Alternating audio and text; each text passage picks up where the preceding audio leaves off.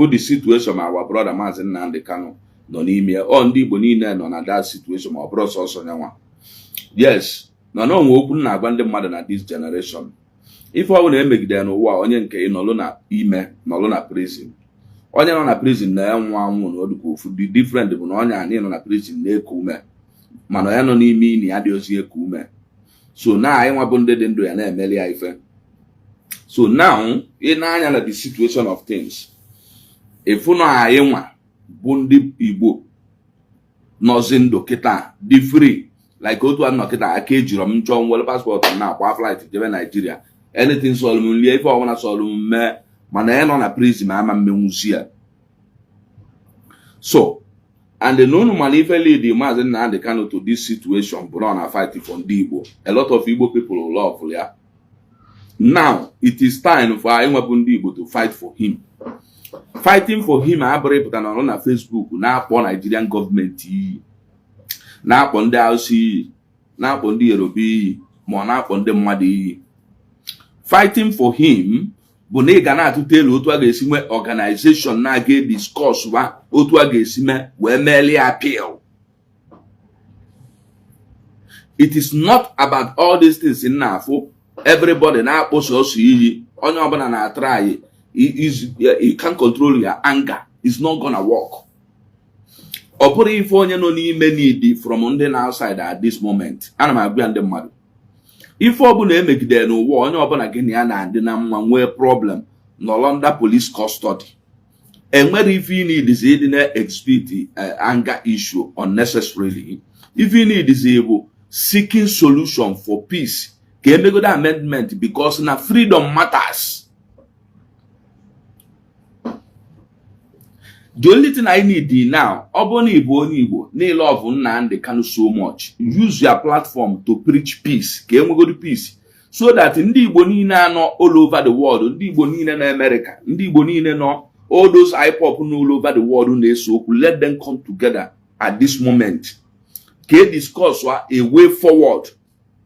Otu I guess we support Mazi Nnamdi Kanu. Only anything Nigerian government need demand from him come. You should go ahead and do it. His freedom matters more than any other thing right now. Look, let me tell you. Actually, I want you to listen carefully. And what if a word we take in the the problem human beings on earth will be ignorant or illiteracy. Nothing in this world worth taking anybody's life. Because life in an expiring date and don't want to duplicate.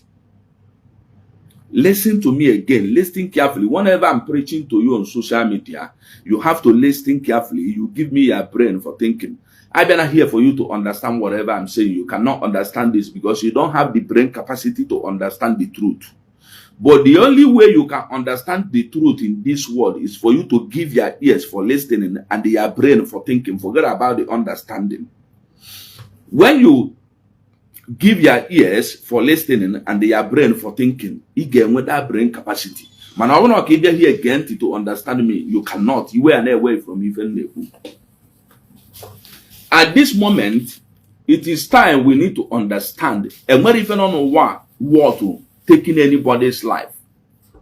The biggest problem, human beings, I'm not saying Igbo people, because if I make it all over the world, be everywhere, other than most countries in the world, I'm coming, please.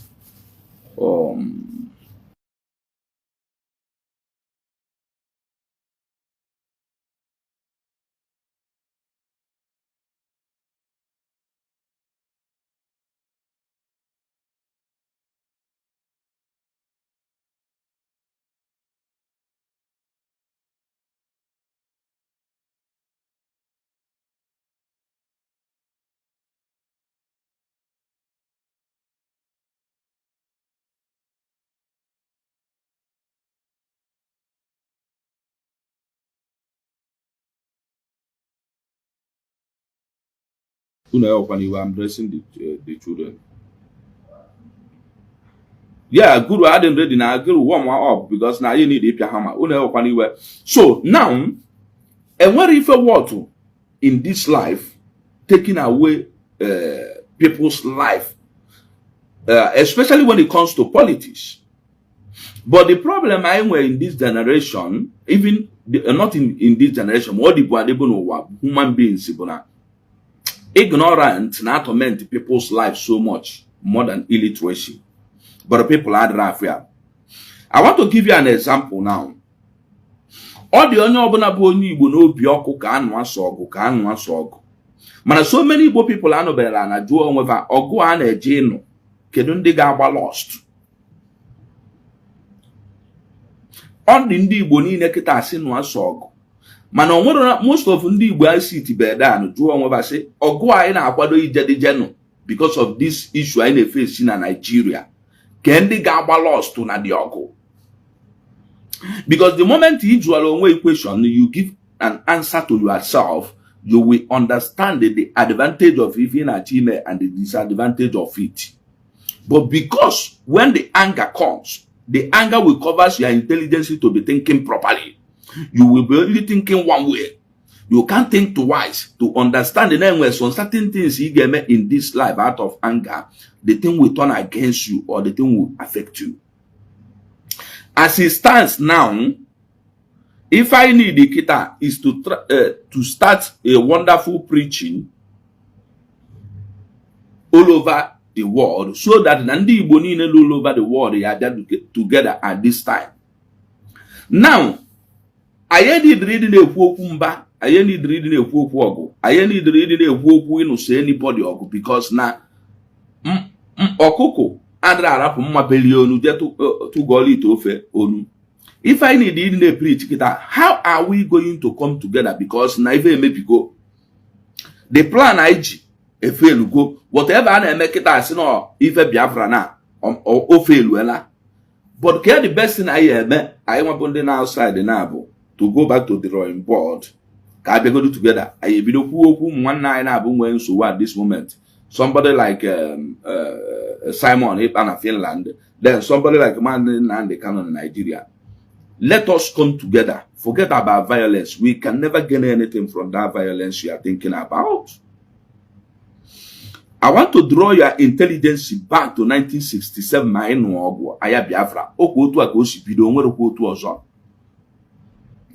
At the end of the day, I know we will lose over 3 million people.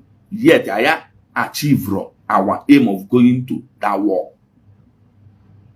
Obuna ibu mmadụ na-ege m ntị this morning n'ịmara onye ọbụla bụ onye Igbo na-ekwu okwu violence na this issue na-ekwu okwu otu anyị esi mee ka a wee mepie Nigeria. Advise that person not bro the person because sọsọ anyị nwa bụ ndị Igbo ife na practice one Nigeria na Nigeria and sọsọ anyị nwa bụ ife one Nigeria na-efe vọrọ. Even Jagbali Ifana, agwa gị eziokwu people ya na-agbaro because they don't want to say the truth so that Navama lose follower. I don't care losing any follower. Because na malo that no kalumma na nwe 10,000 followers mali ife than having 200,000 or 300,000 followers na enwero sense. Obro onye obula no na social media ga-apụta otu ansi dị raw na-agwa gị eziokwu. If obuna ị na-eme n'ụwa, you need to go back to history. Malu the benefit of if our ancestors met, if a benefit, you if a favor of an if I met before I want to carry on the mission. I said it yesterday. No 4 years yoku, none a midst of 1,000 people. Na bronde yoku, nobody will hear that person's voice. If I need the kita of unity as in Debo, I need the violence. I need the ayala. If obuni in a man or in a community where you address people, they will listen and work with their intelligence. You can never achieve anything. That is the range I know now. Nanya the Madu, Nanyu Wanine, and the Nanya people of Nigeria. I am with a good foundation. I am with an organization. I am with anything that links our brains together as one people. But we want to fight for a cause. How are we going to acknowledge our mission? How are we going to accomplish our mission? Since I know a good foundation. So the preach my epido since yesterday back in Ecuador just 5 minutes now around up and the mother but the preach my epido this morning or the preach ma onye ọbụla bụ onye Igbo kwetiri ibido kịta kedu ka anyị esi bịa together say rapụzie ife niile mee na past. The problem of most Igbos in this generation na things mee na past na affected their intelligence because of things he get in the future. Ebe ife a na-akpọ past tense in this life. Ife ọbụna ife ga-agafego. Ife a na-plan nke dị n'iru. The problem of black people, we always looking at the past instead of looking at the future. Oyibo people, ife fa na-plan future, fa dịrị plan past.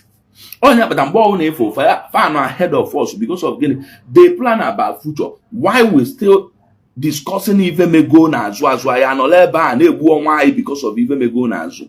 Enwere so many ndị Igbo can nwee anger and acrimony in them because of Aya Biafra. Obro na obro a painful something. Obro na obro something we can remember always, even when we want to discuss about Biafra. Man oppose if I na mbo we can know maka the future. Ayi kwesịrị iwere edere na so that if I member we yale mai, now we are fighting for the future.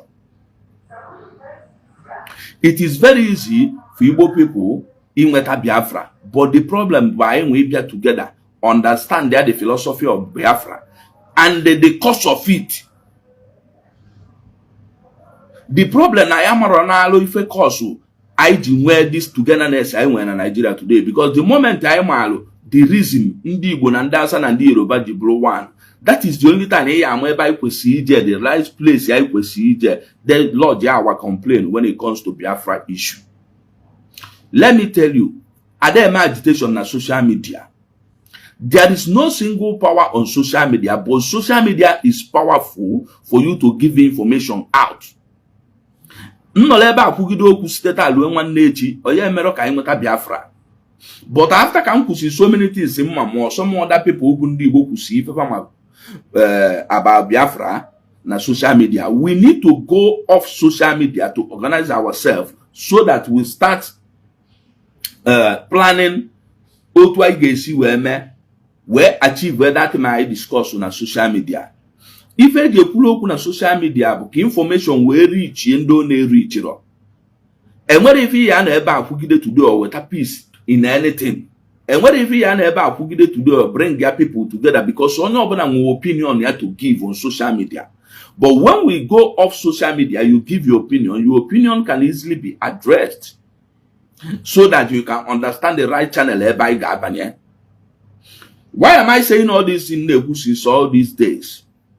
If a man a lot of our people amabelo if a problem in Nigeria. Fact can afford Nigeria issue to Igbos based on those things when we were juveniles. Man, a lot of us to go today, we need to acknowledge the truth. We need to accept what is the truth. Obro that why Obro fabricated stories now we adults. I have got a lot of things got wrong. In the historical context of Igbo race, I am always name even acquire Biafra. Get into details, Kijugo to Sinwaya, can the consul ya, can they be a defender, can they put the architect of this war? Open I consider and good information. Or Propanding can Namadwana to us. Ega matter if I lead now you need Ibia together. If I name will see unity. Ojukwu and our ancestors were able to carry that war on during their own time because of unity or division. If a man I am if I am today, no why was the abasa. And the other if Biafra now, open I watching it to a Simon and we go in Sobu, Nnamdi Kanu way Sobu, or what is your nose we are weapon name with Biafra again. During the time of Ojukwu, after Ojukwu Meta, when so was or Banaga Bidan, Metasia Bidan, Nata, Meda Ife Biafra, who when you publicly see game Kwaniva and Yame. Openly publicly see you shouldn't do that in Yamelo. My name is Wazirike PK the race. During the time of Wazirika, internet messing during the time of Wazirike. At the end of the day, government make me attack. Yana government is settled when he actually on Basalo Biafra, and you shouldn't continue. Mazin Nnamdi Kanu puta, Simon Epaputa, two of them kita nwee nsogbu.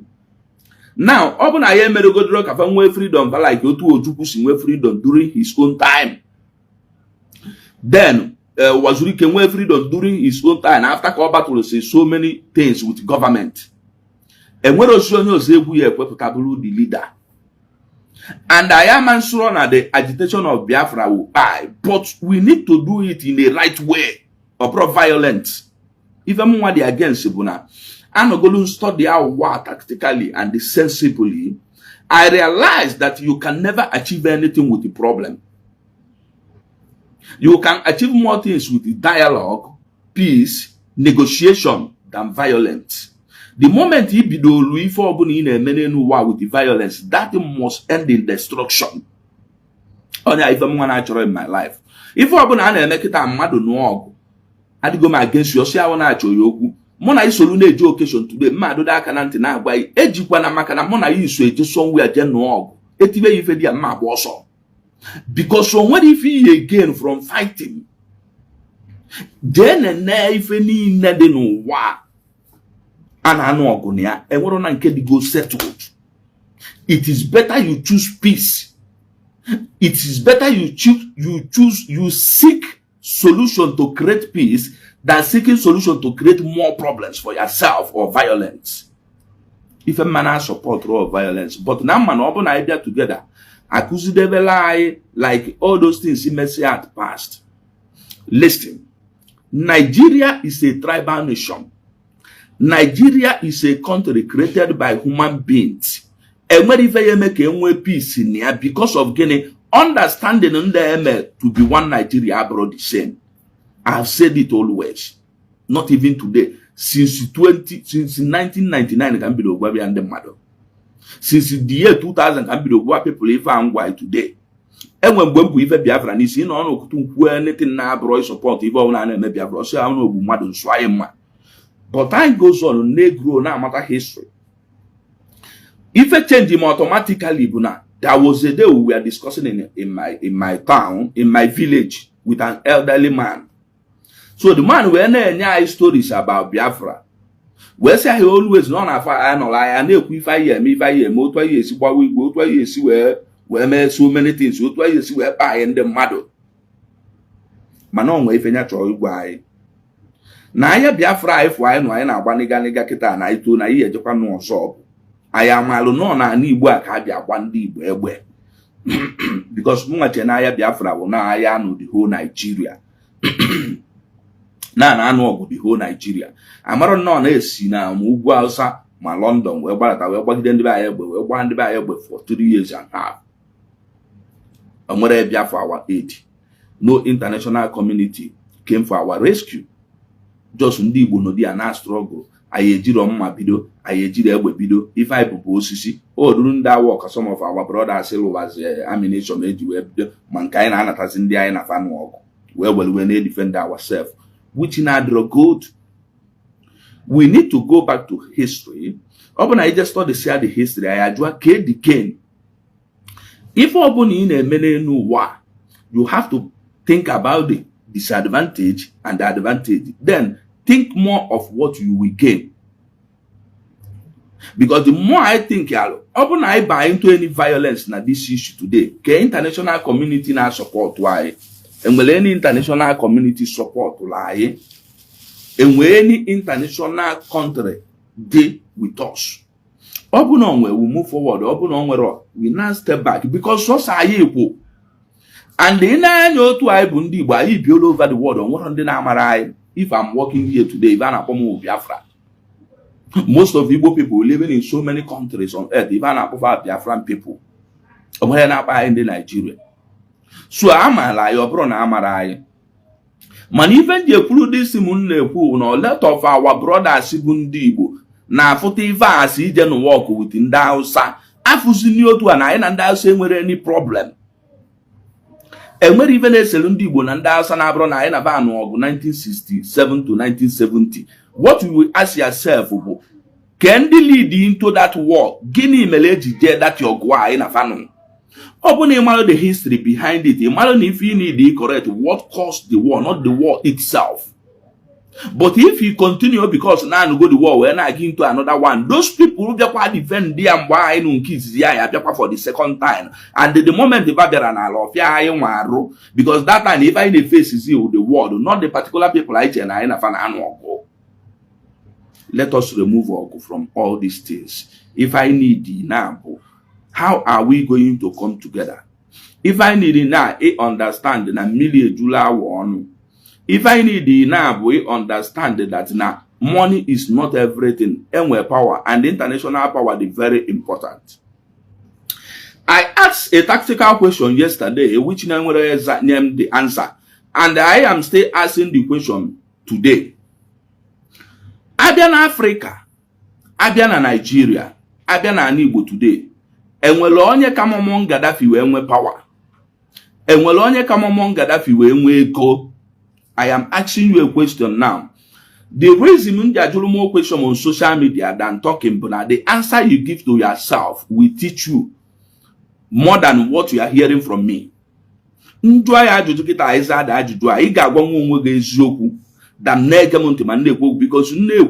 so many people on social media, their brains they blocked that they can't think anymore. Oh, that man factor like go to protect and see put there if you click like share video na watch some place yoko ka moto oko ka emenka imese Nnamdi Kanu ka ya no kwe born mamputa and a lot of people ya buy kwa extra people will stay by yet nyama mamputa kwa mwe do ajuju yesterday on where eza nyana ma today we na aju ndi Igbo niile no all over the world onwere onye Igbo ka Gaddafi jide ego.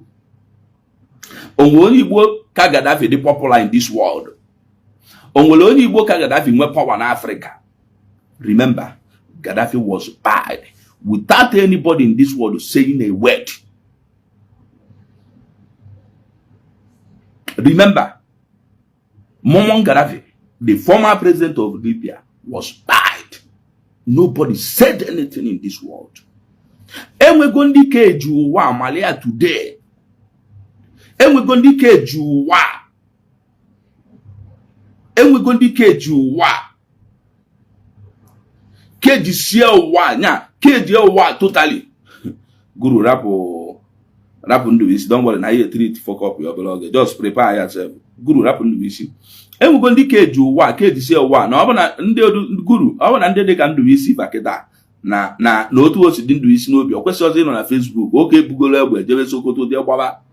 Nnamdi Kanu on Facebook abamba. Don't worry, my address if you yesterday before on a video, but just 5 minutes, please. And we're going to cage you to the point they decide what will happen in this world because Nababa lied. And don't worry, you fire eji maka ka egbu ofu onye gbuo ewu na ọkụkọ nọ na one village gbuo mmadụ gbuo ife niile na ebe atụ bomb dị onwere ya ekwu. Ịmalụ those things, ịmalụ that na enwere ife eji iwe ọkụ eme. Now, enwere ife onye emeri. Otu ndị oji bugolu ndị emeri today, we still working under the philosophy or the ideology of Igbo people. You need to mellow down. Let me tell you. When I was discussing yesterday, some of our brothers were mentioning South Sudan and Sudan. South Sudan and Sudan, a man compare ever with what Igbos are facing in Nigeria. We are the only people in Africa ndị oyibo mere amalgamation. That amalgamation emelu na Nigeria. So na ani Igbo would the only place emeli onwere ebe ọzọ emeli ha.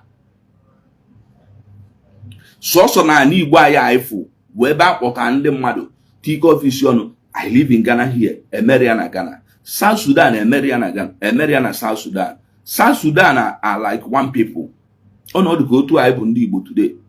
I megide I na enweta Biafra. Anọkọtazia ndị Imo asiba na ba chọọ ịbụkwa country on their own. Otu aka South Sudan na Sudan no. If I use South Sudan and Sudan na compare the issue ndị Igbo nwe na Nigeria.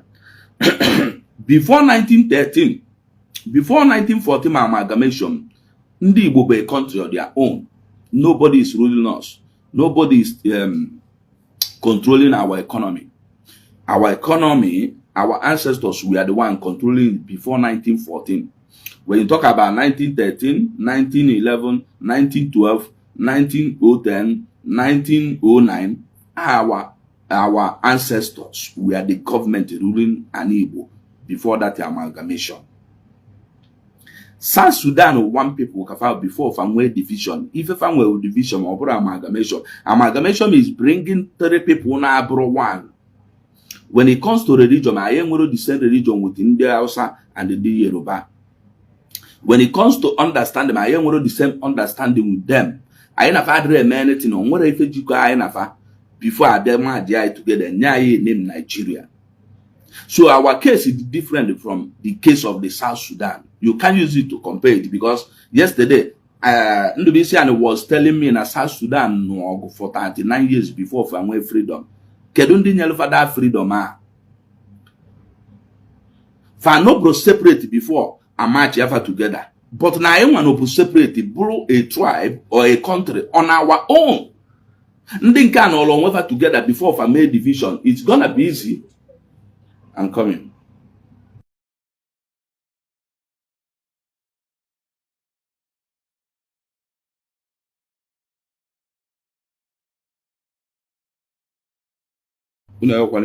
So, Imaneji Ndubisi, Imaneji South Sudan, when I compare Ndibo.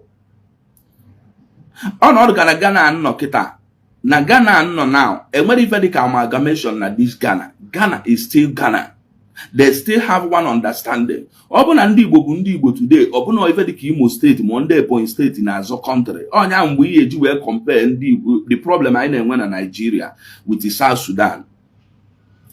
Now, the same Ndubisi yesterday said, but I think Obron Ndubisi, na Nelson Mandela no nime for 21 years. So if you who can Nnamdi Kanu no nime and they are here now, again on your na attack in Unu IPOP. You see that we need a lot of things to teach you people. The ideology you guys, 2 of you are exhibiting here since yesterday, Kanu no nime for 21 years because na Nelson Mandela no nime for 21 years. The issue of South Africa and the issue of Igbo people were 2 different issues. I and the South African were the same problem. The problem South Africans are facing in their country when Igbo people invaded them, dominate Yefa. Now, Chefa today, a mere amalgamation na South Africa, please. A mere amalgamation na South Africa. If you were Nelson Mandela, I said it yesterday, if you were on Gabu, for those who not challenge the politicians, especially Igbo people on our land, if you were on Polo Makafama, Nelson Mandela for a set of people eating a name on Polo, if you Nelson Mandela name on Polo, but no na fight Fundo G, na Kandocha dominate go bever.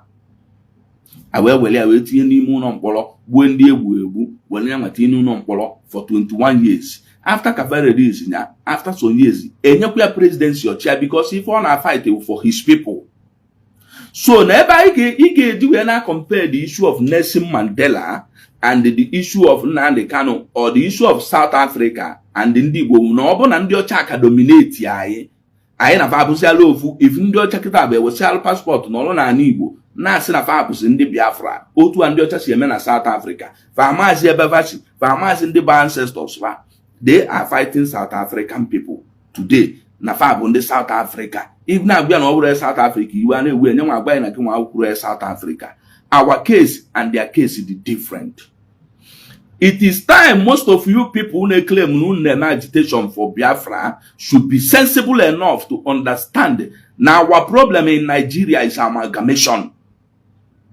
Stop comparing the issue of Nnamdi Kanu with Nelson Mandela. Nyani adra no fight. I wabundi badra no fight with South Africa. If I na no go kai potane be tinya we are not looking for division. Aye adra fight in the ocha kava no long over more kava na beva. If I na fight no one will ebe well I city me I one and then the ethical I na fe the same understanding. I na fe the same mentality. I na fa bro the same I am the same culture. I am the same belief. Their culture, their tradition, whatever fan met the different from us. And I na fa bro and before the amalgamation I know upon our own. And you come out on social media telling Igbo people that now Nelson Mandela no 21 years in imprisonment before what freedom. So you want Nnamdi Kanu as a Biafran fighter, as an IPOP, you want Nnamdi Kanu to stay 20 years imprisonment. This is what you are coming here to tell me, and you are expecting me to acknowledge it. Now, if we are saying intelligent, because I'm seeing as someone his brain is not functioning. Because if your brain is functioning, you will understand the need of that thing.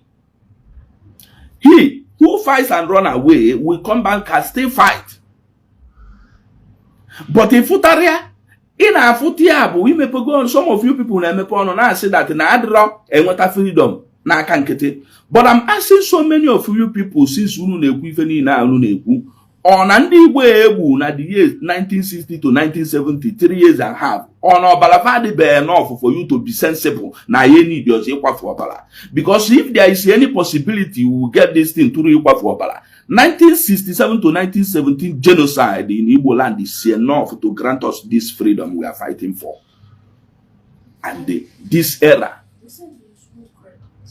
And this era,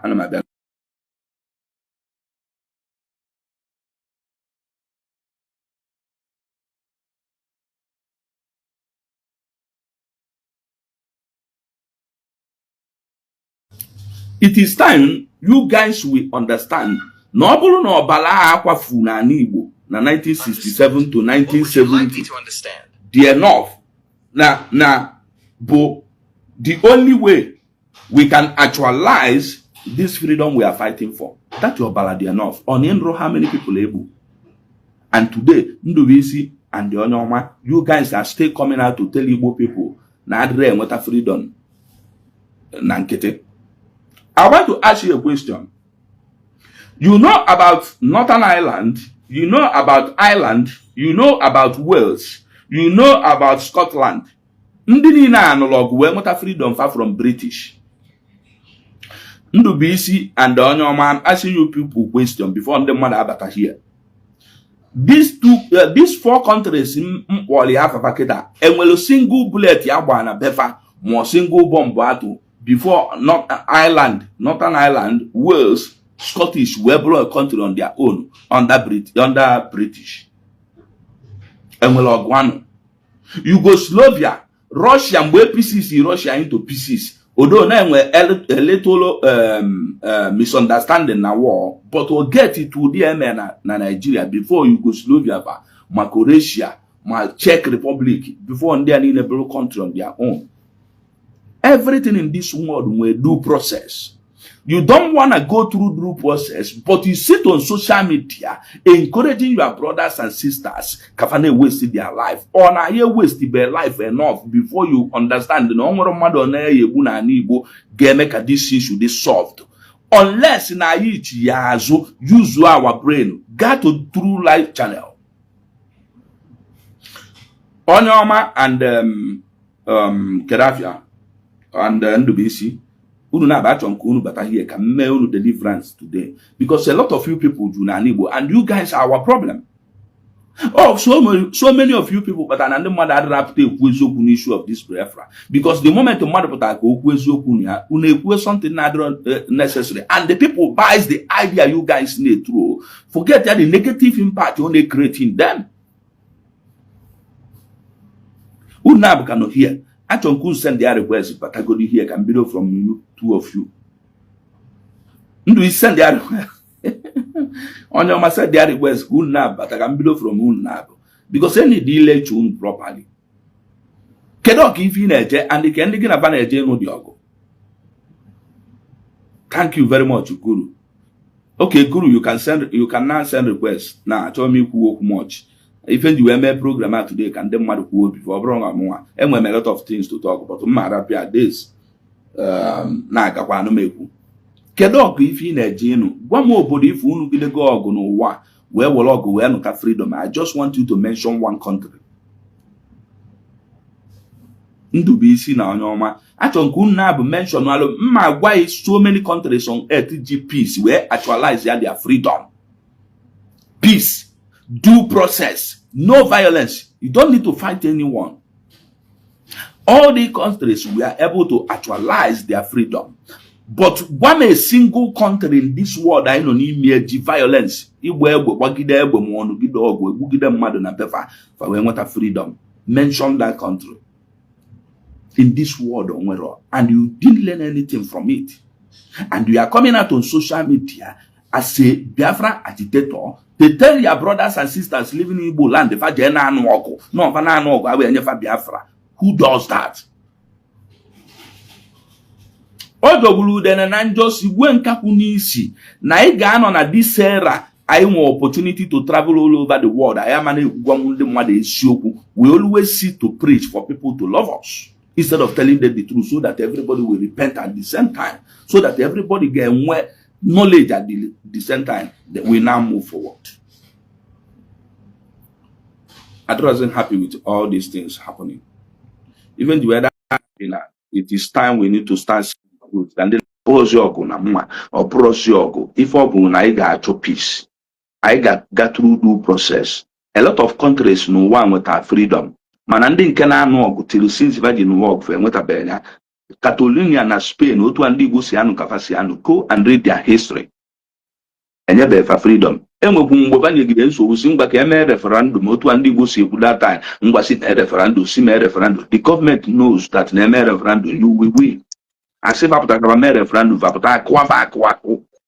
net. If I wouldn't do a by you, Catalonians in Spain is the more civilized than Nigeria. Man, and the police tap over thunder that day. Their chairman, like Nnamdi Kanu, boss or Banaga, Argentina, Spanish government, Argentina, they only read history. So, because I want you guys here. Yeah, Waja, good morning. I want an African country in Subu. I go on an African country in Subu. And what African country in Subu, South Sudan division came, even divided, and the divide there can cause what problem. So, what an African country with a go their and what African country with a go their freedom with kings, because most of African countries are fighting for division. Apart from South Sudan, does also Nigeria. So, Manani, no go do you born on the go violence. We are with a guy malo. Good Ghanaian, please. Yeah, Waja, second good morning. Yeah, and I just wish that our people will join this discussion.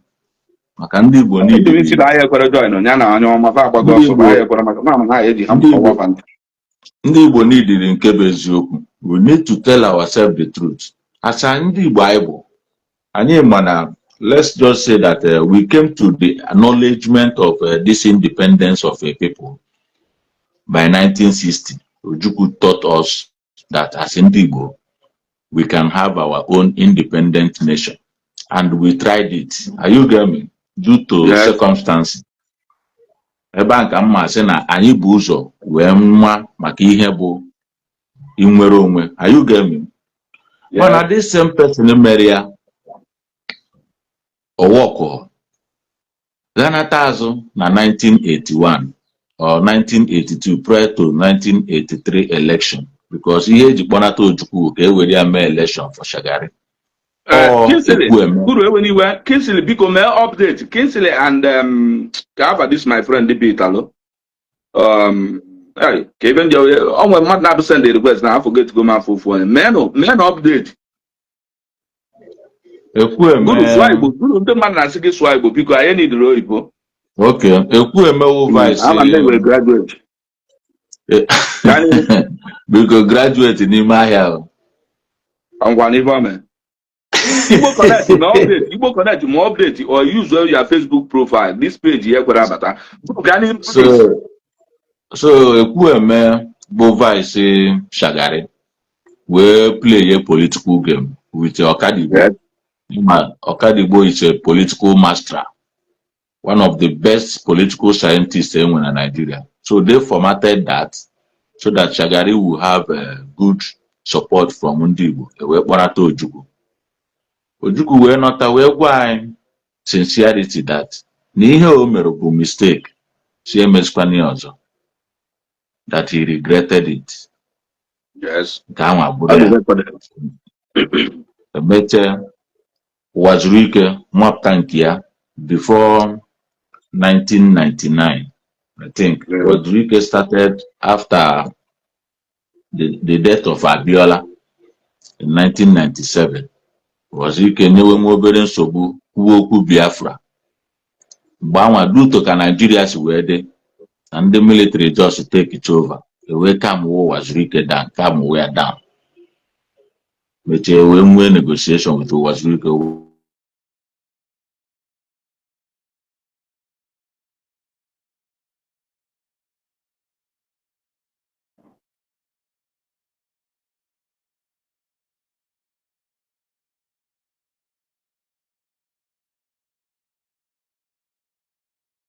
Guru the connect talk.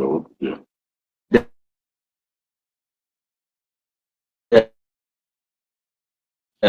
Because ndị chọrọ join men update.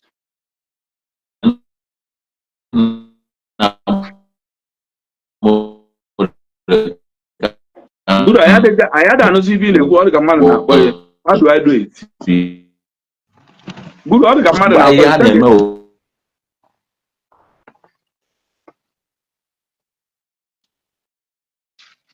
Guru, man na send the area request back. Okay, my brother Butterfly, when you can address here somebody. Kinsley, how do I do update? Then a Play Store. Then a Play Store. Click any. I click any. I have a better research. I click any research. I go to no way you put any na can in a blue. Click any the thing. I have apps. Buy update. About the other one do. Then he send their request. Manager. Update here only Facebook, Messenger, WhatsApp.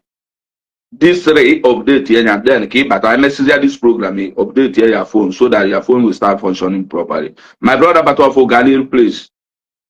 Waja, good morning. No Igbo Connect. It is in my profile, Bata. Page Yadaba. If I'm going to Igbo Connect, Ganil, please. Waja, Kenangilinda na Okwibu and the Bayan Otutua. Emana. Muna individual people muna no boda South Africa na I argument here. Anamagwa said that now. Let's take away this mentality of inwete Biafra by fight no go. No they can adrozi. More than a lot of them na fear na maybe ima one thing about our people ignorance do too much equal they'll not start calling you sabo. Like you said, first thing I want to do is that amalgamation will be problem ID. That is where and abuakwano umuazi ndanu anafu na pute mecha mpoto niru akwo ndi ejera okwu ihe anwa. That is another thing. Ana ekwu ebe anu ana agwaga wo anu ogu anuru ogu. Agwa se na obu na inuturu onwe onye kenye inoturu nso korgu ka esi we anu ogu. I gaghị emepe ọnụ gị again. Okwu ka efu ogu n'anya gị na-aba. Yes. So now what had those things? On that room still here, they will not understand they're not talking about sabotua. I've been with my grandmother. My grandmother come Okotaga Kogwa Jugoyi. If na I lost a lot, on a yagarano tan on ogu. Kedo do I no ogu odugu front to say Kefuna at the end of the day. Or walk. Another problem now go so called Ndanua. Na TI Bundakboro, our leaders na Nibo. Eba kainwa another problem. Because they are not even making any move. Miabona, Erozi, Asna, or Walker. Then in a choke in Ogo, Kedara is Sainwe. Bundega back up on Ogo in a Kumakia. Ye be nine why I Get looking why back up and say Nakitanuana. Here now we've taken it to come to genocide. Now no go again. After this survival quarantine, get the same genocide there. No. Anako about the other one because na Nigeria get the Kwamegene Kotekwan Bando Zogasa were allies, but Adakwa war. So can we put the idea of Ibo one? I never abandoned with it. You have said it all. You don't like your program, Nanamo. And only Tori Mutani Gamutana the program, and the Gapokwa Sabo, Managani. So we can address this matter. Our leaders can need rehold. Why try elect the politicians? Can I elect in the one why? That's another thing. Kapil na asacha ego bere gị vote ofu efurefu. Onwe okwu ngwa mmadụ si na nwere egwu a na-agụ Igbo nwere mmadụ Igbo bụ mgbọrọgwụ Nigeria. With your native si na-aga na Nigeria, onye kwuru egwu how proud is he na ịbụ mgbọrọgwụ Nigeria? Then nke ọ na-aba na-agụ sị gị ọga mmadụ ncha, kedu onye nwe ọga mmadụ ncha na ala Igbo today? Nwanna onye ndị egwu na-akụ n'egwu ha ka ị na-ege. I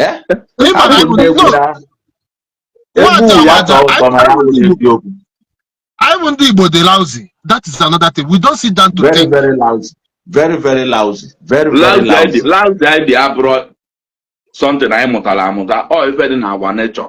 But because now you may travel. Very lousy. I hear the lousy. Not even in our opera. Or even in a character. I don't know what. Nnamdi Kanu lousy as something the wrong. Come on, never say any too much. Everyone are against it because the thing no lie.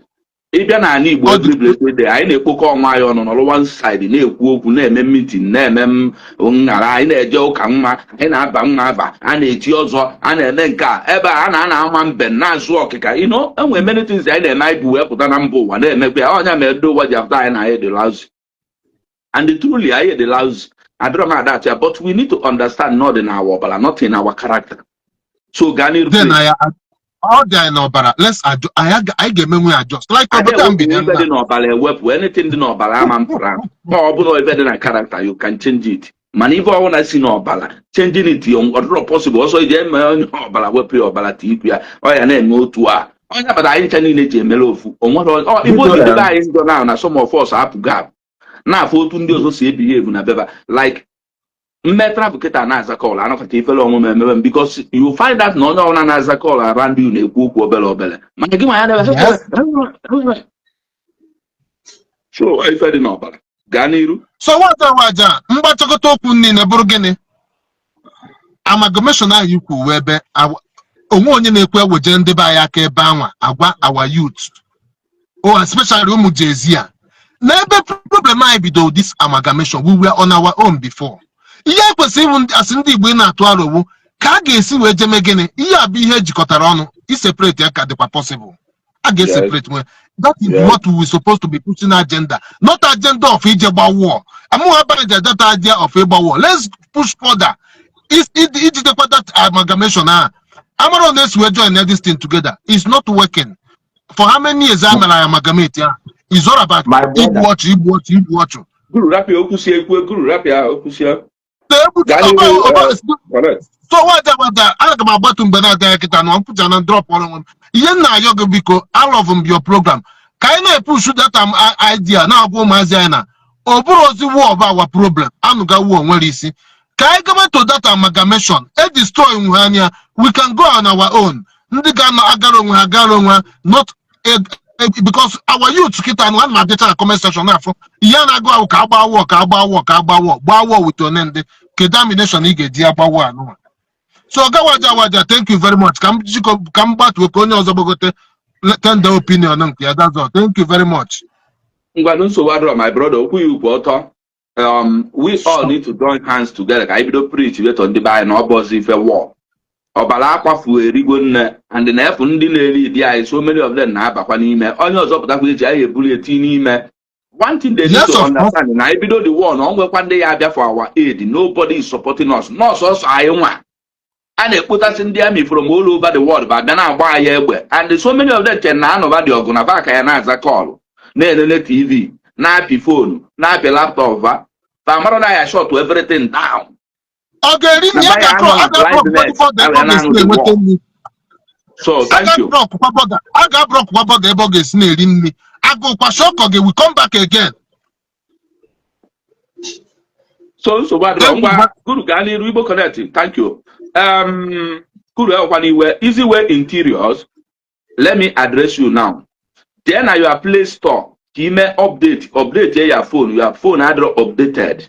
If update is here your phone, you can easily enter here. You pay for money to easy way interiors. Please, may update na your phone. Only but I'm not add the other connect. Only join my issue. Update his or her phone, please. Guru Ganiru. Yeah, Waja.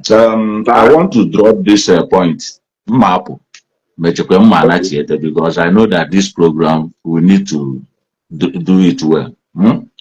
Point in chọrọ drop bụ na eziokwu na anaghị eji mgbagbu aghara ọgụ. Ọ bụrụ na anyị anụ ọgụ, anyị anụọ n'ọgụ dị reasonable. Anyị chi ije ọgụ, anyị ama na ihe anyị na-eje n'ọgụ. After all, Ukraine na-anụ ọgụ kịta, Israel na-anụ ọgụ, America na-anụ ọgụ. Anaghị eji mgbagbu were agha ọgụ, mana ịchị n'ịnụ ọgụ n'ọnụ ọgụ, ọgụ awụrụ ọgụ ikpe ọmụma.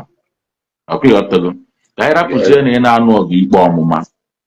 Effort anyị tinyere na this very in particular IPOB agitation. Let me just be practical here. This very section I know, we have had 3 sections. I need to go to section of Biafra struggle. Me was weak section of Biafra struggle. Then Nnamdi Kanu section. On this very Nnamdi Kanu section, we do Simon, no Bambol, think here. Number 4 now. Simon, number 4. Yeah. On this very one, and Simon was attached to IPOP. Are you getting me? So I'm talking about this IPOP section I know there.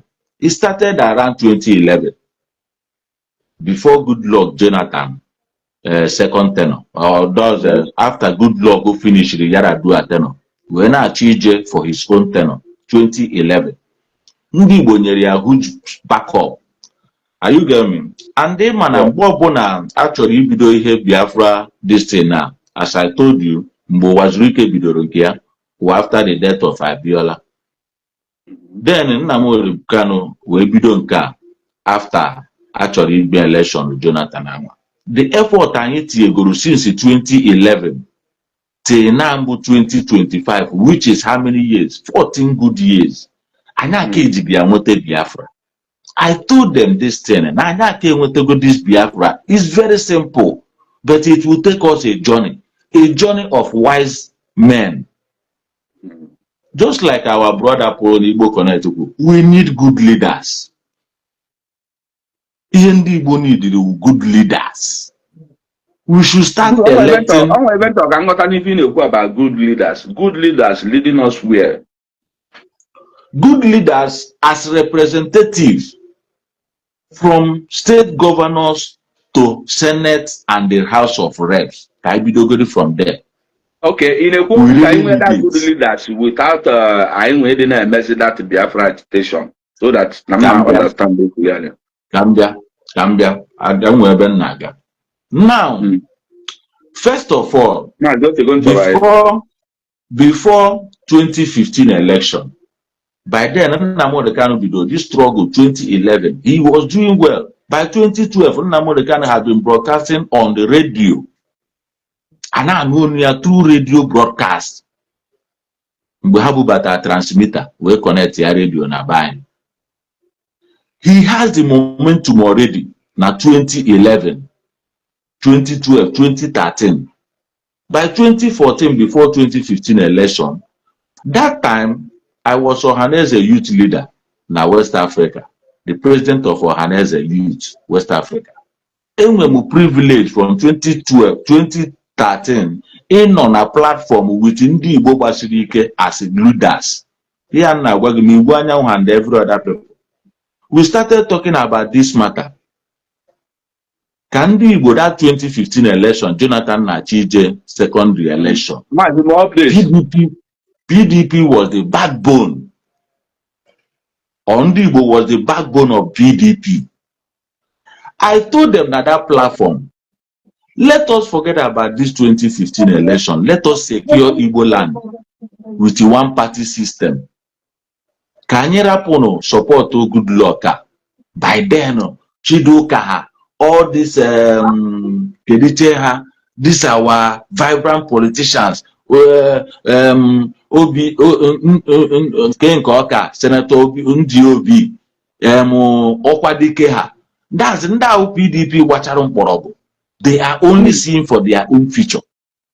They don't want to secure Alibo with one political party. Let us stay out of PDP. Let us stay out of APC. Can you secure Alibo? That time, this guy, Kedafia, party or UGM, Nka Pete Edochie ji wee zo governor of Anambra State then. Ncheta had the man, I will mention it. Onya with that party mgbanwe. We suggested, let us use this party to secure an Igbo, just like what the Catalonians are doing. Nnamdi Kanu in the momentum that time. Onye ọbụla imere endorse, we win election na Igbo. We suggested for Nnamdi Kanu at that time, were your momentum, were your influence, he endorse all the UGM or UGM had that party this guy yeah umezuoke also onwe aha that man nchetia mmakpe. Now can endorse all people under that party, can you win here all the House of Assembly na Igbo? Can you win here all the Senate? Can you win here all the House of Reps? Now that 2015 general election, can you secure an Igbo with one party system? From there, we can do every economical policy we want to do na Igbo. Umuru onye stop ndị Igbo airport, regional airport for airport banye rụrụ ya, ọ bụrụ federal government rụrụ ya ndị Igbo. We do contribution, emere ya donation, kụọ canopy ndị Igbo bịa tụwa ego eji ruo Owerri airport. The first airport Aruna, private airport Aruna, the whole Nigeria on the Igbo ego ka ito, nobody stop us. We can see I can go raw speed lane, electric train na Igbo. Ndị Igbo ga-emenwu ya, they can contribute the money.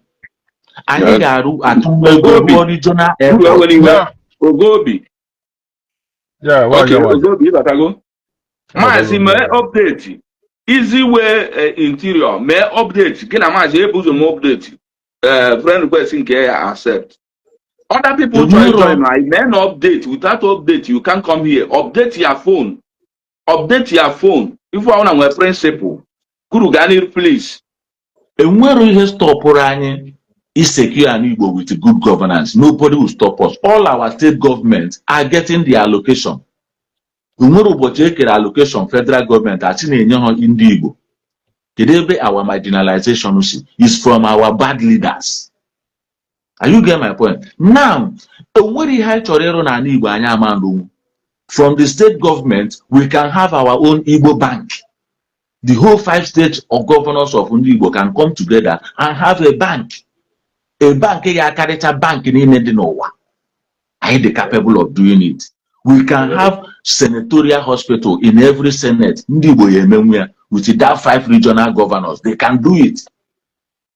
We can have our free zone.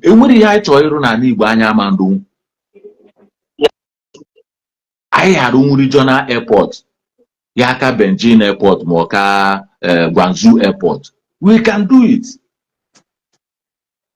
But in Bama, all these men in on this platform they were all interested in 2015 election. They are all interested in PDP, Jonathan win the election. But again, that election, we lost it. We lose all ground in political. And we great people individually, but we are not great collectively. This is where we are having problem. People can achieve anything individually, but we cannot achieve collectively. We don't know how to plan politically. On obodo ka anyị nọ, ndị Hausa wee dọrọ pipeline from Port Harcourt to Dogoya to Kanu, Kaduna refinery. It is good planning by them. Ndị Hausa therefore they can sit down and plan in a long time. Gịnị bụ ndị Hausa na politics? In 1960, 57, 58, 59, before independence, anyị on top of politics. 1999, anyị bụ PDP, anyị formụrụ PDP. The whole 5 states of Igbo in 1999, PDP win ha ncha. Anyị kụziri ndị Hausa politics. Kedu ụbọchị Hausa bido politics? Mana ihe na-egbu anyị bụ ndị Igbo, we don't want to be the DPO. Anyị chọrọ ịnọ na checkpoint na-anara ego. Ebe ego si apụta.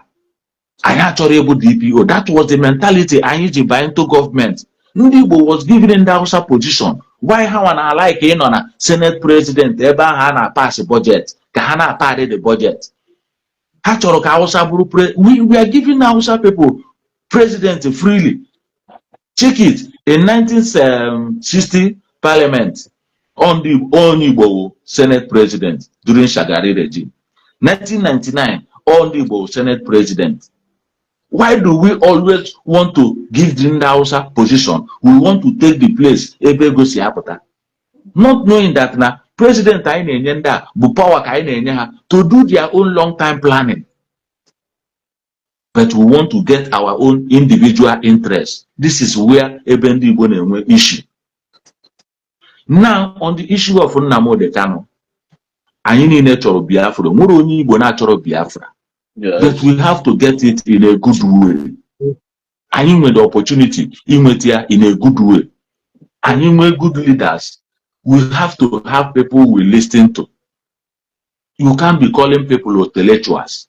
You can't be calling America this, calling British that. From 1911 from 2011 to 2017, Nnamdi Kanu was just insulting everybody, insulting the British, insulting the America, insulting the Yorubas, insulting even the Igbo leaders.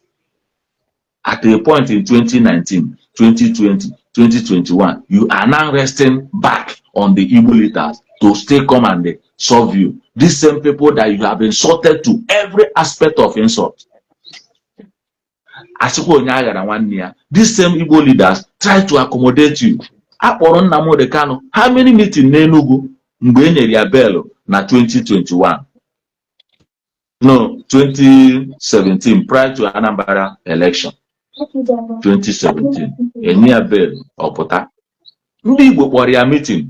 Nke ọsị na ya na mba zuru ike ya abịa, and this our father, nke a meche na ọ na wheelchair, Peter Obi kpọ bịa court. That our old father. Nnamdi Kanu si na ọnyanwa bụ his mediator. Enwe meeting with the 5 eastern governors after releasing Nnamdi Kanu from prison, enyere ya bail, Abaribe and Osita Chidoka sign area bail. They tried to negotiate with Nnamdi Kanu. Cool down. Nyanwodo was the president of Ohaneze then. Cool down, Kaijima, you made this thing. We can achieve this thing with dialogue. But then Nnamdi Kanu had to go too famous, or to go too influential. He's moving battalions. So he was overwhelmed. He was carried away with the magnitude of support on him. He don't want to listen to any leaders. We know we don't have good leaders, but you leaders, we can have it. And we are about embarrassing votes. We vote all our way to our league. Now the league election are brought way to votes. They cause it to. Yes. Because when you just 1 second, come on, you to correct it. It's not leaders for Nnamdi Kanu meeting. But Dr. Sikwana Ayenwe good leaders. Or is it not the same Ayenwe good leaders have for meeting? I am to take our good eye of my see. The leaders here for their meeting. But Ayenwe good leaders. Under how good leaders for meeting now. I told me to clarify them in that direction. They are already leaders. Are you getting me? This is how we good leaders. That's what you said. Before, good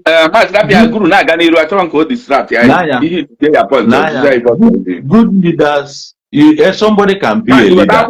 And they side with the big,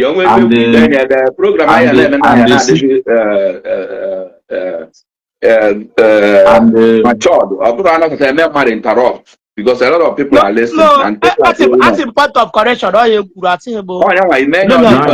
brief. Continue. Because now we have senators already now. We have governors already. Inside these governors, now, you may not say they are leaders, but you may not say they are good leaders because they are not delivering up to 80% of expectation. So you may not call them good leaders. And the man when you hear they are political leaders is by policy. What policy are you bringing on the table? What agenda are you visioning? What will the next 5 years be? That is what leadership is all about. Obron in Aro highway, Aronka, Awu cement, or what Awu cement with leadership. Leadership is about policy. What are you planning for your people? How will their next 10 years be? What are you bringing on? That is what I mean by leadership, not by individually involved or in sitting in positions already. So now, akpọrọ that meeting, onye ọbụla for that meeting, akpọrọ ya n'Enugu 2 times. They negotiated with Nnamdi Kanu. He didn't accept due to his momentum, due to his magnitude of influence, due to the battalion on a pool. We saw him moving to Abakaliki with magnitude of people. We saw him in Aba. We saw him in different places. We saw the crowd on a pool. This crowd was pushing Nnamdi Kanu forward. Nnamdi Kanu have no arrangement of this thing on him. He have no structure. He have no allies. He was just moved by crowd. And our leaders, our elders, we are trying to caution him. We are trying to caution him. Some of them were playing hide and seek just because they want to be part of the population on Nnamdi Kanu they play. Somebody like Abaribe, he's just playing hide and seek. For 24 years as a senator, he haven't do anything on his senatorial zone, just hiding under IPOP crowd. Many of the politicians, this is what they have been doing in the last 8 years now, hiding under IPOP.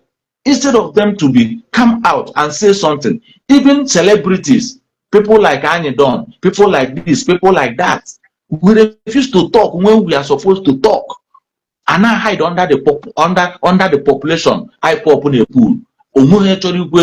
Even those who are seeing the destruction coming, nobody want to talk because we want to be on the popular side, because we don't want to be insulted. At a point, it become a threat.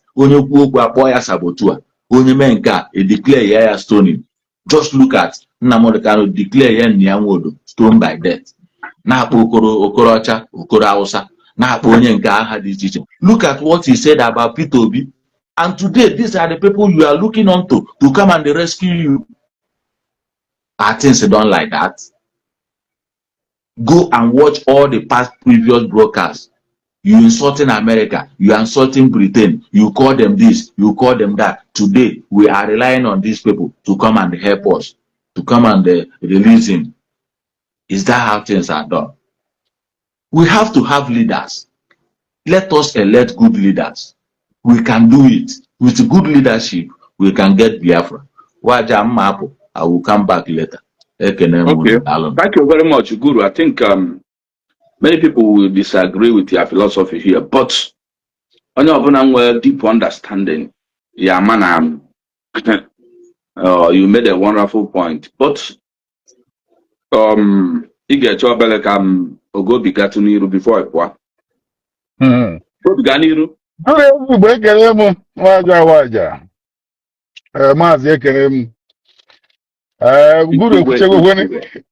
majority of you enjoy Guru about our metuchegi, our metuchegi aka. Yes. Even Guru Pulu, water, Kabarango. Yet I man is Yubundo. Even so, one way who is you, that is the problem. I'm well. And ignorance. Ignorance and lack of knowledge in a man where I do too emotionally. Yet I go hyper emotional. We don't think anymore, we don't reason. Yet now, this issue of marginalization, I'm no young one belly. Nnamdi Kanu do a mafta. Before I'm married, yet I go. Maraya Jugo do this marginalization and a woman here, are we being marginalized for real? In the Nigerian context, yes, I know Laga. I will can she wage. Unfortunately, I am making our own email that time. You when population Nigeria at that time, you go. Aka Chikotacha and I come with independence. So I email now by now I can to go well consolidated politically, yet economically, yet I go socially everything. As indeed, boy, yet I go America she were she were yet I go. And much where indeed when she back, but then Nigeria. Then after the military, me check she were me. Maybe political party, ndị Igbo nweta vice president after the war, which is na ndị meriri n'agha ọ nara kind possible like that, mana e nyere vice president, yetego. And from my knowledge, since nji ma iwe wee lụọ over, ndị Igbo participate go fully na government, yetego, at different levels na government. Most of the political posts anyị che na ndị Igbo aka enwetere, ndị Igbo nwetacheghị. Yes, initially after the war, because of our suspicion, we cannot cheer back. Because of our, because now, during that war, I will like even about myself. I will military. I will kind of military establishment, yeah, because we were able to build our own weapon. It's to give the right, you know, the one each other use. So I can have suspicion. Even so, Nigerian military affect. Because of OKQ and Nigerian military couldn't equip themselves. But during Boko Haram, even our weapon needed the moribund, like a chain, no more can nothing. All basic weapons can use. All Jonathan Batazi, well, lazy weapon, you got to go. But on the Boko Haram, you because all that now, every year, the military should be within that period. Yet that na military aka Bukara maka after because now my plane I even everything we couldn't upgrade because the military has suspect because of Q.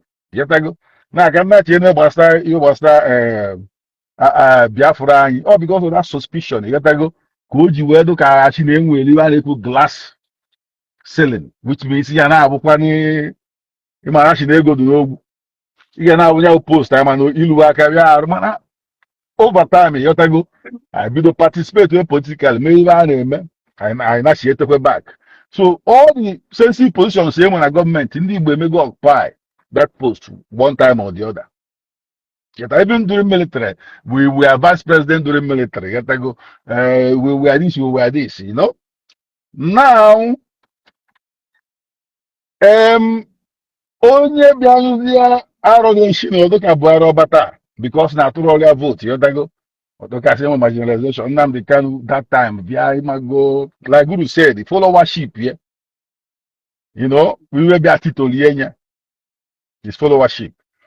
Because all no flow to political party. Yet I go at his first time he releasing or before then. Yet I go. I can't have a woman call this marriage query for us. I try to make my money, which is in the shine ban on Chichi, news guy and another wall.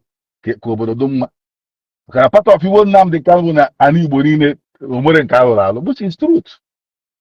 Our leadership failed us big time. Yet I go. That is the main point here.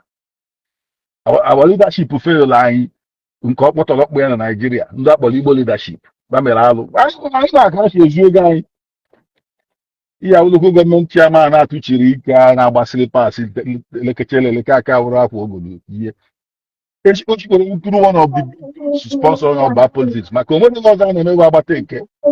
But in your account. Before my women or Barana, Lova Hotel, or you will before. So, I don't know marginalization actually not marginalized. For me, if we been on a platform or one jam on a platform or a jack, we're not being marginalized. We're not being marginalized. Yet I go, yes, it will problem. It will problem. Politically, here and there, but not much. Nigerians ordinarily because they become Lagos. We are Lagos. In fact, all the Lagos come on himself, even though I'm on the east. I didn't book Lagos again, Pempe. In the 80s, do this time my dad with complication. But if I went back to Lagos again, I well established in Lagos. What are actually in Lagos? If actually that na marginalized that Nigeria hate in Igbo as because all these things were necessary sentiments kind of weep really here and there because of lack of knowledge. The propagandists do after the social media more our local champions. Yet I go after Nigeria, national. We may see you two and you do confused. Feel that now. Remember, after the war, Nibonachi back to their base. Yoruba nabatala. I don't think no one will ever see our own on the board in Lagos. In that way, you pay your house back. Correct me if I'm wrong. Going up now, feeling I'm married with you. Correct, yeah. All Munna in a port to undo abandoned property. Can share back to North, undo Asana back. We went back to our various abode. Name a business sign. It was difficult at first, but as time goes on, yet over the years, we have progressed massively. In general, almost 75% of properties into the Andy. And I'm going to marginalize I'm going to marginalize one because the leadership of Igbo people, failed Igbo people now. Christian send their request, but Christian or Cav, do them send their request, but I already know that they send their request. I do a question, give my to what? Or go begin. Leadership failed in Igbo. Destroyed our land, destroyed everything. Igbo, disconnect. It's like disconnect between between the ancient time and this present time. Again, Egypt, Amara Ndolo pyramid, Amara Keshi Wejewena. This really during the war. This the fashion Bela so animal Makukona through my dad and our before the war. Well, you was I don't gold. Never one you are a critic. Now you are imagine. Seven you are now look it's like wow. The honor duka Kanya Wulugo. My this war that may be a line you. Why will need a bed well now. Because of I go really. I don't think no one did to lean on all Balibo Kalapa. Yes, that now to really the opportunity. Well, no better call them. You know, Zoom or in I seen a bank. Original call. Not everybody. It's self now. Our elite to put a leave on our plan. About Lagos. How come this is not about the life that you can actually? Baba na ugwu Hausa. Ụfọdụ na-emezi wedin na North. Ụfọdụ na-emezi na wedin na Bia. Ogobia when you were 1 minute. Easy way interior or page ka ị na-use with or Facebook profile. Gba nka mmadụ ebe your problems biko. Easy way interior. Achọrọ m mee update ka ị bata here bịa kwuo obi. Christian and Ernest. Mechaa na update ka onye ọbụla bata kwuo okwu. O nwere otu ihe esi bata here ị chọrọ ka afọ iri ịnọrọ in dark. Mana ya na-anụ onu ka onye ọbụla kwuo obi ya so that I mara ebe anyị esi amendment no nchịkọ ka anyị na-eme. There's no need sitting on comment section na-akpụ ihe achọrọ m ikpu ihe onwe onye mfe ụkpọ ya block that person kama after program I block you. Onwe onye na-ekwu okwu na ife ọ na-ekwu na ịlikiri ya correct ya that person other people will learn from ya right up.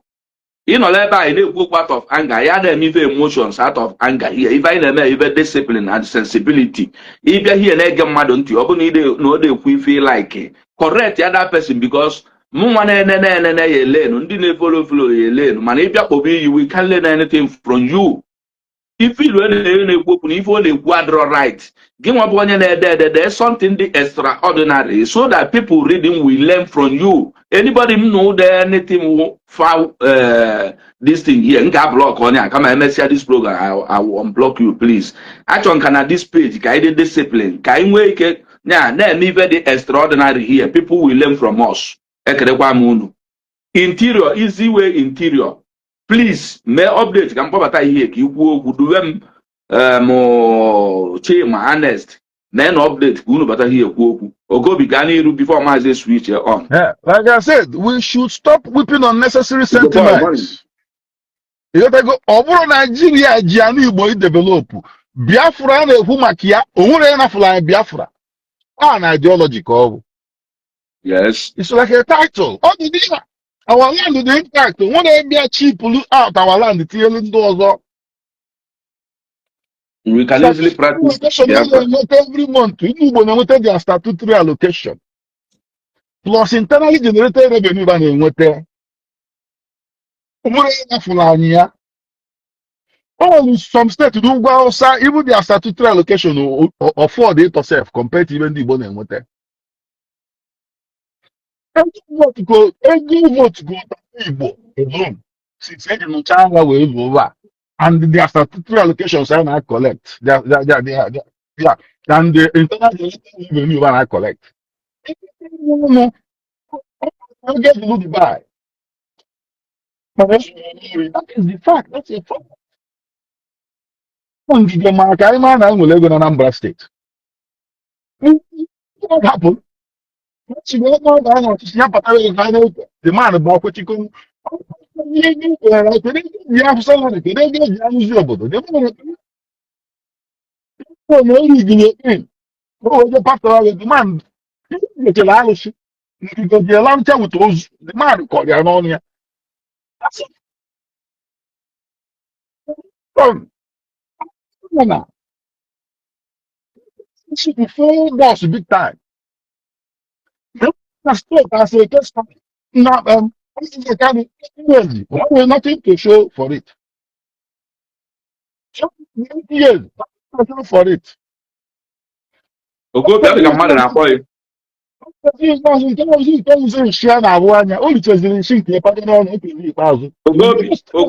ọ dị ka mmadụ na-akpọ ya Ogobi. You are this in the shake. Ya da anụzi ife ị na-ekwu.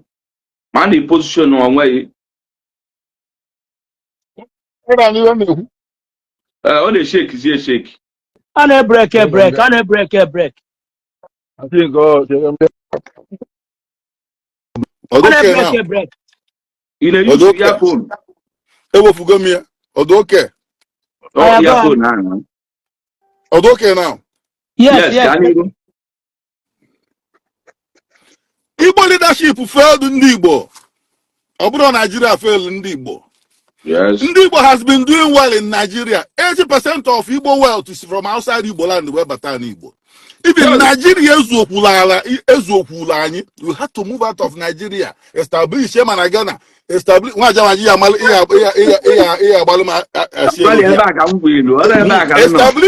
we establish in Cameroon as well.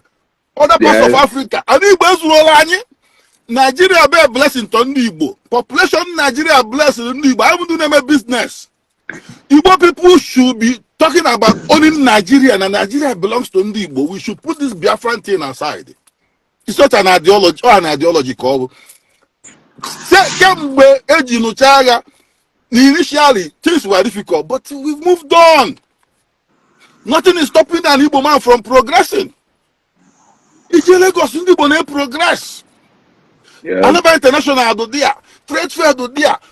Tochi Ocho market, do name business nwere idea na-ekwu. Ndị Igbo na-eme mma. December natalo nwaanyị bịa gba Christmas na chie back.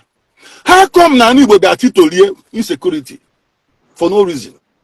Na ndị Igbo na-ejezi outside Igbo land je na-emezi agbamnkwụ, na-eme wedding and the rest, na-emekwu akwamozu, some gbachala ọsọ. In fact, ndị Igbo na-agbaziri anyị Igbo ọsọ. Aya na-ajụ onwe anyị, ọ Nigeria kọsụrụ ya ka ọ leadership kọsụrụ ya. Like I was saying earlier, other state case study. All just 8 years, nothing to show for it.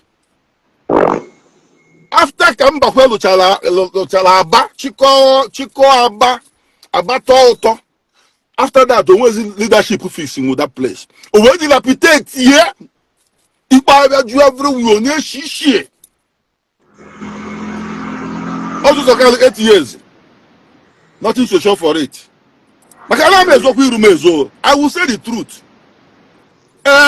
So dodgy Batane who want to Canavia. Okay, Zik Bazun Cavus in Cape New Zealand, she Paranon Nagali. Nezini, Canavia, Alex Soti, leadership, right policy. Under 2 years of the man's leadership, Neka today. Leadership. That is what we lack. We lack leadership. I'm an emotional person. We will say the truth. It's as simple as that. Ozana Mbarabani. On Gige Maka, make I man Anambra State in Lego. Akpakpaga location eke ego anyị na Anambra State with Uba family. Akpakpaga the man ba na-ekwechikọlụ si mba ọ pafta ego ọnụnwa kedu ibe eji ihe akwụ salary kedu ibe eji ihe dozi obodo. Anụchala agha anyị kwesịrị ime na our Igbo land was destroyed culturally, traditionally. Our worship places, yotago, omenala anyị gasakọ enwe that disconnect.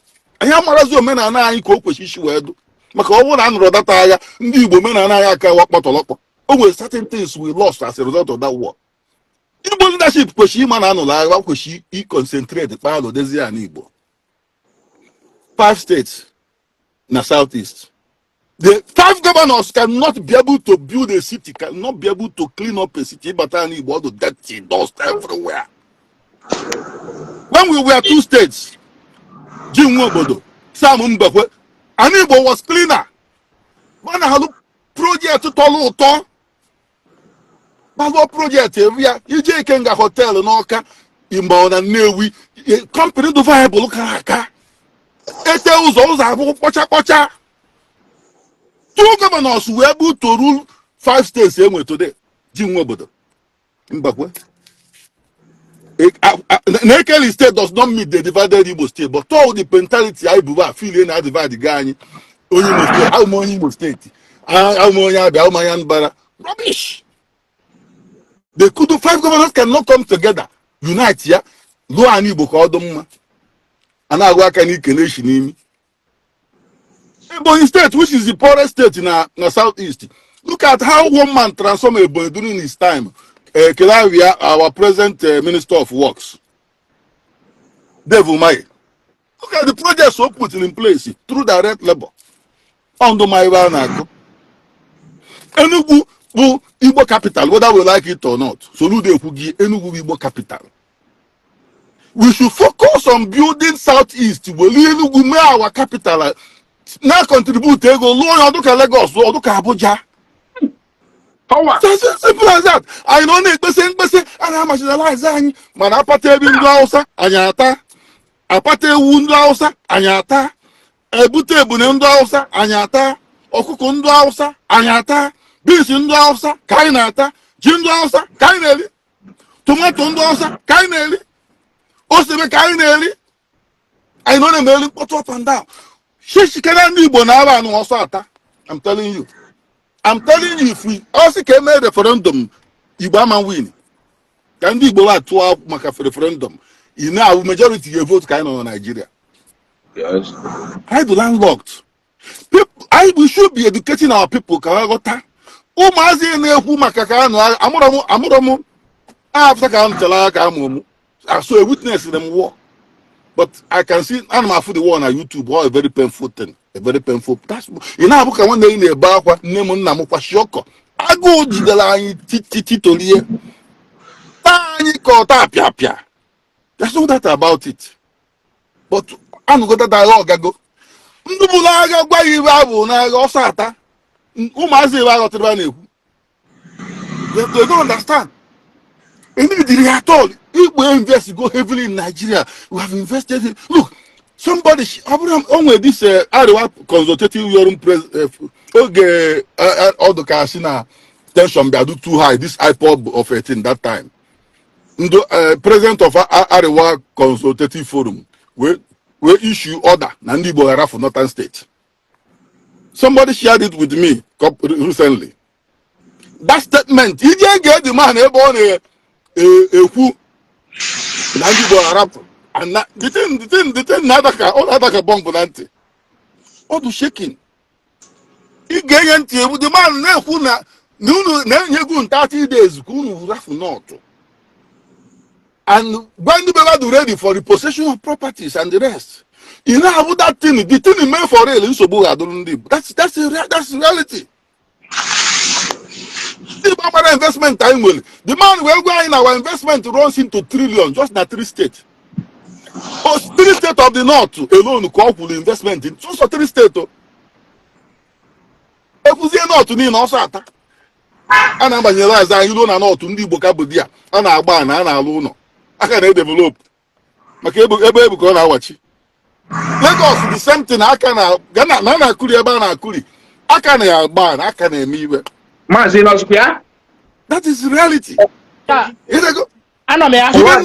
Even any to conscientize Chelụ na o nwere na-ekwu okwu okwu si man cut ya off. Just any to re-educate us. Onye na-ekwu ya nwa nwanna nwoke na ọnwa ya n'ikwu nke mmadụ na-emeki point ọ bụghị na platform na ọnwa ya nkwuchi okwu kwuo nke I don't interrupt. You don't say that. You got to go this platform. Yes, you don't interfere. Nkwuchi okwu drop or ikwu nke I won't interfere. My brother ka afa ya MNN event interrupt. I had a bamba here. But in all, often if you learn too much, you will go in and the wait yet a while. It's more adequate because none of them they give on a quarter source iPhone here. The moment the man they make point, the man cut on off because of the audience program I run for people listening or for 4 of us. He cut off and then they give on a group at the angry. So he came and he chairman obviously be Waja, they lost the man of carry on. Mbagani brother. Good morning, sirs. Based on okwu Nnamdi Kanu na-ekwu.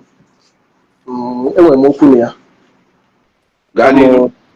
Okwu nwere ya bụrụ na mmiri esigo n'isi wee gbalụ. Because na ya na-ekwu anyị nweta Biafra. I don't think na anyị wabụ ndị Igbo ga-enwe that freedom na Nigeria because na ihe ndị ekwu ya bụrụ na anyị adịghị unity.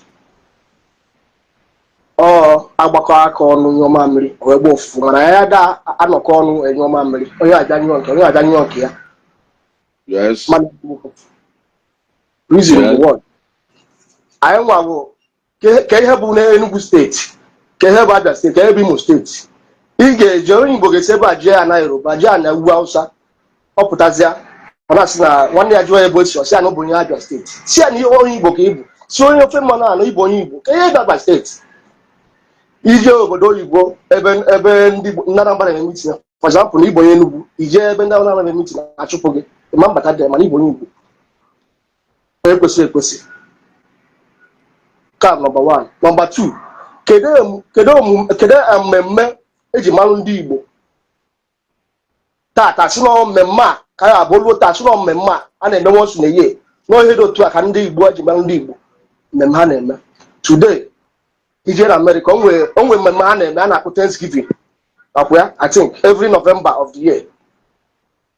Ndị America abụrụ n'ebe ọ nọ na-agba plane or flight everywhere je nọ family ya mee travel ha na-eme 1 week in America eji ama ndị America ọta ka ọ dị na tribe ndị ọzọ na be ndị ọzọ ma ndị Igbo nwere mmemme ndị eji mara ndị Igbo sọsọ iri ji ahụ adịghị emekọ ya ọnụ anọ n'ugwu Hausa na-eri ji anọ na US na-eri ji ndị nke a rie nke ha tata tribe nke rie community nke rie nke ha tata ndị ụmụdịọka rie nke ha echi ihe ha kwesịrị na-eme.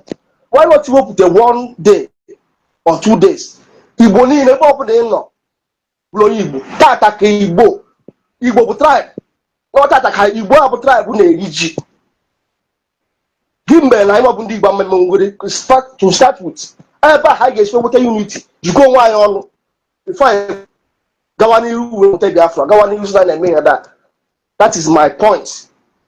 anyị na-enyi snap na mmiri si n'isi wee gbalụọ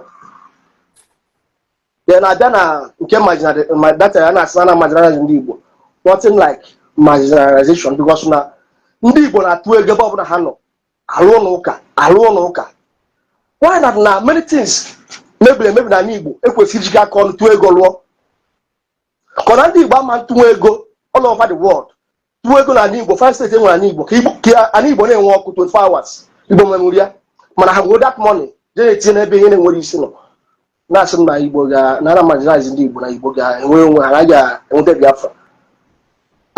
My point bụ ka m kọtụọ bọsọ ya achọghị m ipụta okwu aka. My point bụ ka anyị bidogoro n'isi chịkọ onwe anyị ọnụ dị n'otu dị n'ofu ka anyị hapụ nke m onye ọbụla ma nke ya nke m mụ na nke m na ezinụlọ m mụ na nke m na ezinụlọ m onye na-emebiri ndị Igbo ihe I don't care.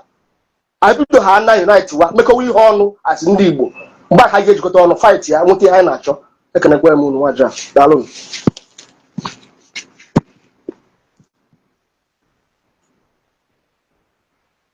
Hello.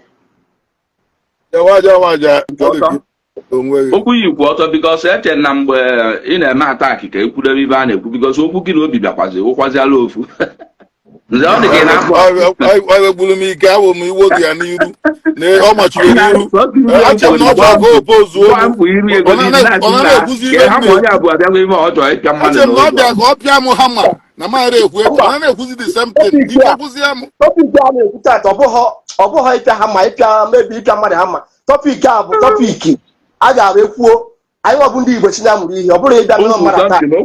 Emmanuel he made a wonderful point also kama na ọ bụrụ ife ịchọ ka okwu ka okwu gị na Chima na Christian nọ n'ofu oche oke ngwa Emmanuel Celestine Christian Okafọ Chima Ernest onye ọma and Ndubuisiana onye otu unu kịta ekwu okwu maazị ngwa gaa n'iru please. My brother kwụsị okwu na-agbatuzie ka m add another person Malaki maazị ngwa gaa n'iru mana before maazị a na-aga n'iru Christian ma ọ nwee ebe nchọ ịjụ ka njụ anyị Ernest ya nwee ebe nchọ ka njụ anyị achọrọ m ka ị gwa anyị onye na-marginalize ndị Igbo na Nigeria because we need to be telling ourselves the truth. Abụrụ someone na-judge something with emotion or blindness. Ife ọbụla m na-eme n'ụwa ịgwa na mmadụ na-emegide m I will think about it ka m foto onye a si emegide m.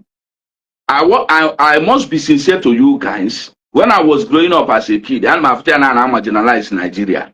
Na marginalize ndị Igbo na Nigeria. Today abụgolu m adult. Enwere onye mfụ na marginalize ndị Igbo na Nigeria apart from the leaders na-represent ndị Igbo na federal na marginalize ya ịnwa because no ọfanwa kwesịrị to the infrastructure dị na anabai in order. Ọ bụrụ onye Hausa ya abịalụ Anambra, ọ bụrụ onye Hausa ya abịalụ Imo, ọ bụrụ onye Hausa ya abịalụ Abia, ọ bụrụ onye Hausa ya abịalụ Enugu, nke o ji abụ onye Hausa ya abịalụ Ebonyi. And enwere ndị Hausa na-eru ulu anyị nwa na-eru ulu ọma anyị nwa na-eme votu tụnye onye eje the senatorial representatives anyị nwa na-eselect ife eje represent anyị. I want gị na Christian Okafọ Ernest Chima ka unu gwa anyị na some other people who believe with Emmanuel, some other people who believe na marginalize ndị Igbo na Nigeria ka unu saye ọnụ unu ebe a gwa anyị kedu onye na marginalize ndị Igbo because na ọ nwere na marginalize anyị like Obi said anyị bi na every state in Nigeria. I said it earlier before now. Sọsọ anyị nwa bụ ndị Igbo ife na practice one Nigeria na Nigeria and sọsọ anyị nwa ife one Nigeria na-efe fọrọ. Mana unu nwasị na marginalize I go on and tell us who is marginalizing us. You people betray MNK. I want to betray Nnamdi Kanu, Mr. Man, Christian. And over my question, who is marginalizing you? Oh no, when I was a freedom fighter with this type of something, you can see anything can happen. When I'm a freedom fighter, but the problem now, I want to question support on Nnamdi Kanu at this moment. And what only betray ya? No politician in Igbo land they have to who even was Nnamdi Kanu. I use Momon Gaddafi as an example to you people, Christian or Okafọ. Do I see him go say Momon Gaddafi? And will any president in Africa who the only person who go after Sundays Jacob Zuma and after 2 years old you push you a weapon from the South African president in on South Africa in prison because of Ifo Maka Gaddafi.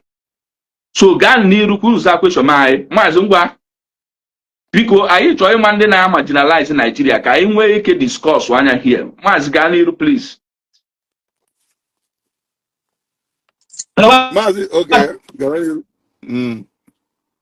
Because you try join may update and send request. And we're vacant now. Maz Ganiru go no quick yes, sir.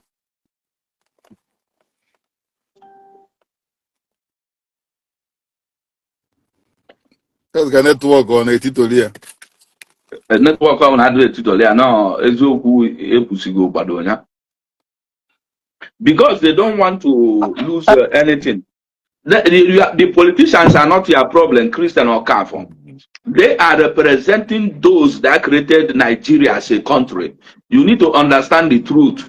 And what of being one Christian nebe ekwive any governor of Anambra State today? And when we ban a mendibu, he apụtara okwu onye openly na enwe ibe a na-eme. Because you when you lose where you sit, I am all the obvious to us.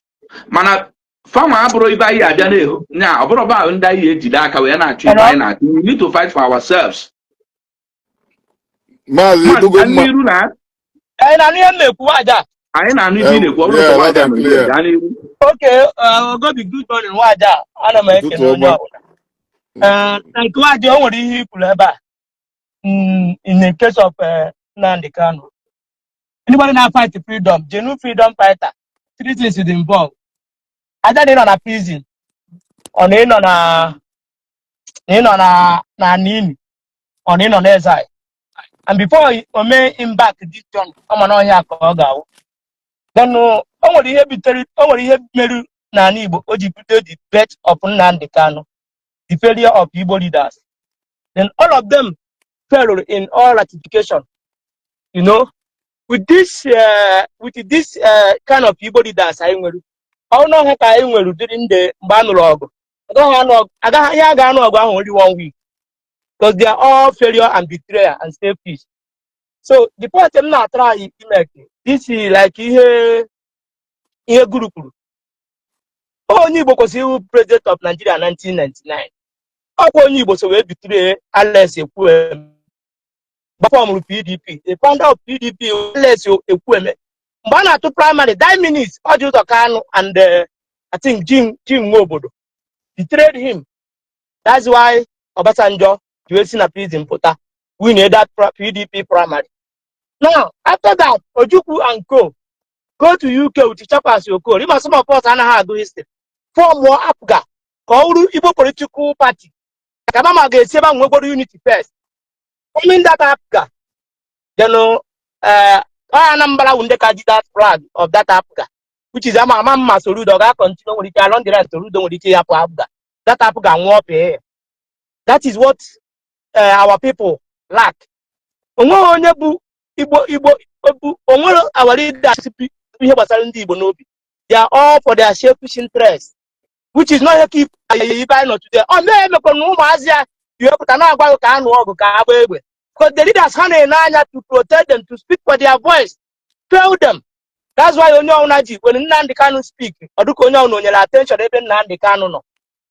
They don't listen to their leaders anymore because the leaders have failed woefully.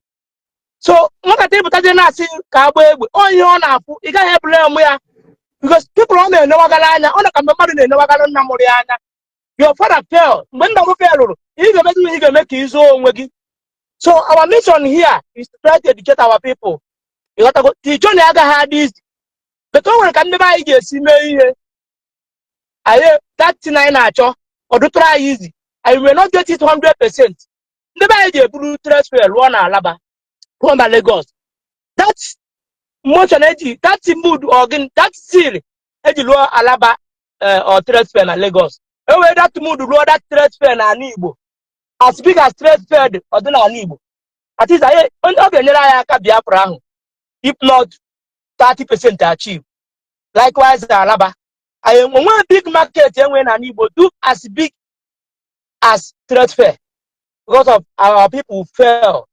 Like what will be fair? Nigeria being big and when you want to do with the population of Nigeria when you want to do with the progress of Igbo. Only some country today, I can a population Europe, but they are doing forward. Population when you want a Obodo. You don't develop Obodo and then on Obodo. I won't able to population market and so you go now put Igbo population but as the population when development on able you never able to development to the mindset on a country when I had to 5%. Okay, yeah, that's fine. 500 that's fine. In population.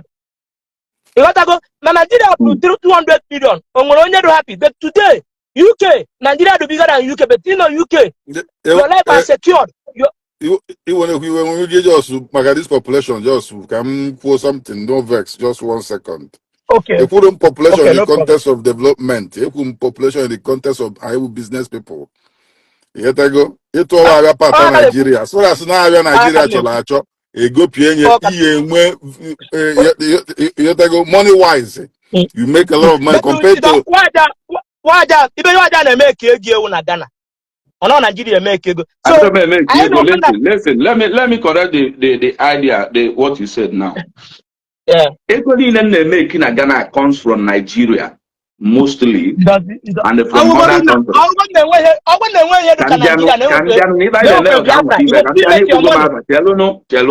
Listen, go on. That's my final point. But let me be sincere to myself so that I'll be sincere to you. 60% of my survival Nabia from Nigeria. Other words, other country in the world. But okay, for Nigeria, product I need from Nigeria first. The product I need from Aba. They got made business all over the world. So some can from Aba, even here. Just that Ghanaians are the consumers. But we are from Nigeria. Mazi, just like Mazi, it's just like why from China. Yet I go. Actually Nigeria, actually Ghana.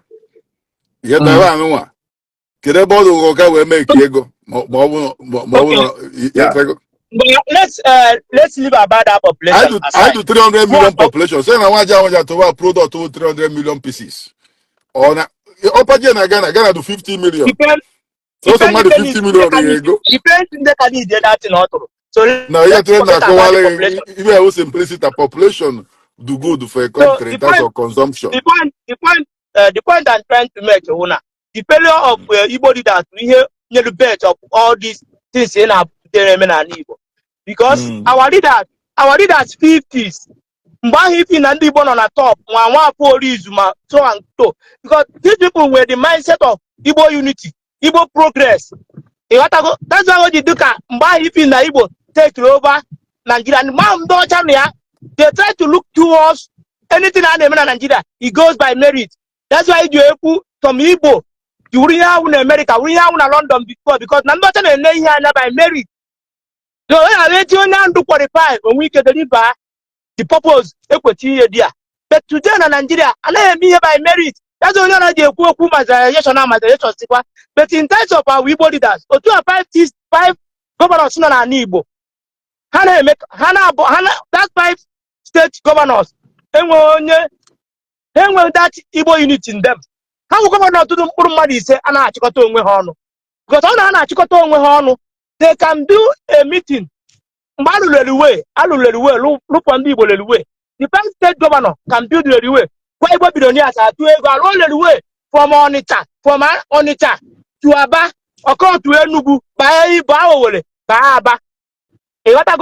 The leader say what he had in the bed today. All the failure of our leaders give birth to Nnamdi Kanu today. But the issue of Nnamdi Kanu, our people. Yes, I'm on now. I do emotion. As long as you have freedom, your oppressors will never allow you to gain because how benefit that in that they are oppressing you and benefit for their selfish interest. So the only way I can make you other thing in a prison can suppress your voice or now how do we look na or now how do we look near Zion or later name on in on an enemy. That is freedom fighter for you. So this is the issue of Nnamdi Kanu. I don't know my idea. No, I'm not one idea that before maybe back. I'm not issue. We hear that result. So the only thing our people need to lay our voice to speak out because as the Oduma today, obviously I don't man Odo all and the united together. You got to go. In Canada, who got the worst. The calamity that who got the worst than in Canada make it. I must be honest with you. If you do not unite today, under the Kwoku and IPOB are buying 2 election. Ojuku today Kwoku na Igbo. All Igbo man respect Ojuku. But to my convince Ojuku not up on I said as Occident. Only with Ojuku na Senate and Navy, even Ojuku losing up upon how population Ojuku de. All lose full unity and Navy. That is Nigeria. The Nigeria system of election. And when you see, the only go to court. It's a court. The judicial system I do go mess up. So in a ban Nnamdi Kanu crowd and have a politics. About the same politics so you to governor today. Because the system has the colonial master set to go the system in a way that nobody I got about the massive issue. As long as the system Nigeria system I got about the massive issue. All the structure the Western world doing here. Because all now I made the system co benefit Monagana about today. And when you my get church to 2 in London. Okay, London today. Okay, like in on Obodie because when here do Kuno. But the colonial master the structure that now a common man who get benefit from mineral resources in Nigeria today. So that's what only on Abasi achieve Ogadrianama, a greener picture. So the problem I want today is our Igbo leaders, the governors, the so-called politicians, and the imagination book whereby and our practice democracy. In a structure in the Southeast, I do small. We have only 58 House of Rep. And whatever motion you get, whatever motion you get move in the National Assembly, I go with majority carry the vote. And in that aspect, I got with failure. So that's why engineer our governors, our governor, our Mazi Woniwo, I don't think so. I think we always blame the big picture. 9 to 5 states, therefore, all night our progress. I am saying bad policies and bad leadership.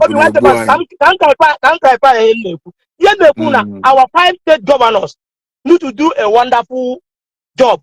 They need to step up their game. That now our senators and the state assembly, national assembly, and we want to have because they are had a very even structure in Nigeria. South will 78 representative.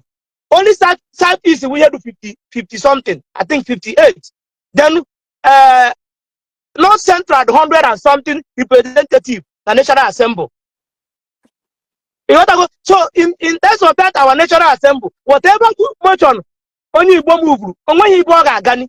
So the only thing I get now, let us try to in whatever when I told you today. I put out maybe lobby. So international contact. Now you may do Burkina Faso president is doing when you on today because now Russia and backup. On about Russia on that Ibrahim to the backup. And when the other we will assist. That one not sure. You want to go so and secondly.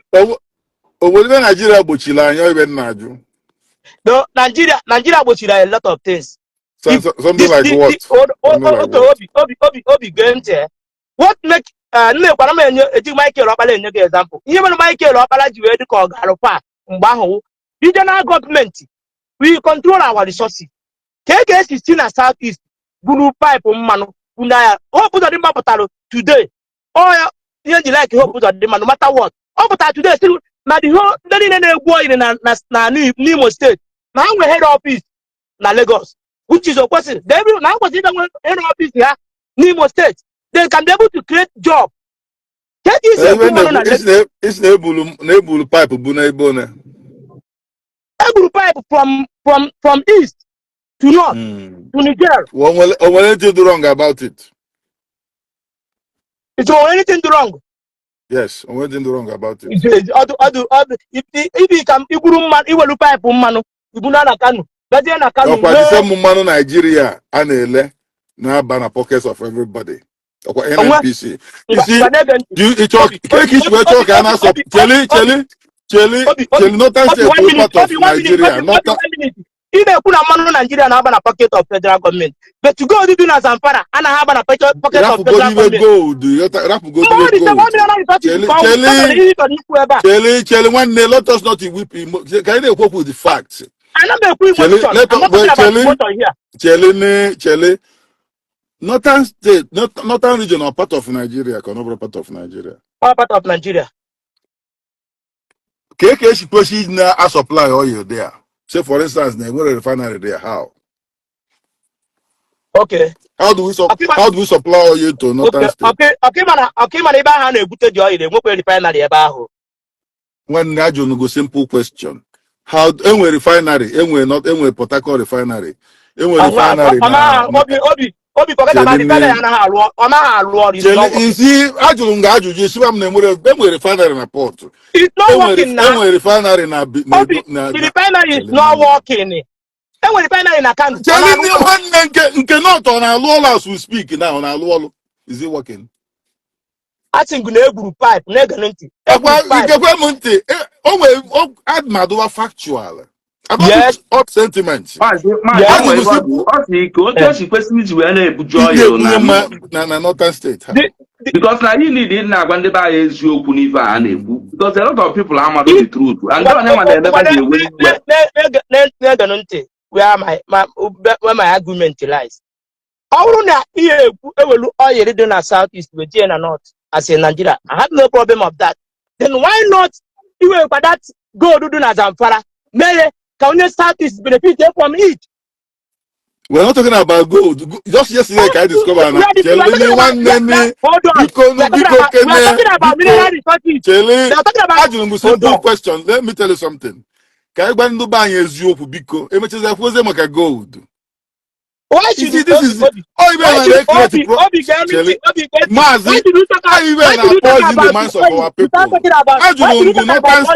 about gold? I'm asking you. Why should we talk about oil without talking about this is the problem. You see, all it's not a problem. No. Mazi, biko kene. Yes. Yes. Eziokwu bụ ndụ. Ndụ ba amala eziokwu adụla anyị mwe. Ajụngo simple question ekwo maka gold. Kedu ka ekweshi iwe na-ebuje mmana na Northern State? No part of how. What is means? Kedu means he suggested without refinery? Yeah. Okay, now Nigeria will functional refinery for now. Yeah. So, I'm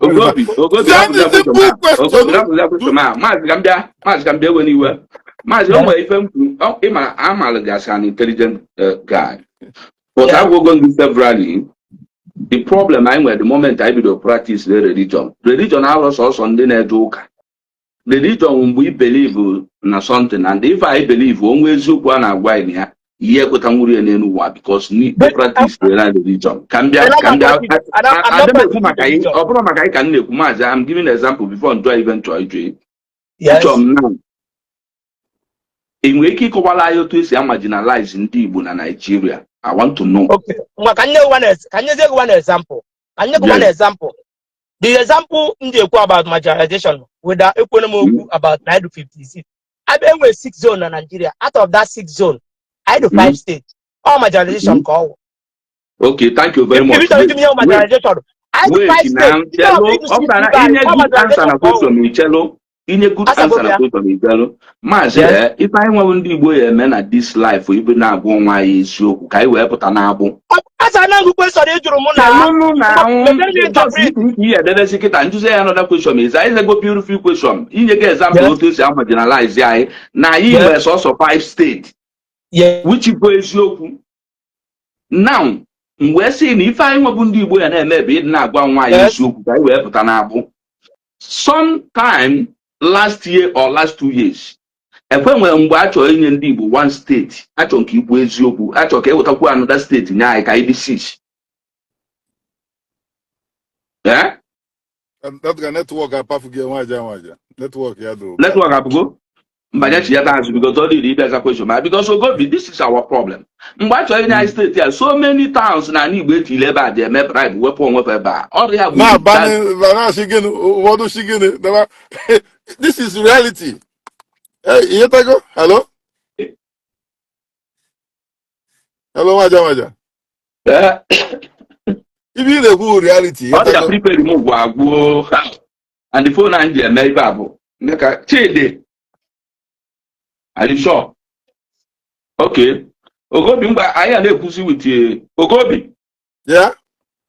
I was yellow data when now they got acquiring a problem. Okay. You see the earlier I will allow ourselves the truth, the better. So Bundi Bon I are woman is open. Here I go.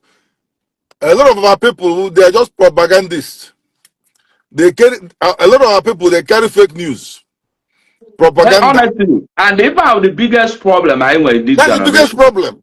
That's the biggest problem. Back, please.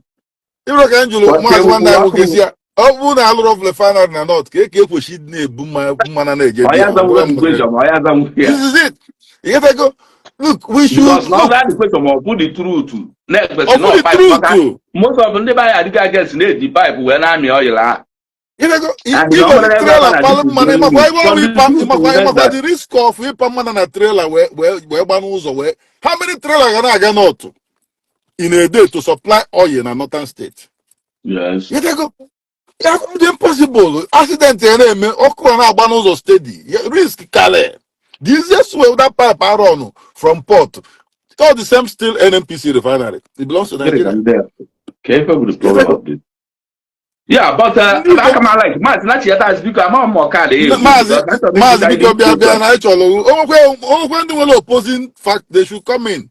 So that we use this opportunity to correct ourselves. If I go to oppose line, Batane, can you who is you? Political. Because no one I the political, but that one state, yeah, our people could say fight for 3 or 2. My neighbor was in the Anambra TV Faju. My neighbor that is the problem. I with a more local government. Not unitarian representative. It was secretary to weapon one of local government, never Kabalu no local government. Van we this sort of 5 pounds. They will acknowledge it and move forward. Mana onye nwe onye Anambra chọzi ka apụta si etina na akpụ onye Anambra mana ọ mapụta na social media ma na TV station ọ sị na marginalize ndị Igbo na anyị nweto so 5 states ka otu anyị esi mewe nwe almost 10 states ọ bụrụ mgbe ewepụrụ itinye bọs ije bụrụ steeti ya. That is it. Mana people don't understand all these things. Enwe another thing nchọkwa ịjụ maazị because na it is time we need to start telling ourselves the truth. I didn't have in a mind but I put it the truth. Forget Yamaka Nigerian government, who maka our senatorial representative and the governors. Most people need to understand, no, these people now marginalized. They are not the Nigerian president. If we only go for me, I go come in the by several, no one even Buhari Meva, no one even Tunumbu Meva, no one Tunumbu TC through Bia or Bioka and no helicopter go Jibia or private jet. Natiazo, or more Nuzo Sienugu, wherever on the Chatibu Tibo. Man, I got one or side our senatorial representative in Abuja. Since I'm well today, who's when you go on the jar, I have one side there, maybe where they're on the other side. Federal road. No, federal road. Guinea men and those people representing us will not go to federal and report that who's when you go and run Manone, put them on every day. Nigerian government. Yeah. Who are those people representing us in that Nigerian government? Motions van pass around a house with irrelevant. Motion. I know that pass a 1 billion where she get enough you know. Everyone on the southeast, I am with a standard ambulance. Now southeast in never. Yet we have government. What about ambulance do? Ambulance I draw. You man another bunch of ambulance we wage oppose. Fondu nega into Nigeria. Ambulance I would wage oppose. Ambulance we move draw from one hospital to the other. You go. Motor age opposable. Can I say for cops vehicle or something like that? You go. Motor age oppose. You will have an cure. Man, I'll buy because an ambulance no age oppose no. So, but ambulance we motor age bundu made June or I rather wait more about blue June or and you will. Yet ago, I now complain about marginalization. Ndibo. Yet we've been running government in Anibo right from ages. No ambulance system.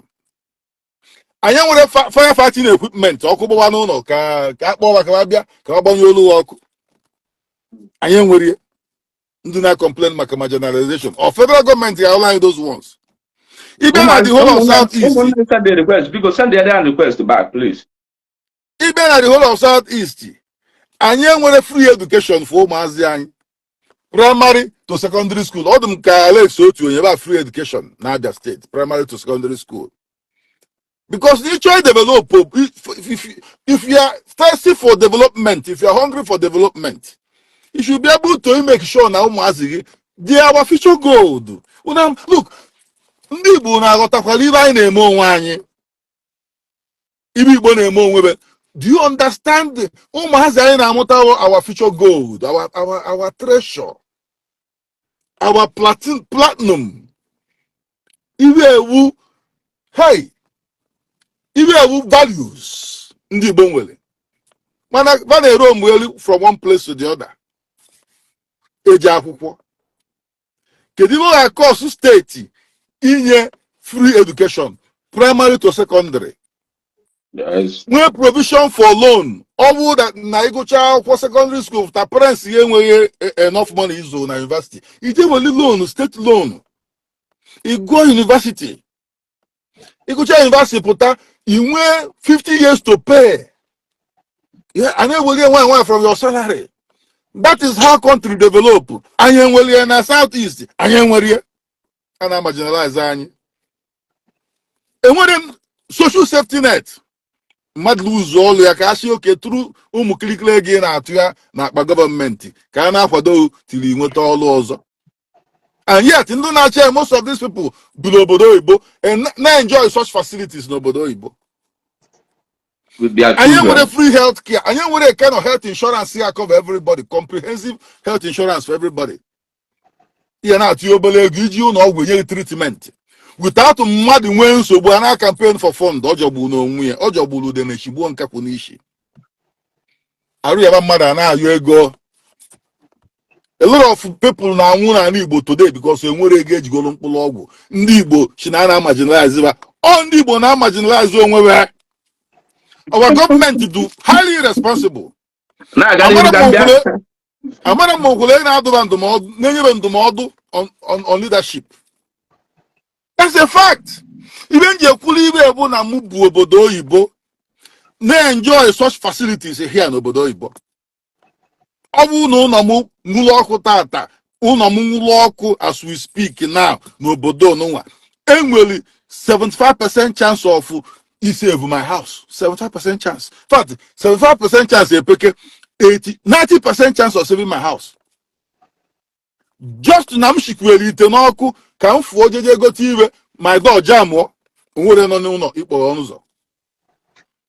Mbatazia wee bụ na my door jam go eshikwekwe mmiri n'ọkụ anwụrụ afụwago n'ụlọ mgbe kpọọ ndị fire service o mere 30 minutes mkpọ fire service kpam Valandia ọ bụ because they try to open the door through their means ọ bịa arụ ọ bụ enye m akwụkwọ m sign ya nwaja. Yeah. You maka ndị firefighter nwaja. Mba ga n'iru. Can I repeat here again? Asị m na obodo m bụ na ya, ụlọ m bụ na ya. Ọ bụ na ọkụ gburu na that house, enwere 75% to 85% chance of saving that house.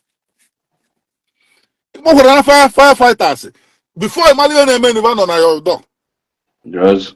Ebe sha mmiri dụcha n'akụkụ echezego m ihe a na-akpụ ya. O nwere ebe ọ dụcha n'akụkụ ụzọ. Mmiri ya bụrụ nsogbu. Ebe kwara ebe ma ebe ọ na-adụ each street nwere ihe. Gwa mepe enyi mmiri connect ya pipe mmiri na moto na amị mmiri straight away. Ba apọkwa mmiri wee bịa o. Ebe kwara ya like this ka a na-agbanye ka a na-amị mmiri straight away. Anyị nwere na be anyị. O nwere ihe a na-eku ọ dụcha alụchara ya. All the western countries nwechere ya. Anyị nwere na be anyị nwere ya. So anyway, chances of saving my house 85, even 99% of saving my house. Abonyo that oku. Mana banyi una unloku na banyi on your own. Abana Jesus. 99% una aboku bago. That's a fact.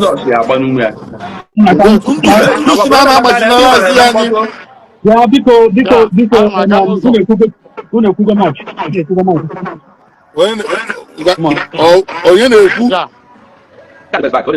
you know Humphrey Ngwanaganiru ka imali be Humphrey Ngwanaganiru now na you much biko ma good morning. What before Nkubo when to rekota the discussion of bad governance and marginalization. I want Agem night and also na batana. Yeah, Humphrey. Marginalization and bad governance are people's opinion here. So we are discussing both. Against the two, fine. He support one fine. No, he didn't question. I got a Because they send the request, men updates. Send the request, and I was a few minutes. And I'm about to ask a question. In Tinyeru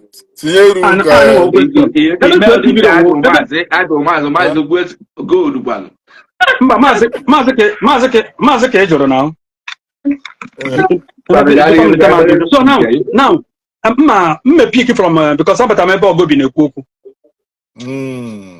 And the even pick the whole boss and marginalize marginalize. That's why you draw the discussion because you know the quote here is talking about bad governance. Or put the side of marginalization. Except my enemies to understand is it the definition of marginalization. Because here you know here where my UK example say maybe in a Western world, even a UK. Now so thing the firefighter, hospital, free education. You are talking of UK. Here na jogo even even a Manchester. That's in a Manchester. Then a Birmingham. That's in a Birmingham. Or in a Woolwich. Or in a Leeds. It bought the whole city in a UK or there. It's in a Wales or there. It's in a Scotland or there. It's in a Northern Ireland or there. The same thing. And one NHS Trust. Now England. It's just in a West as well not there. Because now minority. Mo ijana Northern Ireland and say, oh, Nandi Apelumpen, Hanacha Red.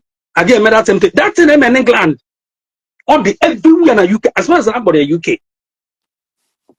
When I talk of bad governance, it's different from marginalization. The fact that from marginalization, can they now marginalize in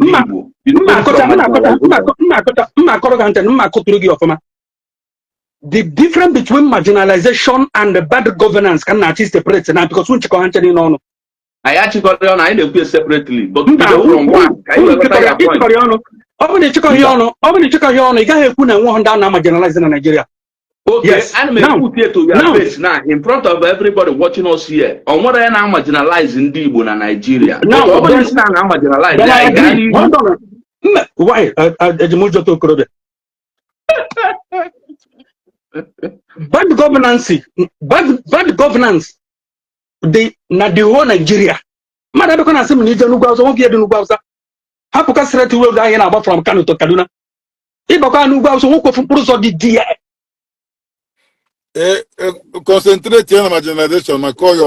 Don't bother. No, don't tell me where to concentrate. I'm concentrating of bad governance. Bad governance in Nigeria in totality. And we have state and bad governance. Unless my one governor, but me magic. Oh my God, can never person but so that one we got to know all day on your own. Now, if you want to talk of marginalization, that one is very, very clear. Telling me that in the way of free education, it has nothing to do with marginalization. This in a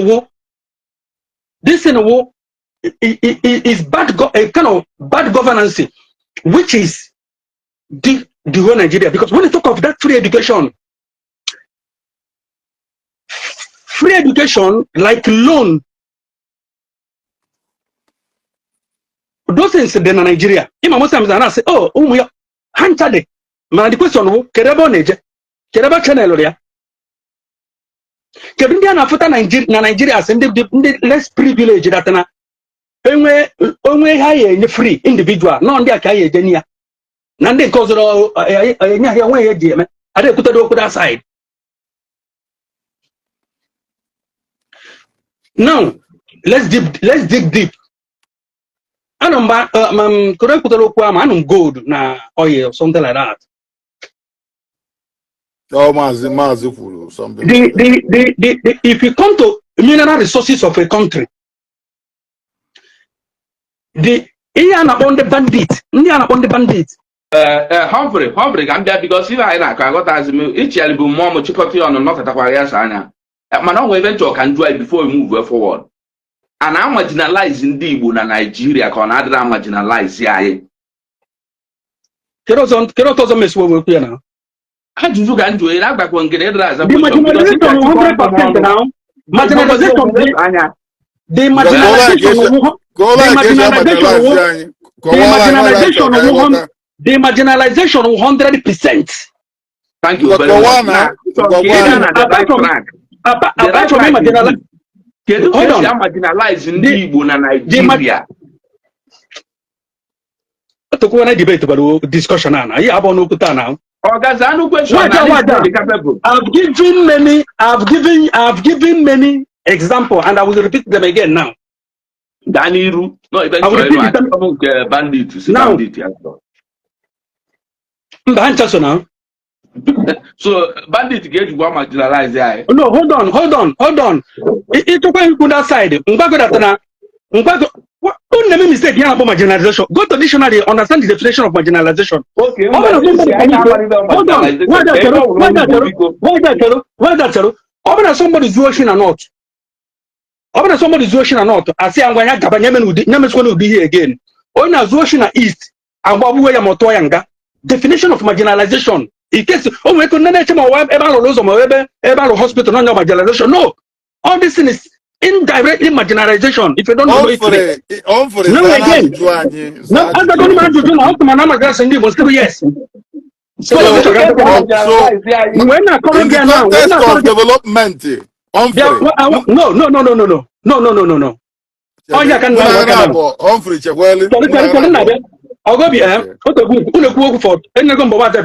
almost 3 hours. I think people should give me a very big time to speak. I have a watching on. Well, let's talk about here. So now, marginalization only aspect of development. When I see no, that is why you have to go back to your dictionary to understand the meaning of marginalization. Marginalization can come in anywhere. It can, many types of marginalization, not only on development. I'm going to get that somebody's watching somewhere, no outside, and say they are free. Oh, no, zone east above where it's marginalization, 100%. On whatever they be an easy Humphrey, listen. Don't bother. Okay, don't bother Nadia. Na Nigeria, when they need Daga Agare, when they are here. Oh, marginalization. Na Nigeria, when they nabani more here, not here, when they protect the year. Mana dinta professional dinta na Nigeria na Igbo ji oka made egbe I am arrest.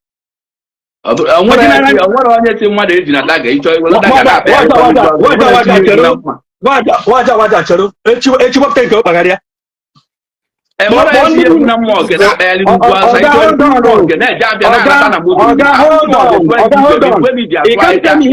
ị ga-agwa m ihe na-eme hụ na ndị others cattle rearers na-eji egbe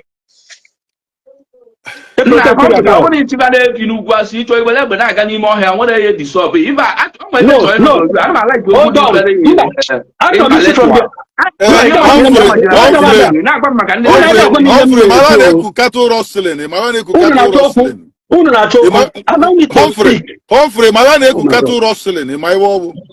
on. I will not answer that question until I finish speaking. Yeah, I will not answer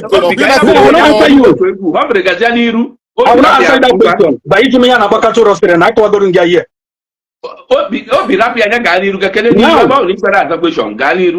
Question ni Juma ba sama nchani Onwere office Ona jumi yana boka to rostering and I call me help to rostering na jumi yana ba. I will not answer it again. Now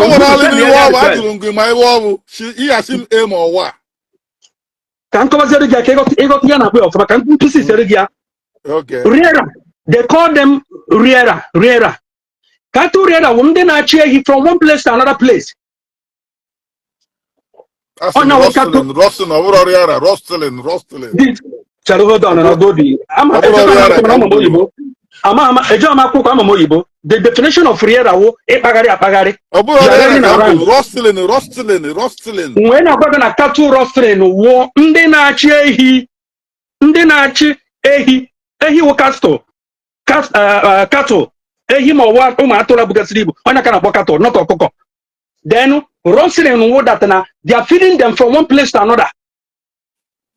Now those people dey meet jegbe na apagari. Man onye nazu egu na Igbo agaghị enwe mma.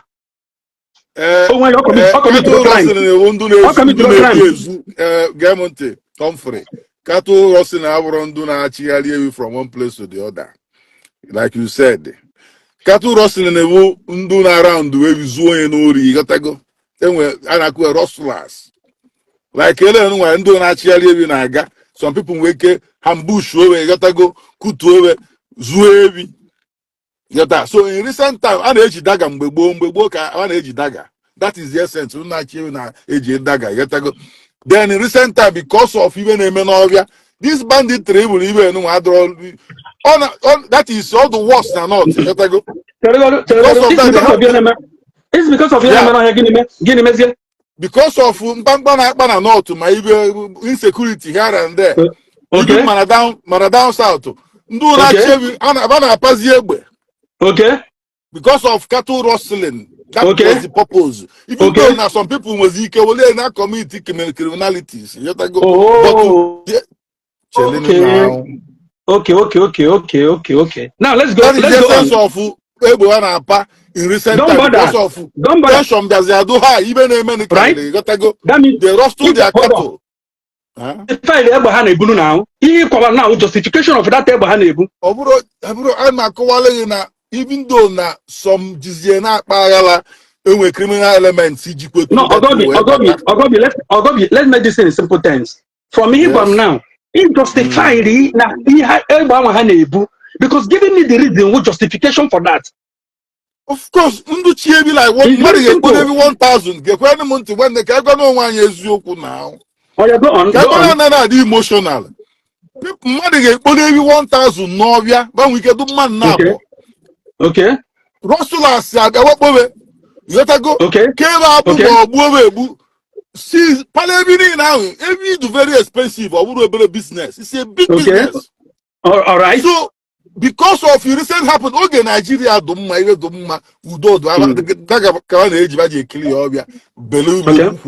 and there. But in recent time, population growth, people encroached here and there. Then based on because of that, that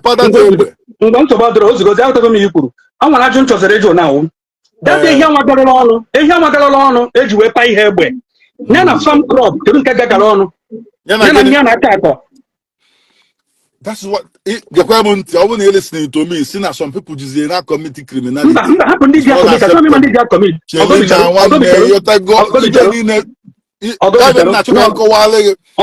time stop. This time hold on. Reason India Japan but no one in our anymore and in a galon. So come down now. When I says it, India mana kubo apamado kahabo. Ikubo ogarahonu. Asking now what do I just committee criminality, which is unacceptable. No, never destroy people's crop criminality. Baby, then that one actually here because he got along and don't want to work anymore, right? Can they make the be on the Nakuba? Can we protect their farm crops? My command in our boy. It's not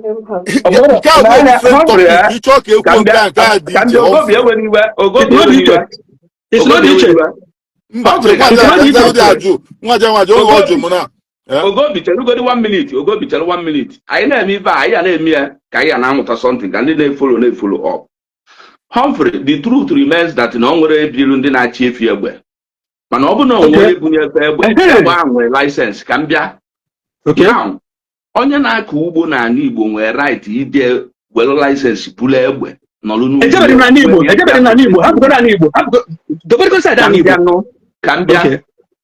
enwere onye nwere the privilege of ije pụrụ egbe iche na Nigeria.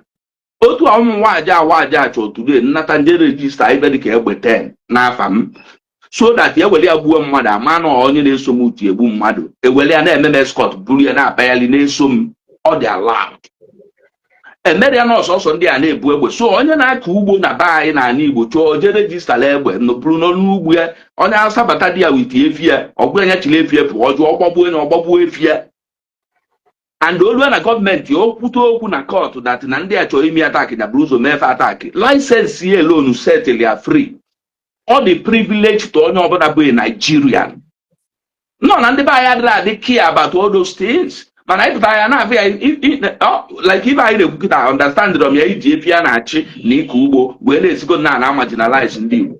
I was expecting something bigger from you. In a What's or when heavy bigger, no one carry life from mother. Life. You see, Yes. unnecessary sentiment. This is the problem. Hold on. Ogobi, because I'm not on your side. Hold on.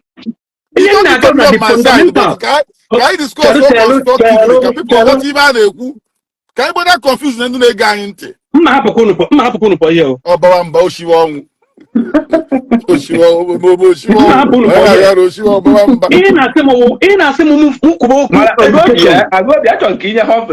Just 2 minutes. Just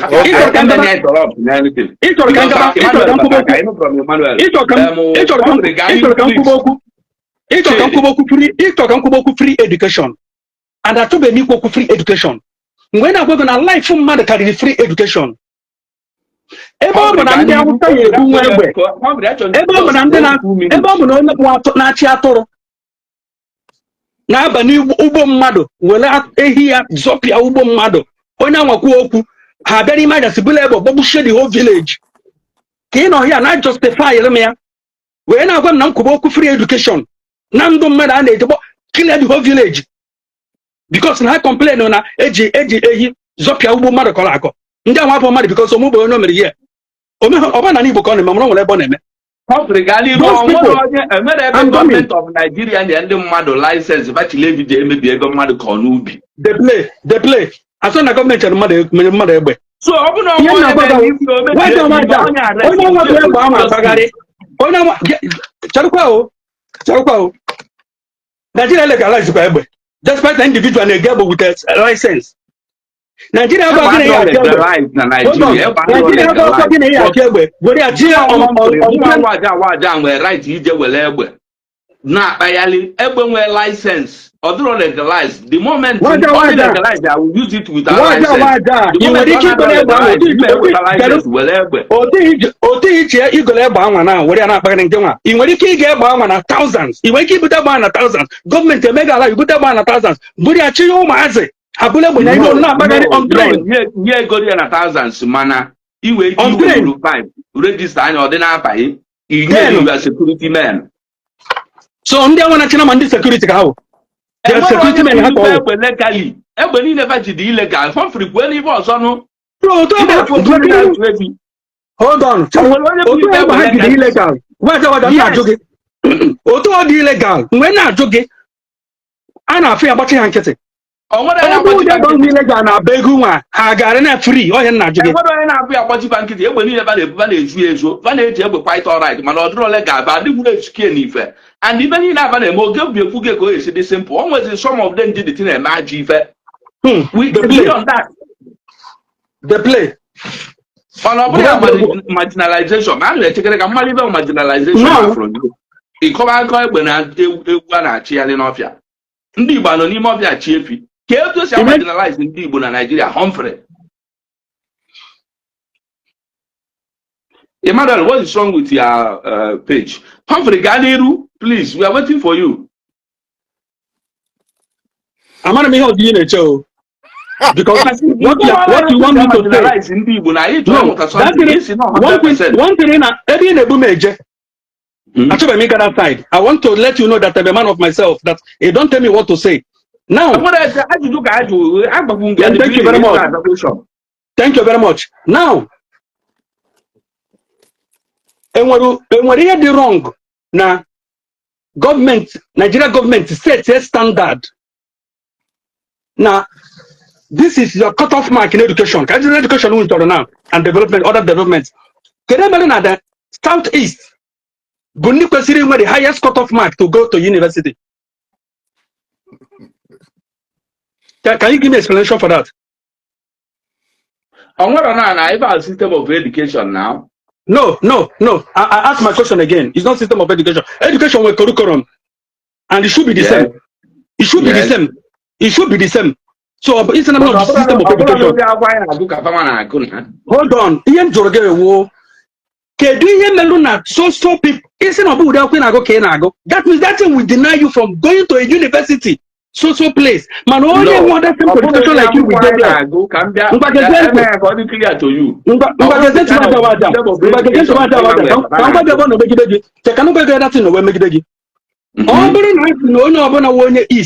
East. Yaga NDA, Nigeria Defense Academy. Na before bana e wego na Nigeria Defense Academy. Na exam here na your cut off mark ya 300. The man na want 250, 280. Akweme na ha ga that NDA. Yes. I can't be now because your cut off mark is low. I was in the north. Now their own cut off mark 100. For the 150, for the 100. You mean you know how much you did that place? Systematically have been marginalized. Systematically have been marginalized. Wait, marginalization. Even Naga can join exam. Only Igbo no do Hausa, J school and the Hausa the same level up on a father employer. Only Igbo na je Lugbo Hausa wata that same level ahụ na so wata ya za Hausa. Humphrey ka ina ku kene na eziokwu ibe ha na-ekwu ka ndị ba anyị na ihe na-abago we ihe na-abago obi because na ma we know the system of education back and practice me go come back we na on that lower level na that is why you are in this mess. Kambia if I could kita na abro about Igbos because ọ na-enye anyị bigger cut off mark na-enye fa ma lesser all help why a lot you watch even I ka be more educated which him now okay now ngwaneze the marginalization we will say worse since he can how we educated where is your position every field in the educated where is your position all of a single position I never represented the position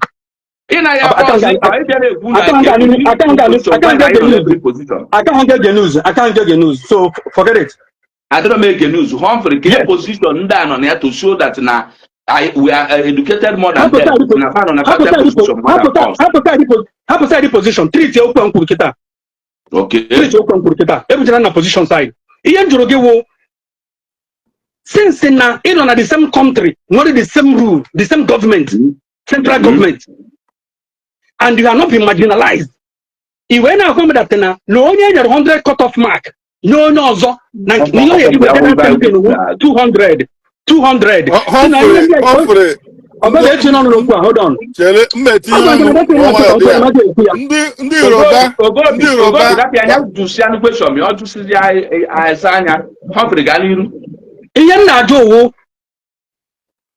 The same country we know, it's not marginalized again.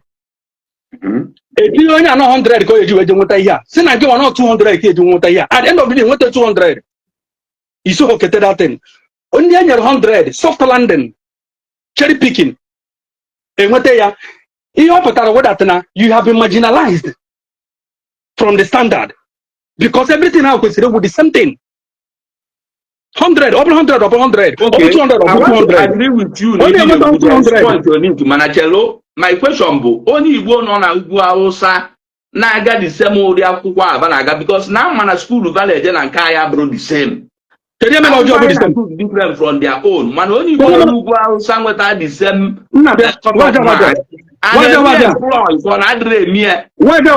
Achọrọ m inye one correction. Isi na akwụkwọ anyị na-eje na nke ha bụ the same thing.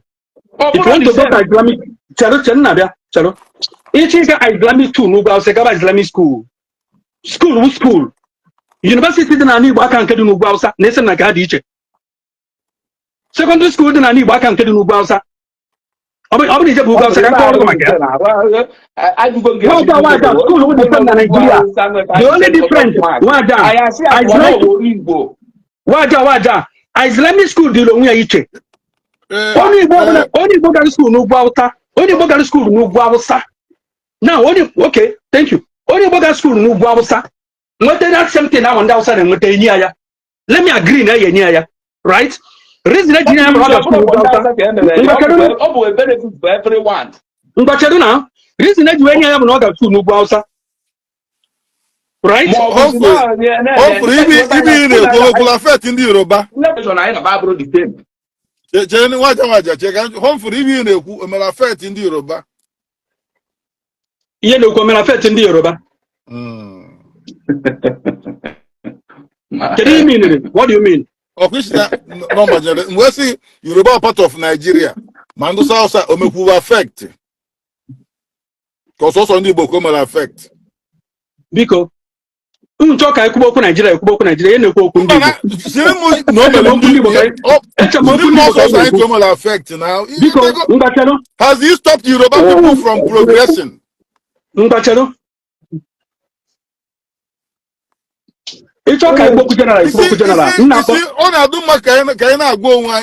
All these petty things.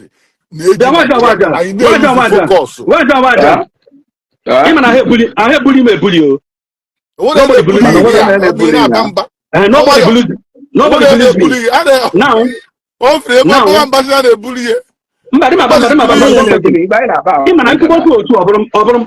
the ones which are your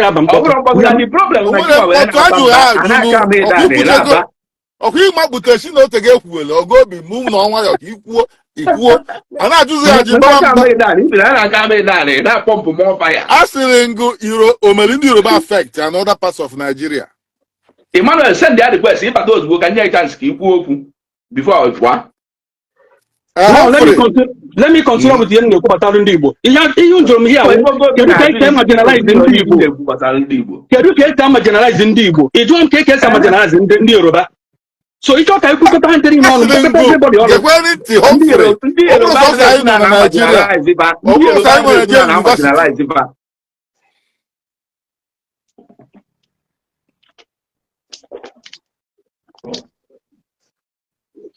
Marginalize ndị Igbo na Nigeria. Gwa anyị ka esi marginalize ndị Igbo. Ịkọwa akụkọ efi, kọwa akụkọ exam.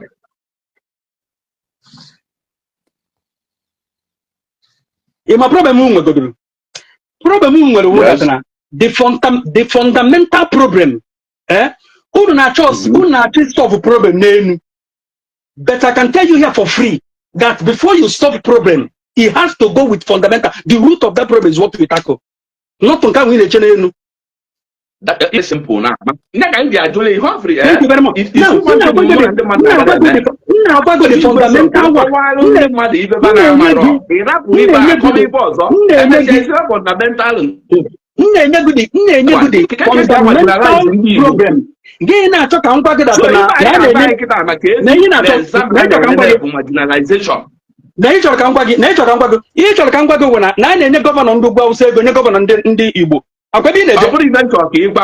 My brother, defend yourself. You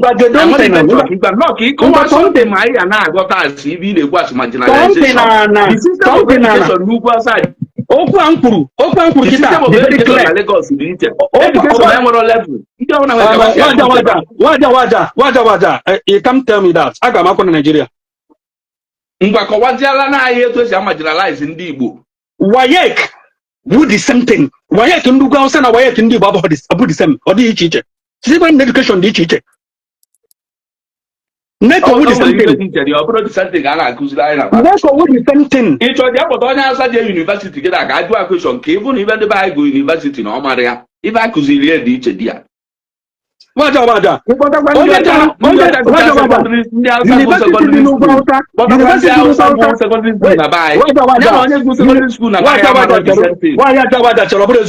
University do Gausa.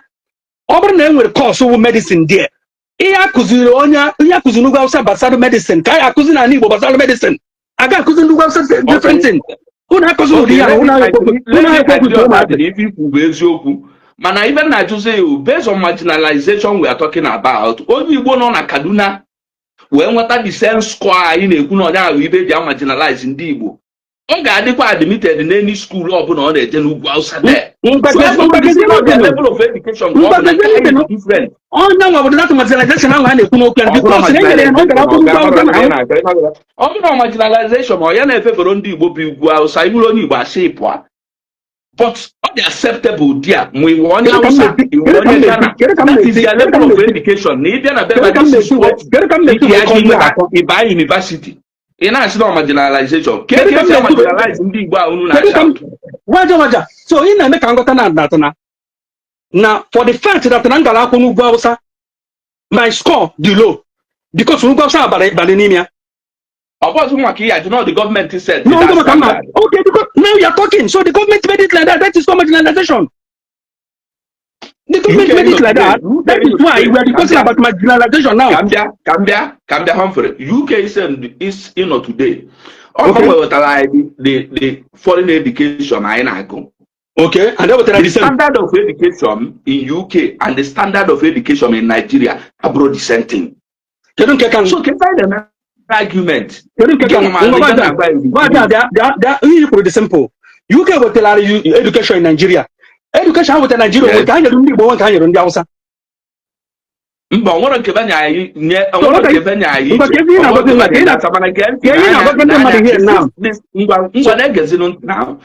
standard of education you can use it to compare our own because what the political. Other political marginalization. Political the definition of marginalization. They are not the only choice. How many of them need this school? The level of education here in our place is about the same. Okay, how many of them got school? I like your question. It's how many of them got school, right? Yes. All of you. Thank you very much. That's why now,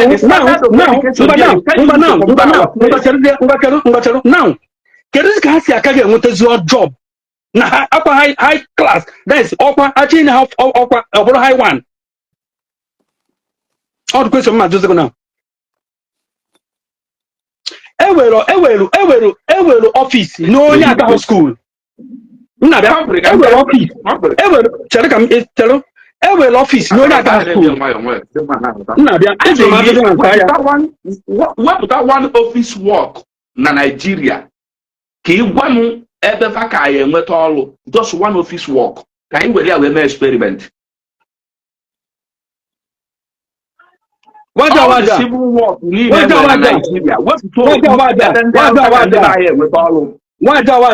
because hold on. If I'm here when I had school, which I yes. I think about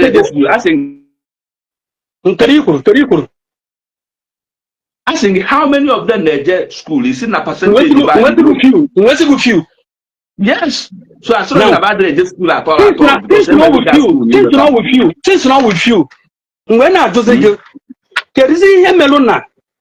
I just say no need in the school. When I see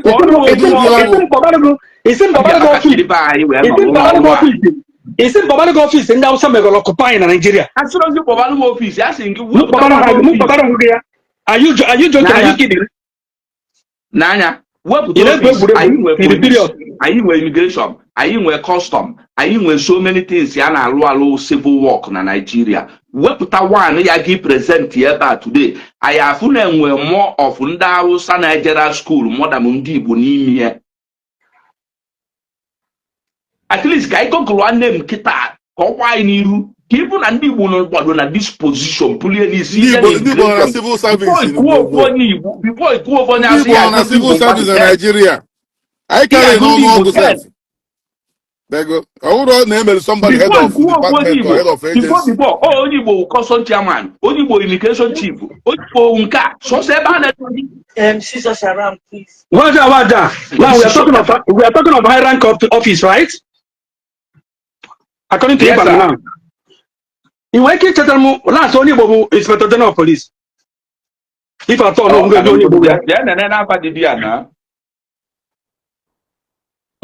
more of so many times. You wake up more funny. You wake up more funny. I want to repeat the lava man and the Inspector General of Police. Inspector General of Police in the manage him of funny. You bought them down 5. You bought them down 5. And you're 5. Ebi cheto nke ndị Igbo. Now let's go. Ewetago ọkwa abịago na-aga nne ndị Igbo niile kịta. Ndị Igbo bụ Local Inspector General of Police. Bupụta ya.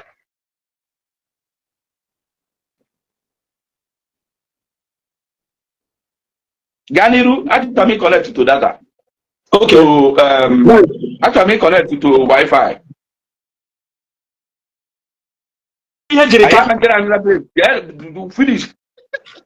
Apart from ihe jiri ka, ị nwere ike ịgwa m onye Igbo ọbụla bụgo Chief of Army Staff, Chief of Defense Staff, Chief of Naval Staff, ofu onye.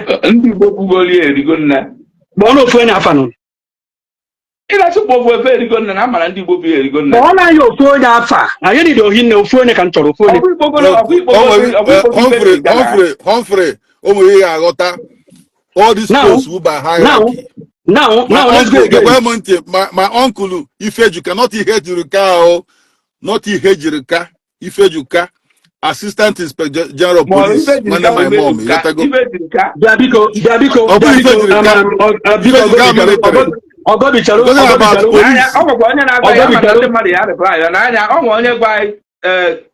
Kevin Ono from Enugu State was IGO of Police. If I didn't know the Igbo was go hold on. Kevin Onovo from Enugu State was IG of Police, right? Nigeria was independent in 1960. Onovo was Inspector General of Police after 70 years of Onovo. So can they not know those years and they were in the police? So many Igbo people are looking at my name. Find the names. Humphrey Biko Kene, Kaina go 1 year old. I know war after the war, it defeat Yani. Biko, I never go war. I'm telling you, my uncle, Assistant Inspector General of Police during our Abacha era. Inspector General of Police assistant about the same thing. Telling me after they give post by hierarchy. Because hierarchy.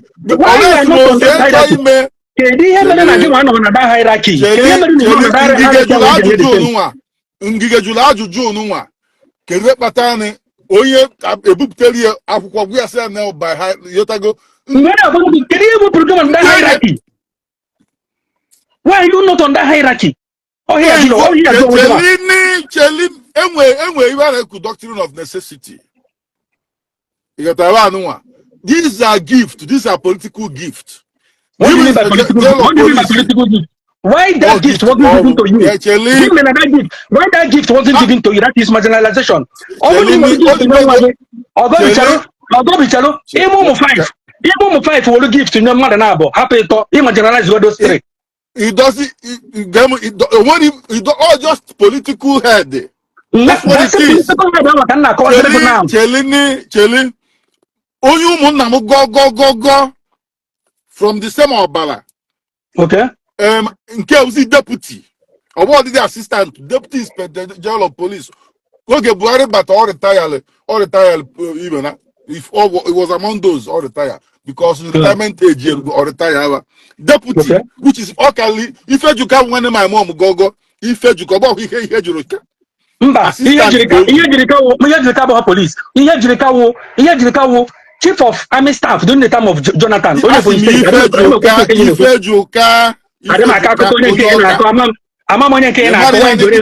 what I'm saying now.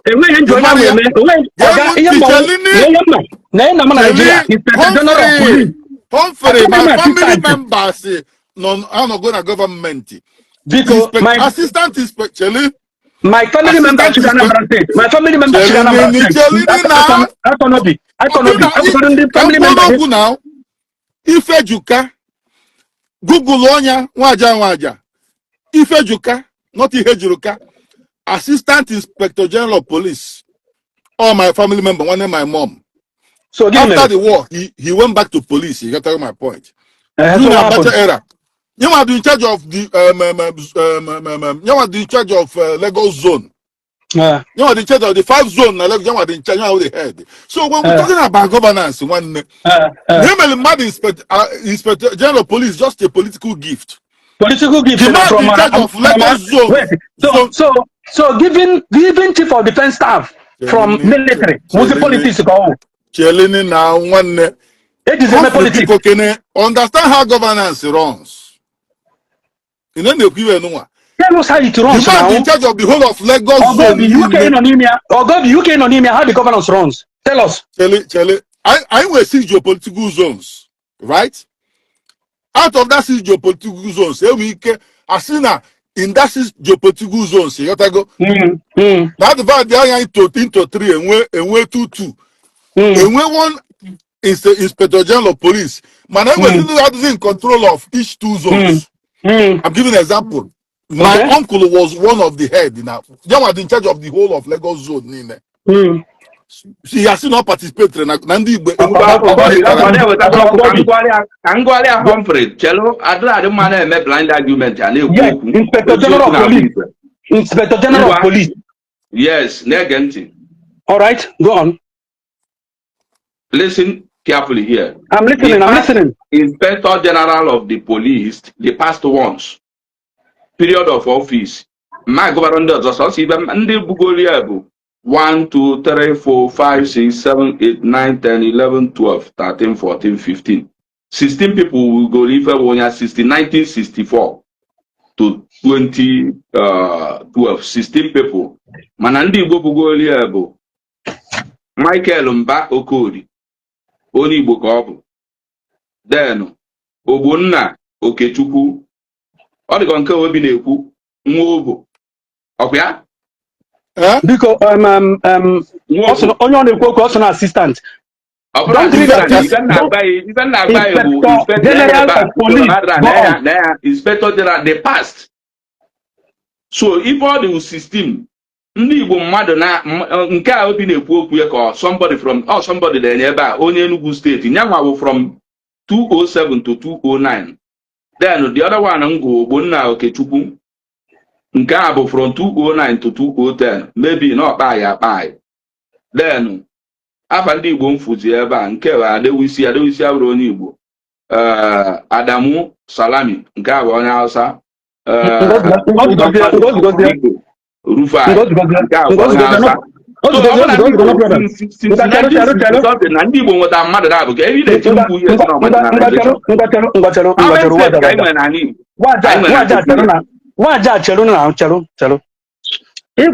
now from the 16 ndị Igbo dey born, right? Yes. Can you back to that? So that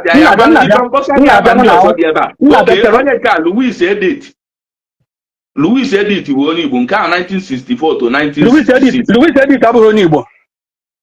Konye boss. Louis Edit abụghị Igbo. Okay, ngwa ka ịrapịa ka Igbo so ndị Igbo mmadụ na-abụ agụgụ. Mmadụ na-abụ. Hang there. Ogobi na kwuru na-ekwu. Mma hangiri ya, ọ na-asị hangiri ya. How many states ka anyị nwere ndị Igbo wee ketago mmadụ na-abụ?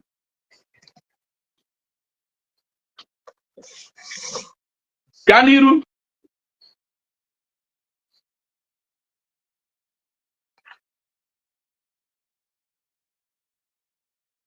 Okay, ọ dị ka Ogobi apụgo. Okay. Ị nọzikwa ya? Who is that? Ị nọzikwa ya? Ama m Humphrey gaa n'iru. So ndị Igbo enwego two. Otu ndị Igbo nwegoro two. Ka anyị kwugodi about that two and the other states ka anyị mazala ọdaba nwe. Achọrọ m ịgabazi bọda ka mmadụ steeti ndị a niile si ka anyị wee makwudeli na onwe ike ụsọsọ ndị Igbo ife nwego two. Otherwise nwere ike 1 out of that 16. They are complaining. So na ọ bụrụ ịchọ kịta ngazi to detail put steeti ndị a niile si ka anyị ma na onwego onye si mmadụ na-abụ si from different tribe na Nigeria n'ime here. And they cannot complain no marginalization. If I have no marginalization, no if I am by merit, I go guru man opera connect. Now let's go back to where we by selection. Or if I am by merit. What is merit? Merit you know only police, you look it all on where be a inspector general. Okay, whether you go Nigeria or Nigeria or Burundi, yourself. Okay, whatever you be ruo. You were Inspector General of Police, right? Yes, sir. According to you, so Nigeria with your age, a man has in a Yalu to that stage, young wire about Inspector General of Police before other place retire. Well, yeah, retires, yeah. Can you retire, mother? Can you retire the police? So say where that problem will Can you retire the police? Can you retire the police? I want to retire the police na this issue. Eba na retire people. So police na boru to some rank to black retire you. Where they tell I can't get money in a Kwezuku Nami and the only reason which you know. I told me Janami. I told me Janami. The reason because they have because he come an army. He come an army. He come an army. He come an DG of custom. Ghana Navy. I generally deciding a custom non be would dominate. So I told me that side. I told me the other side. Models would dominate here. Each one immigration the same thing. So rapid Bob obviously na Pavaketa and Dibu Naludia, Ndasa Nalu and the Rubanaluya, Ndi Opona Nalonia, and one day the agent also of Analo. During the time I were that inspiration of having more of Fulanese than many other ethnic in ethnicity na Nigeria during the time of Buhari, this his past regime, or retire the whole tribe Nina Nalu, Tindi Fulani na the whole head. Onwere ndị ọbụrụ na omenya ndị Igbo iche menya ndị Hausa iche mee ọrịtaya ma ndị Hausa sizie license niile ba ji eme dollar business were ndị Fulani tii na the whole thing. That is the only time Buhari menya ọbụrụ na omenya ndị Igbo iche. So when you talk things like that, I can listen to you. Mana ebe na-ekwu ibe ndị Igbo keta mmadụ tu na Inspector General of Police only o ayagabe for custom, ayagabe for immigration, ayagabe for army. In times of army, I don't can deal with their rank because one way can take the position, take the advantage because of the war. That is the only thing. Marginalization. I was expecting you to know who the quality and the buy we know who make if you are not China. Good work, but I correct. You put go. Yes, now one of us, so Katan, you need was on Kaya. Almost if was even that, but over na you get I one ya. It was by Amalu State if I can initiate there be now pocket. If you know we can the whole state it has 6 states in Nigeria. And then get no. You need to read now. You need to read now because all the clear. Unless my more gonna in terms of position na police. In terms of upper hierarchies na police and in fact military, paramilitary. He cannot get mentioned to do open colony there because I am not if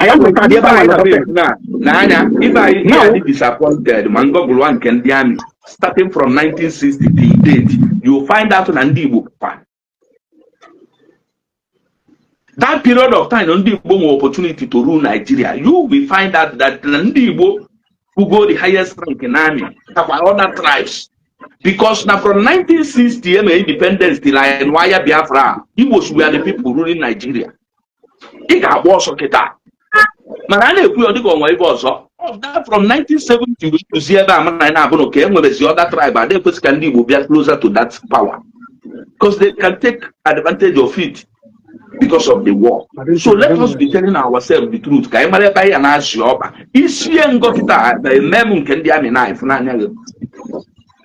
Waja. Hello. Sir. He know that. He does know because he want time you go. Because he come back 1960 even independent today. Chief of army staff, chief of defense staff, all those here hierarchy and army, na military. Because na ndi ban of that. Waja Humphrey. Because Humphrey or Waja, the Humphrey chance can all rule on this topic. Can you matter what he's suggesting for us on how to get through the Igbo government and other things? Can I know his own opinion? No one his conclusion without interruption. Can I move forward? Can also make contribution? You know when you will that I don't argument. Let us hear Humphrey's opinion. Kaimaro, Eho Chero. on the situation of Ndibo and the way forward in the government. What is the way forward for Ndibo and in politics? What do you suggest? Oh, okay. So we are in different topic now. All right. If you are talking of politics and way forward, for now, I don't want any way forward. Yeah, you want way forward, but I'm not going to drag here now. Since now, I don't na Ndibo way pata. Ne make a matter that na how much generalize Ndibo, not Ndibo na generalize on and they are asking me way forward. How do I move way forward? Move the way forward. Or else na how much generalize? What would that person do? It now boils down that now. We will remain where we are until game matagori here na emegi imatagori na ebe si egbugi now you find the person who maka ebe waja wada na eche ka njebe bụ natana oh na ego a na-enye the governor n'ugwu ọsọ na na-enyekwa ya ndị Igbo hapụzie the mental fruit ebe the problem si because as it stands now enwe governor onye Igbo ya okwu na Nigeria kịta ya ege ntị onwe any governor in fact ihe na-eme ndị Igbo currently now anya mmiri agbam n'anya maka na onweghị onye Igbo ndị ndị asị na ha nọ n'ọchịchị na ha nọ n'ọkwa onweghị onye ọbụla avalida onwere ofu mkpụrụ ụjọ enwere n'ebe onye Igbo ọbụla nọ now assistance now enweghị onye apụta na Igbo okwu sheke onwe wait. Okay, now you see what is happening in Abia State. What is happening there? About the government of Alex Oti. Okay, yes. Okay. Is he doing fine? He's doing fine, yeah. Does he have any hindrances from doing fine? Does he have any hindrances? No, he doesn't. He doesn't have any hindrances. Yes, go on, yeah. Yes, go on. He has the full mandate to some extent. With the full mandate to usher in good governance in his state as a governor. To some extent, yes. Yes, to some extent, yes. Now, can we concentrate on that, on other people who are not doing the same good work?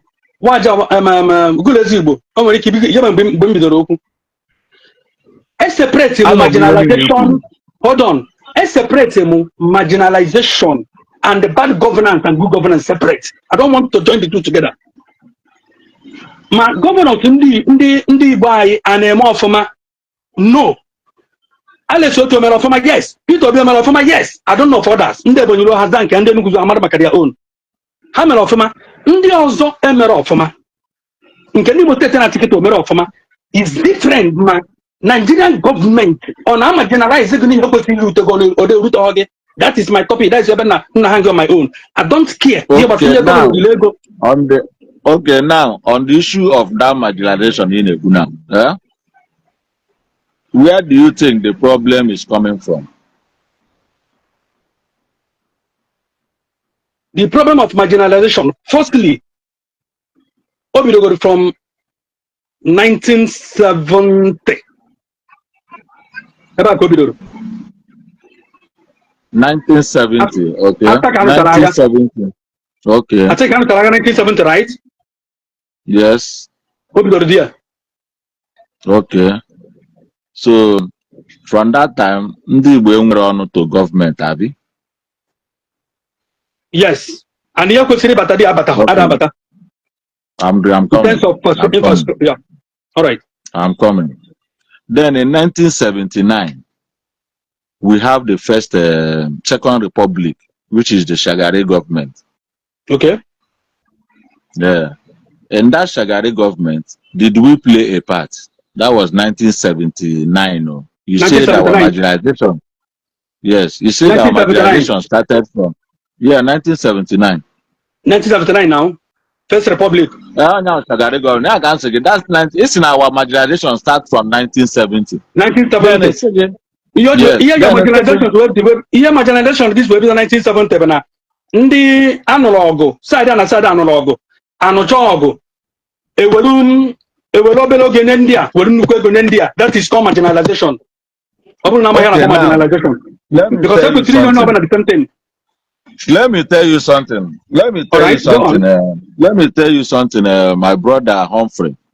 This narrative, we are 23 people here now. Yeah? I want to say something about this narrative of 20 pounds. Just give me small audience on this. Because every time I know 20 pounds, 20 pounds. Yeah? This is exactly what happened. And when this war started, that Ojukwu changed the currency of Ndibo. You know we change our currency. You are aware of that? We are listening. I'm listening. Okay. Now, and you know that Ndibo relocated to their region. Okay. I was also. Ojukwu ordered Ndibo everywhere. Hano Tawabai. Okay. Ndibo no na Port Harcourt. Now, by that time, Ndibo no kwa n'ugwu Hausa, but they haven't started this issue of investment, of having property n'ugwu Hausa. Sorry, the Biafran war. Tomorrow, before Nchefu. It's not during the Biafran war, they changed the currency. Yes. Mana onye nwere naira, onye nwere naira aka dịkwa n'obodo ọnọ. Ọ bụrụ onye nọ Sokoto, naira ada na bank na Sokoto, right? Are you aware of that? All right, you acknowledge it. Okay, may acknowledge. No, Ojukwu change in naira. Right on. Okay. Now, Ndi Igbo enwere much property na Lagos in 1967 before the war. Okay. Ndi Igbo enwere much property. Ndị Igbo abịa kemgbe ndị Igbo bịakwa na Lagos ọ mgbe ụzọ mebiri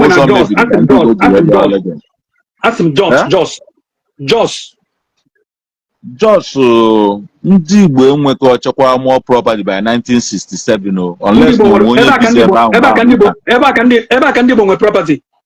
Nna m nwere sef ọ hapụrụ ya. Okay, fine. Now, and the other part of ndị Ugwu Hausa. Now, mana ebe ndị Igbo nwe much property is Port Harcourt, because we all look at Port Harcourt as our own that time. And you get me? We regard Port Harcourt as an Igbo. And the Mara na that 1960 something, no about what the happening town. And the no back at the Igbo billionaires at that time, that 1960s. Some of those Igbo billionaires, their business were through Port Harcourt Harbor, Port Harcourt Seaport. So most of them, which is their properties, like in Dabreba and Abacha, something like that, they were making use of Port Harcourt Sea. Aba was the hub of Igbo richness. Lagos. All this first set of people from People's Club, go and check their history. They started from Aba. Are you get me? Now, what really happened is this. During the war, Ojukwu changed our currency. And he ordered all Ndibo to leave their location and they return back home. Are you get me? With a wrong interior. I don't want to go into that intention or the motive of Ojukwu. Crisis.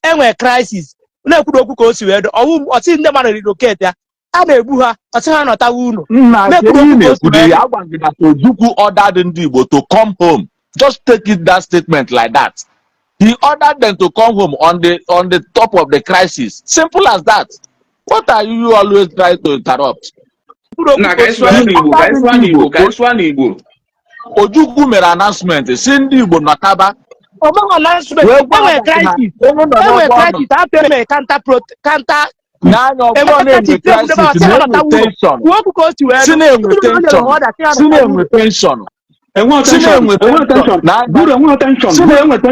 Guru, and a wounded man on a daily basis.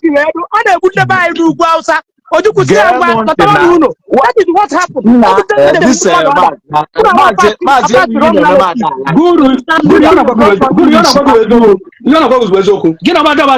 Easy narrative we this argument, but it's we are not saying the same thing. This is not order.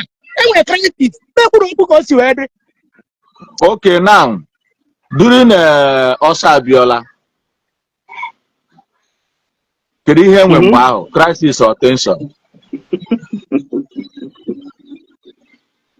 Also Abiola crisis. That crisis now the Bundeba in Uguaosa after the counter coup, July 1966. Because we are all saying the same thing. Let me not argue. Well, Mazi, let's not argue. You win, go. We are saying the same thing in a different way. I will tell you, only the but I know about the right narrative. I know where's your cook. I thank God. I thank you. I beg you, you win, go. But we also allow me to talk. Go on. Man, the brief. The program is about the 10 pounds. Now, after that thing, due to na ndị be anyị gbanwere ego ha wee sị na onye ọbụla nwe ego na bank ekwentị o onye ọbụla nwe ego na bank onye ọbụla nwere ego na bank not onye ọbụla mgbe anyị na-anụ agha banki niile dị n'ala Igbo we are not functioning manụkwa ama na enwere digital system that time na ndị Igbo jere na bank ebe ọ bụrụ nọ jos ma ọ bụrụ o jee na bank withdraw ya ego onwe wee gbaa ọsọ ọgụ so after ọgụ beziri ịma na onwe ndị ka nwere ego na account and they change ga ego anyị ego ahụ Ojukwu chenjiri ha ka a sị ha na ihe a ga-enye ha bụ equivalent to ịma na Ojukwu change Biafra pounds. Nigeria they use pounds at that time. We are using naira in 1967. Man Ojukwu change the Biafra pounds. All ihe okporo ego obiri, boy Biafran pound. We gbanwere ndị Igbo nwe naira ego ha to that money. In a Guru, you know that about misconception. It's not change the pounds, but Agabi. In the middle of the war, go before Ojukwu where they change your money. And I know I got change your money bank they withdraw here. Nah, because or you are not listening. Why are you forcing words into somebody's mouth while you don't listen well? I think each and every time now you go to bank and take money. When I do withdraw the money. Before go ebido, go buy before go ebido. Also now buy before go ebido. And we government take you more than 3 months to start. Or could take you more than 3 months or 5 months to start from the time of the tension and the crisis video. It didn't start overnight. Don't take it my time had you negotiation. There was my buri meeting. Maburi declaration. It took more than 5 months before the real war started. Okay. It was during the tension. Can they buy Jaro? Withdraw Yego Hang in a bank. Where one Igbo. So Ogu Ebido goes before Ojukwu weje print Yego in Biafran pounds. I go more than 1 year before Ojukwu weje print Yego. So after Ogu Bezere. Ewesu na a ga-enye ndị nwere ego na bank not ndị Igbo niile or ndị Nigeria niile mgbe a na-anụ ọgụ Biafra banks are not working na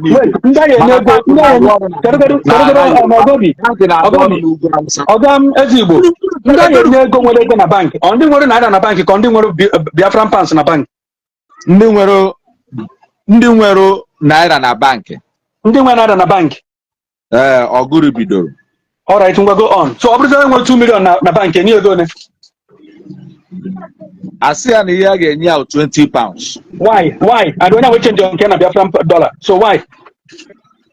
Okay.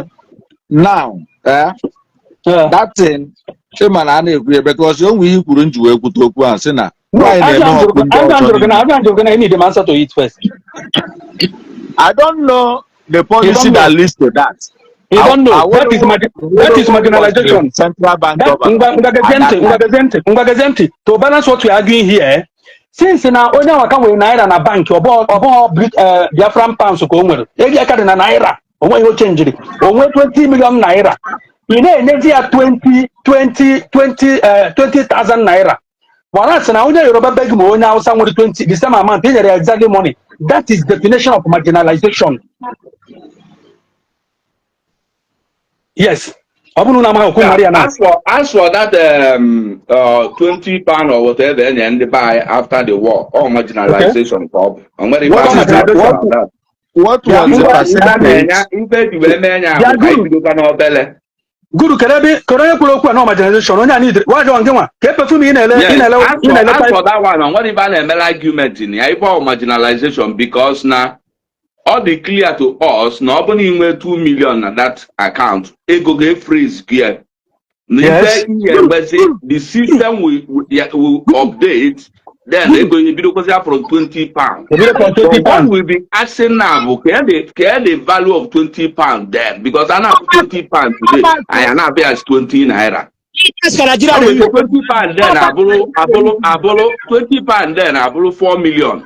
So if I'm not here, I balance here, balance because no way can when the land were running up to 20 pounds and the humble.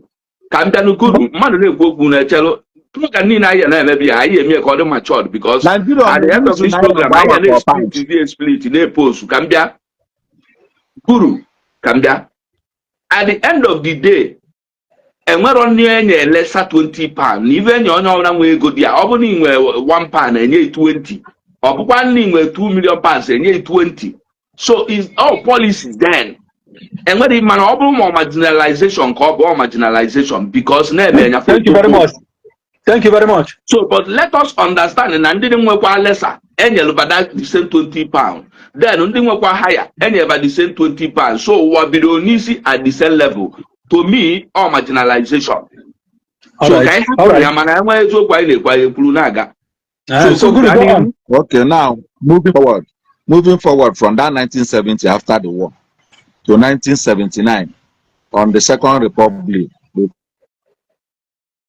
Because what happened after the war? Gowano Chicharo. Before 90, he decided to go back to democracy. So when I got to go back to democracy, we are on top of the system. And even the federal civil service. Nah, that 1999. No, 79. 1979. Keri IG. From 1979. Guru, Keri IG 1979. Keri IG 1979. Cambia. Only man after 1979 was Basanjo. Cambia Kuchego. In 1979, Cambia. In 1979. In 1979. Okay. We have 2 states of Anibo in 1979. That 2 states, together with the governor of Anambra. And 1979 1979 election. Yes. Anambra. The other one. Now, cool down Humphrey. You are rushing too much. Yes. Where some Nimo State. Yes. In Anomaka Michael Opara. Yes. In Anomaka Ono. Sisi Ono.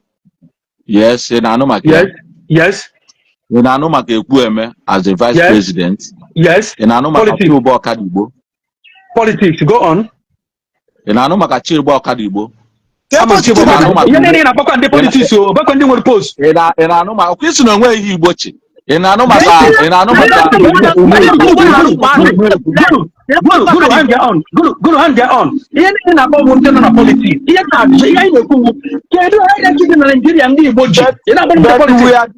But we are discussing governance. We are discussing government. Guru, hold on. Guru, or what else I can achieve Anambra State?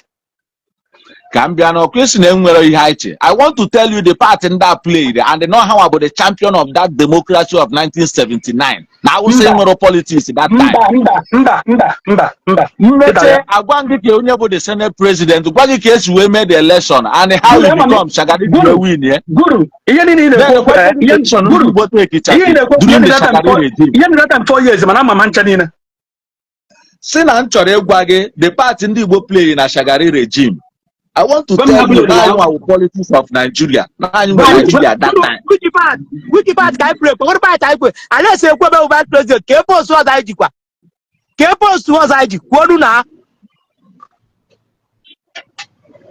Guru. esi ekwebe vice president ka ebe ọsọ ọzọ ndị Igbo ji guru anya asa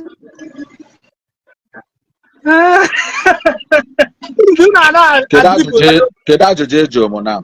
a sị ga-asa ala esi ekwebe vice president ka ebe ọsọ ọzọ ndị Igbo ji. Maazị, kedu ihe eji ụmụ? I can't get your question clearly. Na anyị nwe Nigeria na 1970 to 1979 after Alex Ekwueme who vice president, which is the second man, ka ebe ọsọ ọzọ ndị Igbo ji. I'm asking. Na that 1979.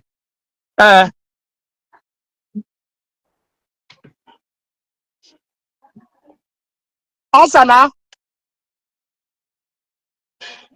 Good no. On a border between Ghana and the Burkina Faso. Wada jeri aka. Ngororka guna do wadi. 1979 na we metala election. Shagari winere. Kedu post ndị Igbo dokatiniano. Guru na bala ji nwe obodo na alese na ma agwara ịma na after that war na ewepụ ndị Igbo n'ife niile ije cheki the history wee gabazie. Onye na-akọwari ihe ọ na-akọ ihe ọzọ.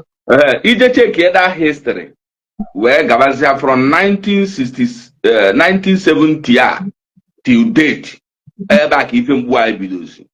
All these bigger position ma nwezi nke ndị Igbo na-enweta ebe position anyị na-enweta bụ na Senate President. If you have 1 year, which year, Mas, you can remember the year Ndi Igbo mmadụ talk of mmadụ no. 1999. Ebe power anyị beze bụ na that senatorial representative because of that war I know. So nwere ebe a na-eme argument ni ya. Ọ bụ na group bido the argument from 1960. It would have been better because 1960 anyị nwa dominating. After that independence ya anyị nwa ife ndị ọcha were ọchịchị anyị n'aka asị ndị maala ife. But along the line go na amalgamation of 1940 abịabago n'ime anyị na anyị chọrọ ịgba ọsọ fa wee konuko ibe niile aba konuko ma QM 1965 ma all those things niile fa megbado before I were position ndị Igbo na the position gbuo ndị egbu cause this problem anyị na-face up to today. So by 1970 onwerozi ibe anyị nwa na-eme na the position. Or just ụmụ ibe dịka customs, immigration, police, ụmụ ibe agaba na-akpachizi anyị ewepụ anyị from the power entirely. Position a na-enye onye Igbo na Senate na chief wipe onye na-eficha tebụl. Okay, anyị ara dozedo up ka nwee ike je hustle and uru na nkasi mba ofesi ebe ndọba mbọ na mụ n'idi ego. So in rounding up, Humphrey ya aga n'iru biko concerning our brother Maazị Nnamdi Kanu eji. Kedu advice ị na-enye ndị Igbo ife anyị kwesịrị na-eme at this time concerning him otu enyego nya life imprisonment aka nwee any hope from ife ya agwa anyị gaa n'iru just 2 minutes. Okwugo m ya adị m ekwukwu ya ọzọ. Okay. It's unfortunate na anyị nwabụ ndị Igbo anyị nwetara onwe anyị na this condition. And ka m si afọ the thing gaa n'iru ka m si afọ the thing oye end very soon. Ekwugo m ya na the only thing standard Nigeria nọ na keda akwụ na fie mu ike na-apụta display wike ma ike pụta here na ma anybody wala gala onwe. Now the only way I can wake ije revive ma Maazị Nnamdi Kanu na ejepụta ihe aka na-ekwuga appeal court, Supreme Court, egwuregwu na-egwu akwatịrị bụ kpọkọrọ ndị niile ọnụ ya tụrụ ọrụ bi ha moto the whole judges in Nigeria. What do you expect?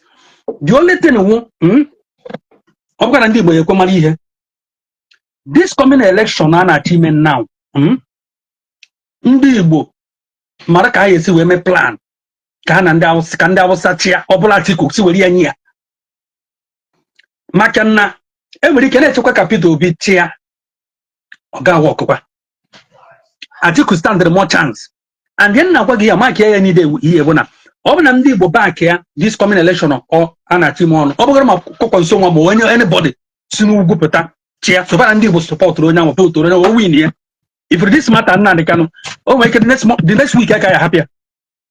Yeah, point it can be possible. Mana ndị be anyị nwere other political intelligence. Nwere other political intelligence. Kama onye Hausa ya achịba ka Yoruba chia, that is the onye Yoruba chia onye Igbo ya agwa gị na Trump na atụ vote na ya na-agba bọọlụ na your vote ọ kantụrụ What sense does he make? It's about going to win it in on Facebook cover on. So that is only where here but I think Nnamdi Kanu do solve. If you can work it to a judgment here now, let me alone. I don't know when I'm not I see the pure okay, yeah, in the church. After 1 month, maybe move on. You got to go. But this is only way I can do with one way again in Nigeria. What can Bana say that when you buy back good luck, Jonathan, 100%. Or win here, if you position deep, could boom at that time, I could have told me. Yeah. So all the same thing I hear now. Atiku or you face the same thing tomorrow. Overcome can be forget where we're going to have and the governor say an apart from Moti, doesn't even after the ha, or folk on APC, or folk anyway, I chat with the APC, so one was an for the also thing as now. So what can I just that's myself. Thank you. Okay, man, I went to got that before. KP, you were the more strong now. Court appeal among help in this situation. On April, this judgment as a political judgment, knock out Nnamdi Kanu into accepting that agreement with them. On April, politically.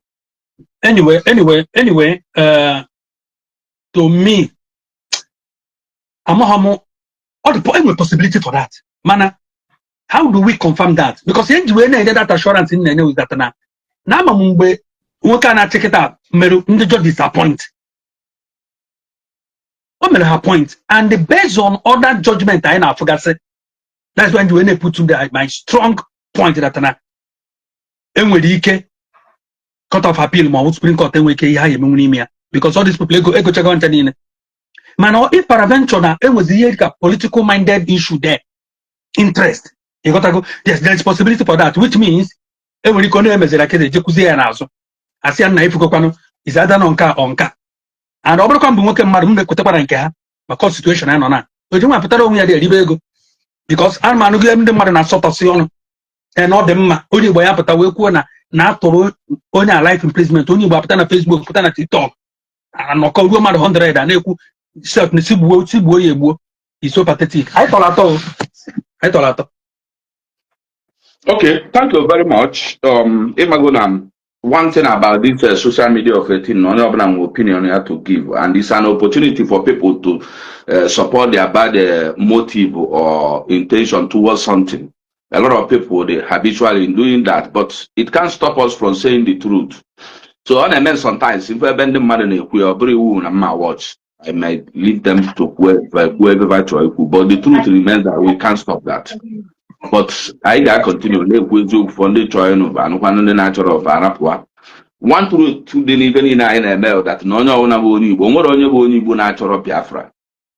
The only thing most people not condemn with the system if many people not like it. Albona the world power that declare the Republic of Biafra today. They're sad about that. Or made on investment all over the world, no boss our investment. Or made on buying when always the only thing in Lagos today in a plane, need passport where down Lagos. It's one if any direct, then I am a lot of beautiful things. I am where capital, where president, where governors, where senatorial representatives, local government chairmen, they represent I have a country on our own. A beautiful something called. Well, most of our people I got all the reason they say, okay, no to say me and other man, maybe go one to an favor. Let us change the system. Let us go to drawing board. Can we can move forward? A lot of our people in this generation, Humphrey, even who anger and control most people intelligence, even in the families, in relationship in with someone. You'll find that na little issue get looking at your friend in the we are not saying now on yours, we're getting a lot of things. And thereby all the people easy to exhibit that ignorance because so to one of them John whoever on us all put on your phone, believing that Nambe get the free. So sometimes Adama George because it's an opportunity for them he will follow but it will not stop us from saying the truth. Ekeren Governor Humphrey, thank you very much. Mas Ganiru, please. Mas, Sorry. So Ganiru, based on question Monjo Humphrey, can you be my because I know Nanchikota, Nifa Basalman, I work Mas Nnamdi Kanu. enwere idea ihe weta onwere advice ihe enye ndị Igbo ife anyị eme ka ha wee gaa n'iru because na ya agbachiro nkịtị please. Okwu ga-agwa ndị Igbo ma ndị na-ege ntị ịma enwere m na-ekwu ejeru freedom fighter 3 things dị involved. Aja na ịnọ na ini or ịnọ na exile or ịnọ na prison, and that is the process Nnamdi Kanu na-agabiga. Ihe o duziri anyị bụ ndị Igbo now to be united. Mgbe ma na ihe m na-ekwu hello waja gaa n'iru ana m ebe ị na-ekwu ọga fast. Mgbe Nelson Mandela nọ 27 years na prison, these boys never back up. They keep on pushing. Even African leaders nyetere aka nke Nigeria so we contribute ego for them. You got to go. So you do I wouldn't buy you. Ihe Nnamdi Kanu ukwu. Then keep on mounting pressure on the government. And they want to pressure our with united. I want to have it united. I got to read that pressure. You know now, people have been with the blame game. Yeah, Nnamdi Kanu will good ambition. I won't be bono. But some of people yeah made that thing. The follower, I got to have the thing. And then when some of us are here, I want the capital for when Nnamdi Kanu 2015. I want the video for the year 2011. Here Nnamdi Kanu be the process of educating our people. The important thing. Two things. Then came 2 things how regional government before Nigeria government failed. Then another thing, came referendum. Oh, that's obi kureba. Now they referendum. Now ndị Igbo nwere ike fail or na majority ndị Igbo ga-vote ka nọrọ na Nigeria. Fine. And the asking for referendum ahụkwa n'ụwa. No kwa Nigeria government na-enye this narrative. Na as long as ị na-ekwu okwu Biafra no work ị na-ekwu. Ọ bụrụ war. But if they were a fair government without listening to people who agitate, which is all it's your human right to agitate for whatever. But because of the backwardness I know in Africa, those are sometimes the way they buy in a Western world, we say a sound sometimes with them because you can't hear no. Only a treaty case a treaty when you're in Nigeria, you can't know UK today. But all because now UK you will fair play to possess your possession, to showcase your talent without any discrimination. In actual sense, only Soji equally handle post to the UK. More than the UK may make I see in Africa. But I can have to keep possessing your talent. And that is in a Bekwen Africa today. And that know that aspect can Nnamdi Kanu ne back. Nnamdi Kanu happen here but agitation of Biafra today. Nnamdi Kanu I believe all the smart I go here. Okay, we better life. You got to go. So but I don't know emotion is so like I know here na-ekwu that na a na-eme marginalization and no marginalization bidoro the birth of Nnamdi Kanu and the IPOB. But I have to hear that as one the leaders say na leaders say ndị ma ihe mgbe Nnamdi Kanu na-eme ihe IPOB na-ekwu the only way ha nwere ike isi na ha bịa kachọrọ one Nigeria ebido rụwata isi ga-ejikọ ndị Igbo ọnụ ihe ha na-akra ndị Igbo the capable of iru our own seaport. All the government now or the governor of Anambra or Imo State, Anambra State government, is like Hapocha River Niger. Kaiji is like I'm going to Lego, with the Lego, Hapocha River Niger or whatever. All the federal government do email approve. Then we can start from there. But our leaders failed. So the only thing I need to remake from Nnamdi Kanu, I want Naka to stand. Our international community on a Kura opinion and buy. Nagnabo. Today, I am enjoying America, USA, everywhere. If an Igbo man can be a mayor in America, then why can't an Igbo man be president of Nigeria? We are talking about 800 posts in Nigeria with merit. Why would not have Igbo on a post during the time of Mendocha na Achioboda? Or by merit. Because since I have remained here by merit, it's all in Nigeria or not today. And they are affecting everybody. That's why I do. All I get one done and on then I can be able to commissioner of police. I will only my culture, only one ideology with me. It cannot bring a commissioner of police only not. But my job, my culture, my way of life. On a create more crisis. So never I become here me cook or drone you put Madronian Tanama, and therefore not here open. Here in Nigeria, Abolondo. It's not how the human being lives. But sometimes ọ na-ewute m na ndị nọ na UK edoziri ọfụma a na-akwụ nwa gị ụgwọ akwụkwado nwa m ụgwọ na Nigeria ọwụ crime. Some of them nọ na UK enweghị ihe ha na-arụ ihe ha ji asọstem today child benefit. Only child benefit in Nigeria ọwụ crime because Chineke nyere ya everything to have all those things. Because onwe ka ọ ha nọ ndị Igbo asị osita dụwa mmanụ ọ dụwara ugbo anyị chọ ịma ya amara ya achịkwana ịma anyị kwa na ya achọghị ịma ihe nke na-abịa n'ihu ma ọ na ya unite together the calamity na-abịa n'ihu ga-adụ worse than nke dọkịta and ụmụ anyị may not talk about it. Ụmụ anyị maybe suffer today ndị Igbo agba n'ọsọ n'ala Igbo ụmụ anyị na-amụzi na-egro na Lagos na-egro na city our central land a na-emebisi so onweghị ọzọ m chọrọ ikwu ihe mma atọrọ ọmara atọrọ ọ na ndị Igbo chọọ iwu ofeke let us keep on being ofeke ọ gwụra ka ọ ha m n'ọnụ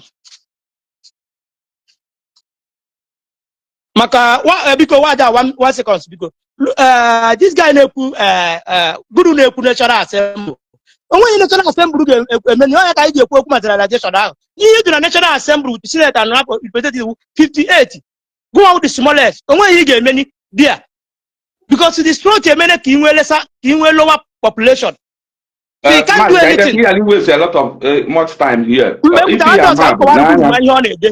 Mba genti ọ bụrụ ibe guru gwa ife ọgwa the truth but one thing we need to understand Kambia Nigeria a country created out of politics and ndị ọcha create Nigeria mara na ndị Igbo dị capable of doing anything onye akpata eji wee nyegodo anyị dali two state ya enye anyị they were the ones controlling mana my anger or my problem with Igbo people is the only opportunity I na-aga na inweta that single benefit to step up. Ka ebe bata ndị be anyị ji atọ n'ụlọ ya down. For example, 2-3 years ago ka ekwu na enye anyị one state. What is the name of that state ekwu na enye anyị? Ka afịa anyị ga-esoro ma ndị ọzọ obodo fama some of town dị na Anambra State. Fama kwue na fa chọrọ na fa chọrọ iri mee Anambra. Enwere ịma waja nke steeti anyị enwere ụlọ asị.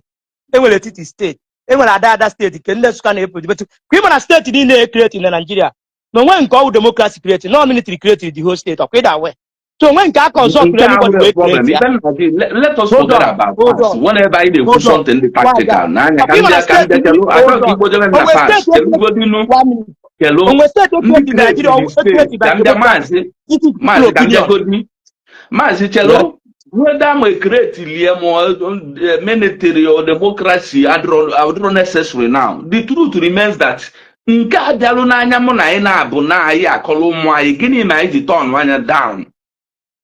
And now you are here lamenting politically na anyị nwere enough senatorial representative na house gonna represent anyị mana anyị nwere opportunity ikpogokwa about mmadụ 20 that place because from that state anyị akewapụta anyị ga-enwe senatorial representative house of assembly house of rep local government chairman governor but our people turn on ya down.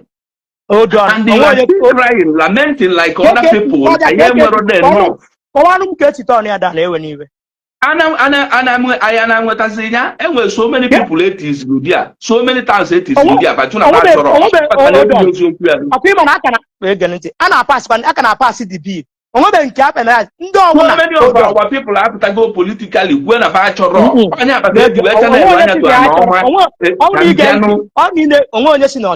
but the issue that now, no, I disagree with that. But the issue is that now many people need drag, and then you can drag and we stay thinking.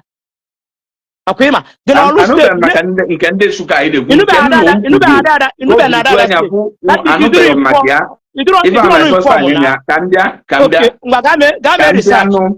Cambia, you might be giving me the information for the first time, and they're telling you a man running shouldn't be an argument. Listen, even a normal Cambiano, even a normal nke as in Ned na front.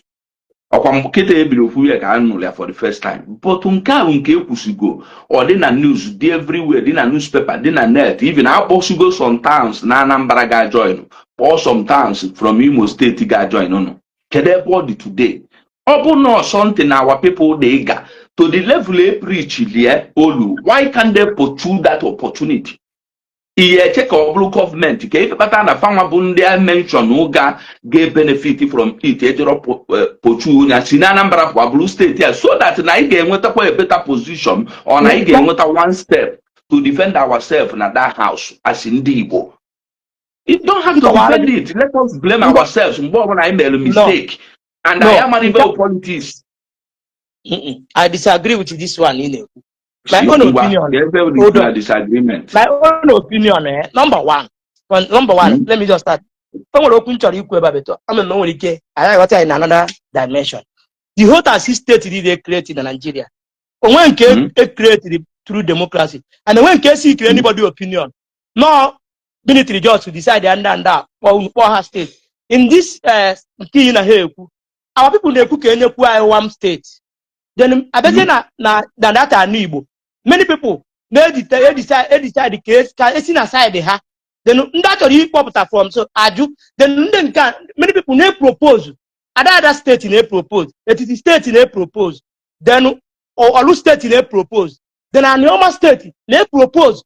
So when every reading one actually because all actually through democracy way. I pass the reading. I say who's majority carry the vote. Like if I look at Mars, this all state can go certain to me. Ada man normal can no recently. Can no last 3 years, last 2 years. I mention say the name of the town so then I buy join there. My question to you is this: why Nande buy Pochu area? Because it's a step ahead. Like in a back when I with 58 representative na Nigerian government. Getting that state will step up for us. But people reject it even now. What on your for you want to remain an Anambra. In the Bayamaro politics, we need to I put an the truth of defending. Because now the benefit of having more states, even on a PCCI can 15 states, all the better. Money are for body here will keep the for other state from Anambra Bajo. If only here will from Imo State, get create a new state. If I just say about join on Imo State, even there, Jabuja, Igwe Jabuja, Tenabacho Repo. Money for that, our people understand the politics, our people even in there, disable and a better more walk what. Now, you know, about politically now, how many Igbo people man that thing now affect here in the house? How many Igbo people man know now that thing with politics? Even 5 states where they small for us to conquer.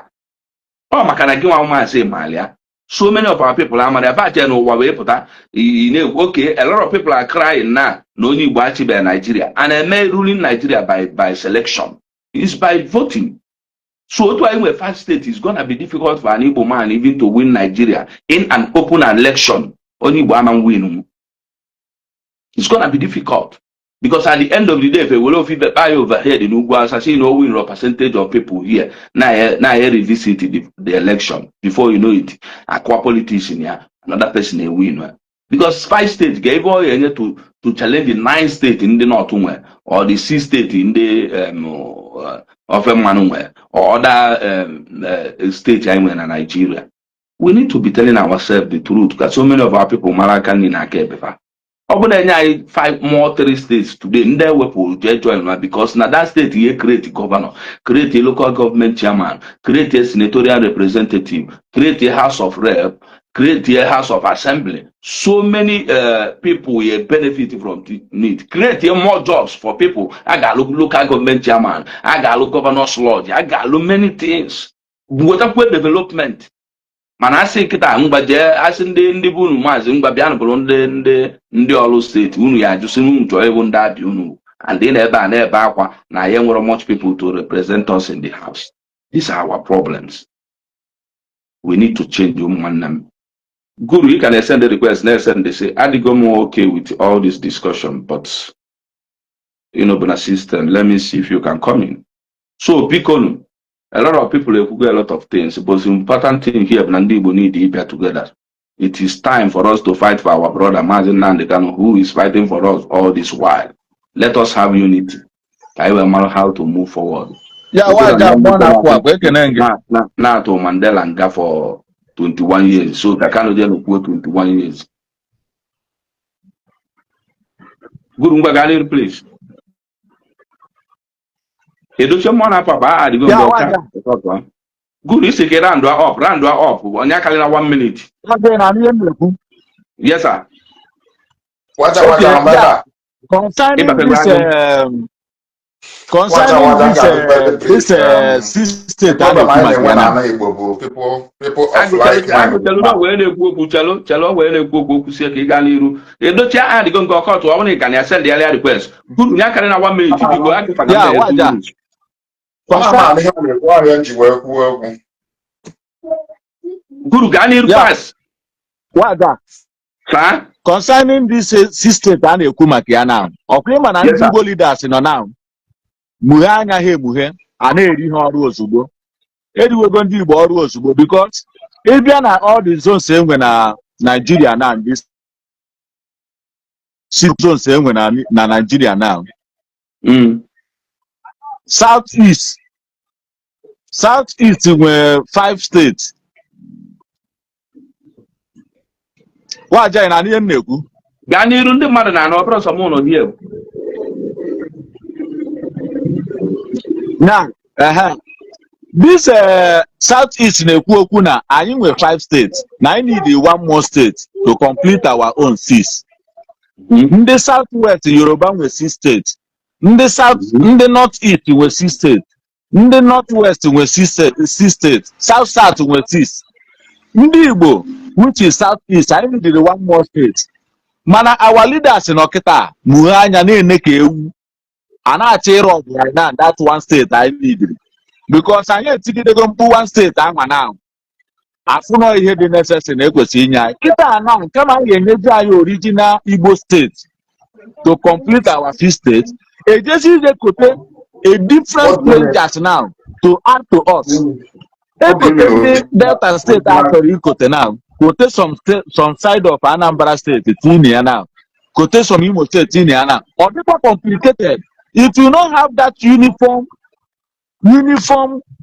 taste of Igbo, just like Anambra, Enugu, Imo, na Abia, si wee bụrụ confirm uniform Igbo state. Nke a na-ede nwoke na achọrọ iyuzu na-ede nwoke now to shortchange ndị Igbo. Mana our leaders nọ na House of Assembly, nọrọ na House of Reps, nọrọ na Senate, na-ene n'anya ka ewu. A na-achọ ịghọrọ ndị Igbo n'etiti ehihie na-abụ n'anya ọcha. Ekuru ha na ndị Delta ka na this state achọrọ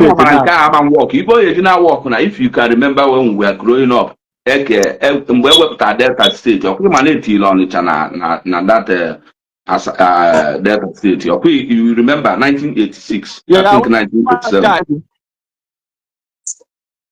ị na ife na-ekwu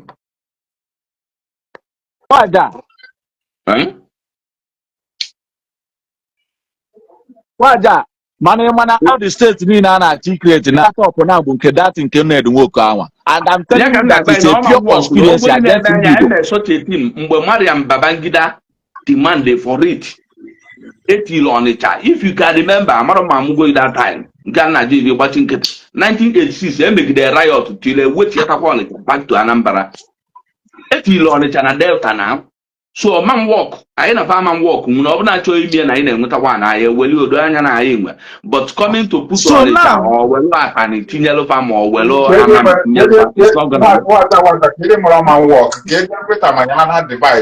divide ndị akọ ndị Enugu ọnụ akọ ndị Abịa ọnụ akọ ndị Abakaliki ọnụ a na-akọ ọnụ. Why won't it work? Why? Brother, in times of ịkọ ọnụ di na nwunye na-akọ ọnụ ụmụ nwanne na-abụ na-akọ ọnụ rapụ nke akọmọnụ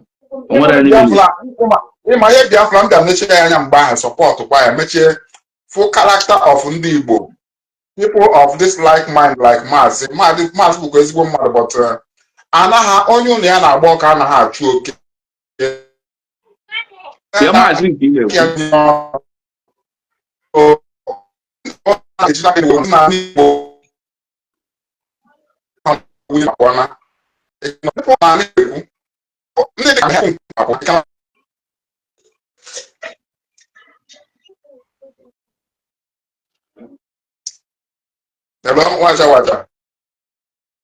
agụ ya netwọk na-enye nsogbu.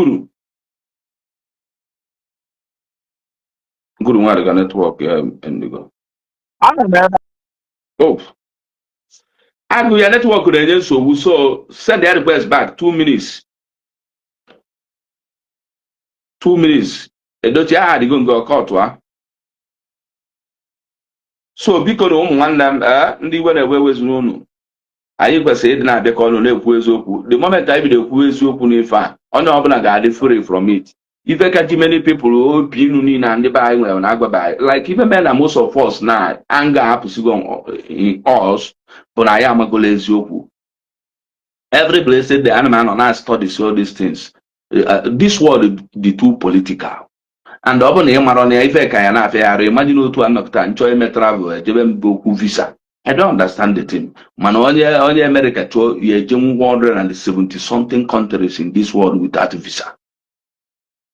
But I can't even travel to South Africa without spending millions of naira just to obtain visa.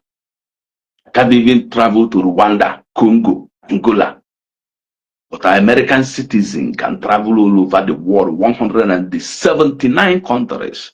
Or they are quality ticket, where is your transit visa?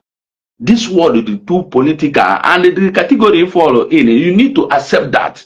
Most why people are finding life difficult, but I actually accept to the level, you know. I have an opportunity of coming to this world. Even my boy Nigeria, I'm boy Nigeria. But we don't have that opportunity. This is the area I find myself. You can change it. You can change it in way. If I want to become an American citizen tomorrow, or the very simple for me. If you need a hustle, you want a 500 million today, the guy for property, 300 million, 350, 400. You go for property, guy for processing of document. You go on America. So imagine for me to be an American today, may just spend almost 500 million. We go property there. Just to have that value, just to have that access. Or you will not only way you can add all the council go into marriage or something like that. And with so many ways you can become a citizen. Or on whereby you go on that place. So, but the truth remains that now, the truth. This generation of Igbo people are married, and a lot of people who that is you socially. No, if I join so that you keep on praising them, following them, while outside social media, we cannot change with that mentality. The Bible says that only the truth shall set us free. That is what the Bible says. Yes. Even though I'm the Bible, I wrote the word of God. Even though I'm the Bible is just an ordinary book printed by human being, but it says that truth will set you free. So because my rap Zoom, if we go me enough, even you have a program today when yesterday people have more opportunity to come in. I just want to show but the most important thing now, as indeed by any there's violence in this situation, I know. If I need the peace, if I need the unity, if I need it not to as one people, how are we going to put our hands in one basket? So that now can move forward. These different baskets anywhere in the world cannot help us. If we are caused like calamity, destruction, I not within ourselves. Only would be very simple. Even 1 year daily eyes man, open roof, man, over and even 1 year and your high, I can't bottle swam away with boom, man, man, this generation, I can't be Mendes anything. I don't agitate who can make one days guy no long because ndo adro too. And what only go today life yeah what we sacrifice for anything, even for the Biafra. And what on your balia what we sacrifice for it again because I have sacrificed there enough. Equity no one then do they live fine. If Biafra did not come in our generation, it might come in the next generation. Let us start practicing it. Ogobi says something that touches my heart today. We should, at least as in Igbo, all of our Igbo land, when we go to Lagos, enough land in Enugu, there are many things there. By a lost skyscraper or plot or them. I will get an if our capital of Ndiba, a loa banana island, dear, loa tonda dear. Otu and the man they see American at Lagos, but I at Lagos and Lagos. Then well something they more beautiful there. Oh, because of the structures put in there. I went and buy money apart from America direct to Enugu. even other countries, it will start enticing them for a flight. But somebody, only Ethiopian airline and other as international airport, British Airways, the other better. Because somewhere anything they enticing there, you able to passengers establish. We need to plan our future. Where to go be say that it touches my heart now. When this kind of mentality to and the Yoruba where ta ego kita je go chalo one say na banana island ndi Igbo peko piadiana. Igbo billionaires need on a banana island kafabi. Igbo billionaires need go piadiana and rope that place. On the Madmelia. We can do something like that in Enugu as capital of Igbo land. A good sentiment from Enugu, I'm from Anambra, I'm from Apia, I'm from Imo, I'm from Point. No, we need to Igbo. Can we future? And this a number of 18 and the Imo of 18 and the boy, like Ago is said, the one I said, racist. Inekata onye Igbo anyị si na onye point. Inegide onye Igbo anyị si na onye Anambra. Ọ na-aga mfụlebe anyị na-ekwu the time. Just watching them. What is wrong with these people? Why are you addressing your fellow Igbo man as an Anambra person? I don't answer that thing. It's better na ịkpọ m onye Biafra or na ịkpọ m onye Igbo than addressing me as an Anambra person. And have to as an insult. When we keep me a man, only Igbo, I recognize you as an Igbo man or an Igbo man. But a number of 18 Imo State here, we are going nowhere. All those things we will jai. All those things we will jai. But please. I just want to give you last opportunity. A future if you can win. So because I go put an ampere any does make and I try them as on so I go other network in a problem. Network on clearly our strong network.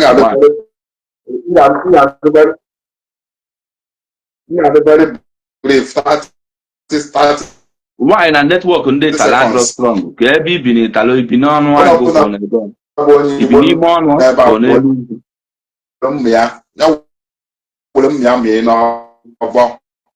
Agu your network adro strong. One amaji ya ela looking you.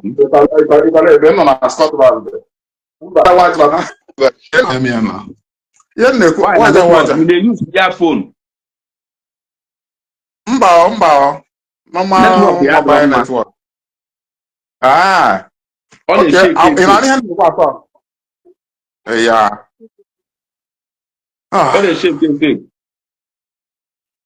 Yeah, so na hani hen nekwadi.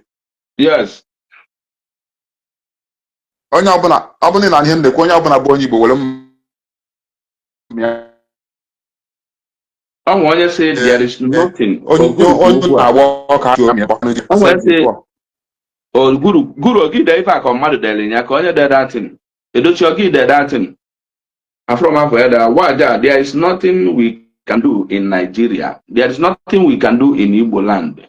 In one Nigeria. Edochi ogide datin. Once we send the request. Who wrote that in place? It's just 2 minutes. I asked for 2 minutes. Send the annual request. The channel the gongi.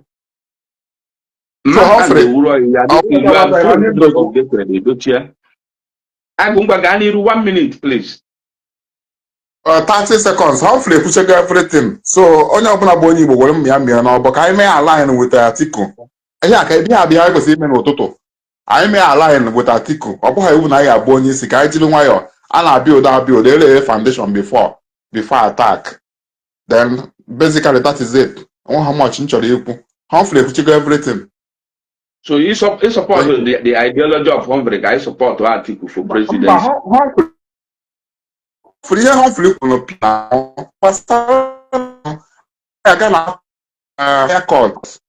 higher court now. Then I think political solution may come out of it. I could align with ndị ugwu.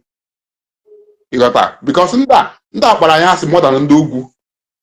That's what that simple as that. So, people after the thing. If what don't that's your like I Kali and Ndugu, I and Ndugu and the Congo the Kaliapa, and I'm not even most Igbo people are other for the thing. Not a more go in a family. Those here. ndị ugwu enweghị ofu anya, ndị ugwu nwere bakwomi just like ndị Igbo, onye ọbụla na-azụ onwe, onye ọbụla na-agba mbọ. Then ndị a na-eme akpatacha ego eripịa, so ị na-emezi ọfụma na-ewere gị iwe, ha na-enwe ndidi, a na-ewere gị iwe n'obi, a na-ata gị anafụ gị ụfụrụ or something like that. So hopefully ekwugo everything. Maazị ji gbara ọgwụ ya ṅụọ based on akọ nka ka ebidogodo one side, ọkwa ha na-akọ because ihe anyị kwuru before anụgo maazị okwu maazị niile kwuo ebe a the point for Amanda isi okwu ya niile out because na maazị ebe ọ dịkwa danger nke when it comes to bringing the truth. Onye ọbụla dị lilike mana Amanda isi okwu ya out mana o nwere so many things okwu ebe a dị meaningful. Maazị na-achị aka n'ịbọ, ọ na-achị aka n'ịbọ wee wunye n'ọnụ. Ndị Igbo si na anaghị achị aka n'ịbọ, aka ịbọ anaghị eji aka ịbọ eri nri at once. Okwu ebe anyị misunderstand. Let me see if I can explain better to you.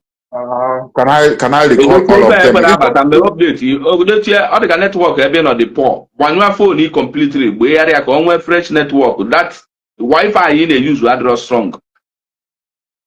Ka ife okwu ị na-aghọtara ọ bụ na amaghị na magha rekọ ihe o kwuru ka nkụ. So ihe ahụ kwuru ka onwe one ka amendment for correction. Mgbe ị na-ekwu okwu create steeti, ị na-ekwu okwu create another extra state. Ihe anyị kwuru anọrọ m ya. I don't know how far the thing went, but otu anyị si wee kwu ya mụ na onwe m nụrụ ya. So ọ na-eweta another dimension and so many other things o kwuru. So what I'm basically saying bụ otu a si wee mee a na-eme something of the very simple. Ele foundation ebe a ebido ịmago. So people like Maazị na ala Igbo ka nkụ, and for me, from my own point of view, ha nwa bụ our problem because gị na ndị ka Maazị na-eme ihe unu mete gadi side okwuru gadi side mekwu another side ekwuru a na-azọ something ọbụkọ nwere ihe a na-agọ. So I think the next time I doesn't depend on anybody, but I think in terms of I was discussing with him last month on WhatsApp.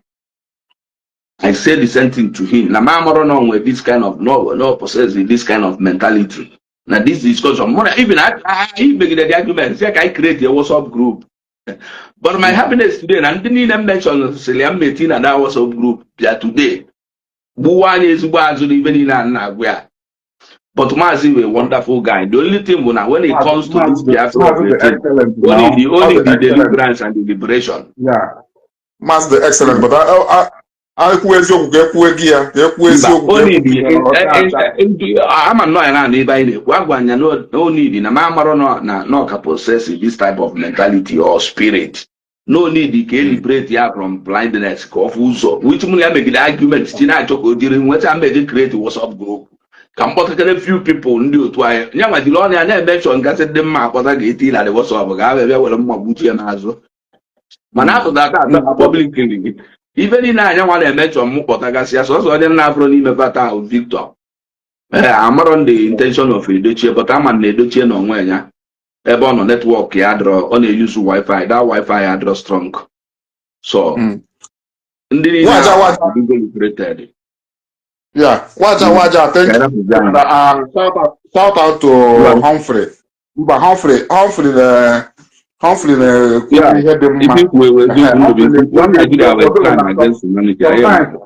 they do aggression well, but Humphrey, they made something of the very simple, of the very understandable, you know. I disagree with him in some occasions, but my material of my we are here. Can put you my ndị Igbo in the world? If I Humphrey, 90% of chance. Na ị ga-achieve nwe ma ọ bụ na ndị Igbo pụta openly support ya. Mana let me tell you, I am an Igbo man and I am our people very well. Our people are political and our people don't understand politics. Emotion of Igbo generation, they emotion say treat every damn thing. Everybody know you are enemy. Try to work with your enemy to survive for your own better Of future. course. Our people, come on, see, come on, now. see, come and make this thing with only long. Yes. And Mana at the end eziokwu. of the day, one more there's Mana Chineke bịa nye eziokwu. m aka ọ kpọbazie spirit nwa ahụ na-enwere ibe emenwu Jizọs ga gbadara m ọzọ enyemaka onye na-amara ihe anyị esi ya ibe o mere nọ n'iwu oke agụ ngwata kio na m apịatibego na ndị zuo ike na m atụrụ anyị godi anyị Ifeanyị dị ada nwaza abụ nwaza. invite n'otu iri udo dị my brother enwere na-eso seed ihe onwere na-akwụ taịdị onwere na-enye ọvụrụ na mbịa tizie mkpu a kpeli ya gụọ m mkwanyere anya ibe akịta ajụ abịa n'anya mana ọ bụrụ na onye eze orizi dị ụmụ be ma na-agụkọ ego ahụ ebuje bankị na-abụzi ka baso ji akpụ nwụrụ ya mụ na-enye gị onyinye no star no gift no ngwụzi ebe niile mba egwu na mụ na spirit ya na-anụ ma ndị ya na-akpọ m iyi nna ahịa this boy onye adị mmụọ ọnwụ ma ndị ya na-abụ m ọnụ maka na ba ya ekwu nwere ebe mma afọ ya so biko na ụmụ nwanne m ife anyị na-ekwu bụ ka ọ dị mma anyị adịkwu ka ikwujuo nwoke na peji anyị adịkwu ka ikwujuo nwaanyị ife anyị na-ekwu ife ya dịlụ ndị Igbo mma ife anyị na-eme ebe ife Igbo so ana m aya onye ọbụla ma nwoke ma nwaanyị na-anụ onu m biko ebe ọbụla ị nọ na ọ bụrụ na m nwa na-ekwu okwu a na dis peji a ka onye ndị na-ege m ntị ife mmalụ mana ọmụ makarịsị ndị Igbo ife niile ọ bikos na nwee time o nwee ndị dị intelijent na-enwero time ikwu all these things anyị na-ekwu ewepụtara m a little time nwee from mfe time m ji eme biznes enweta ife na-eri wee na-edeliver this message ka anyị nchabịa ka ọnụ listen enwee ife motivate m ji continue na this preaching na-eme na social media. People are calling me on phone. I'm meeting people all over the world that my brother, so many things you could go on this your page, a change go on my life. Then well didn't people, but since individual event in my life a change go on a bit. Or pronoun me like green if in won't even automoto can the moment in I address me saying waja, then I put a even in I'm going to need a good person. Because only one of his woman I'm going to see even in here.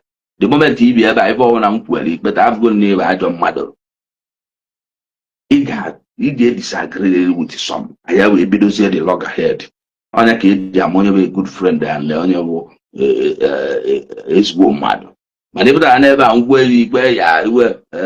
not seeing you as a good person. Sincere. So all I meant to will continue. And I'm not ready to stop tomorrow. Yes. I'm not ready to stop tomorrow. We are moving to TikTok now because there's a why I need to also man did Boba na TikTok. You my TikTok platform I drop a Facebook. Facebook so we need one down for a while. But we are coming there. It's time. And I've been at TikTok now. We need to strike everything I deliver our people. I don't know ever now when or what I all mother nana go kitchen and daughter all in a go and rap more. We need get you, me get you. I to pado in a TikTok now. So I can moon. Obody Bonnie Bona back at will also then a TikTok go and follow me there at Onyeko Calf 73.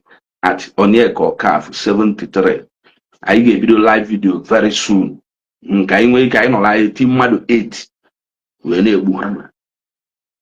Obody in our work work and all. Ndidi Benin on Nigeria won't roll and the Kanu Yari the preaching. If from if I had that roll. If from not that roll, careful. I can have one. Oh, one moon walk a waja for no Mudoka, I can't say that my card. Okay, Messian.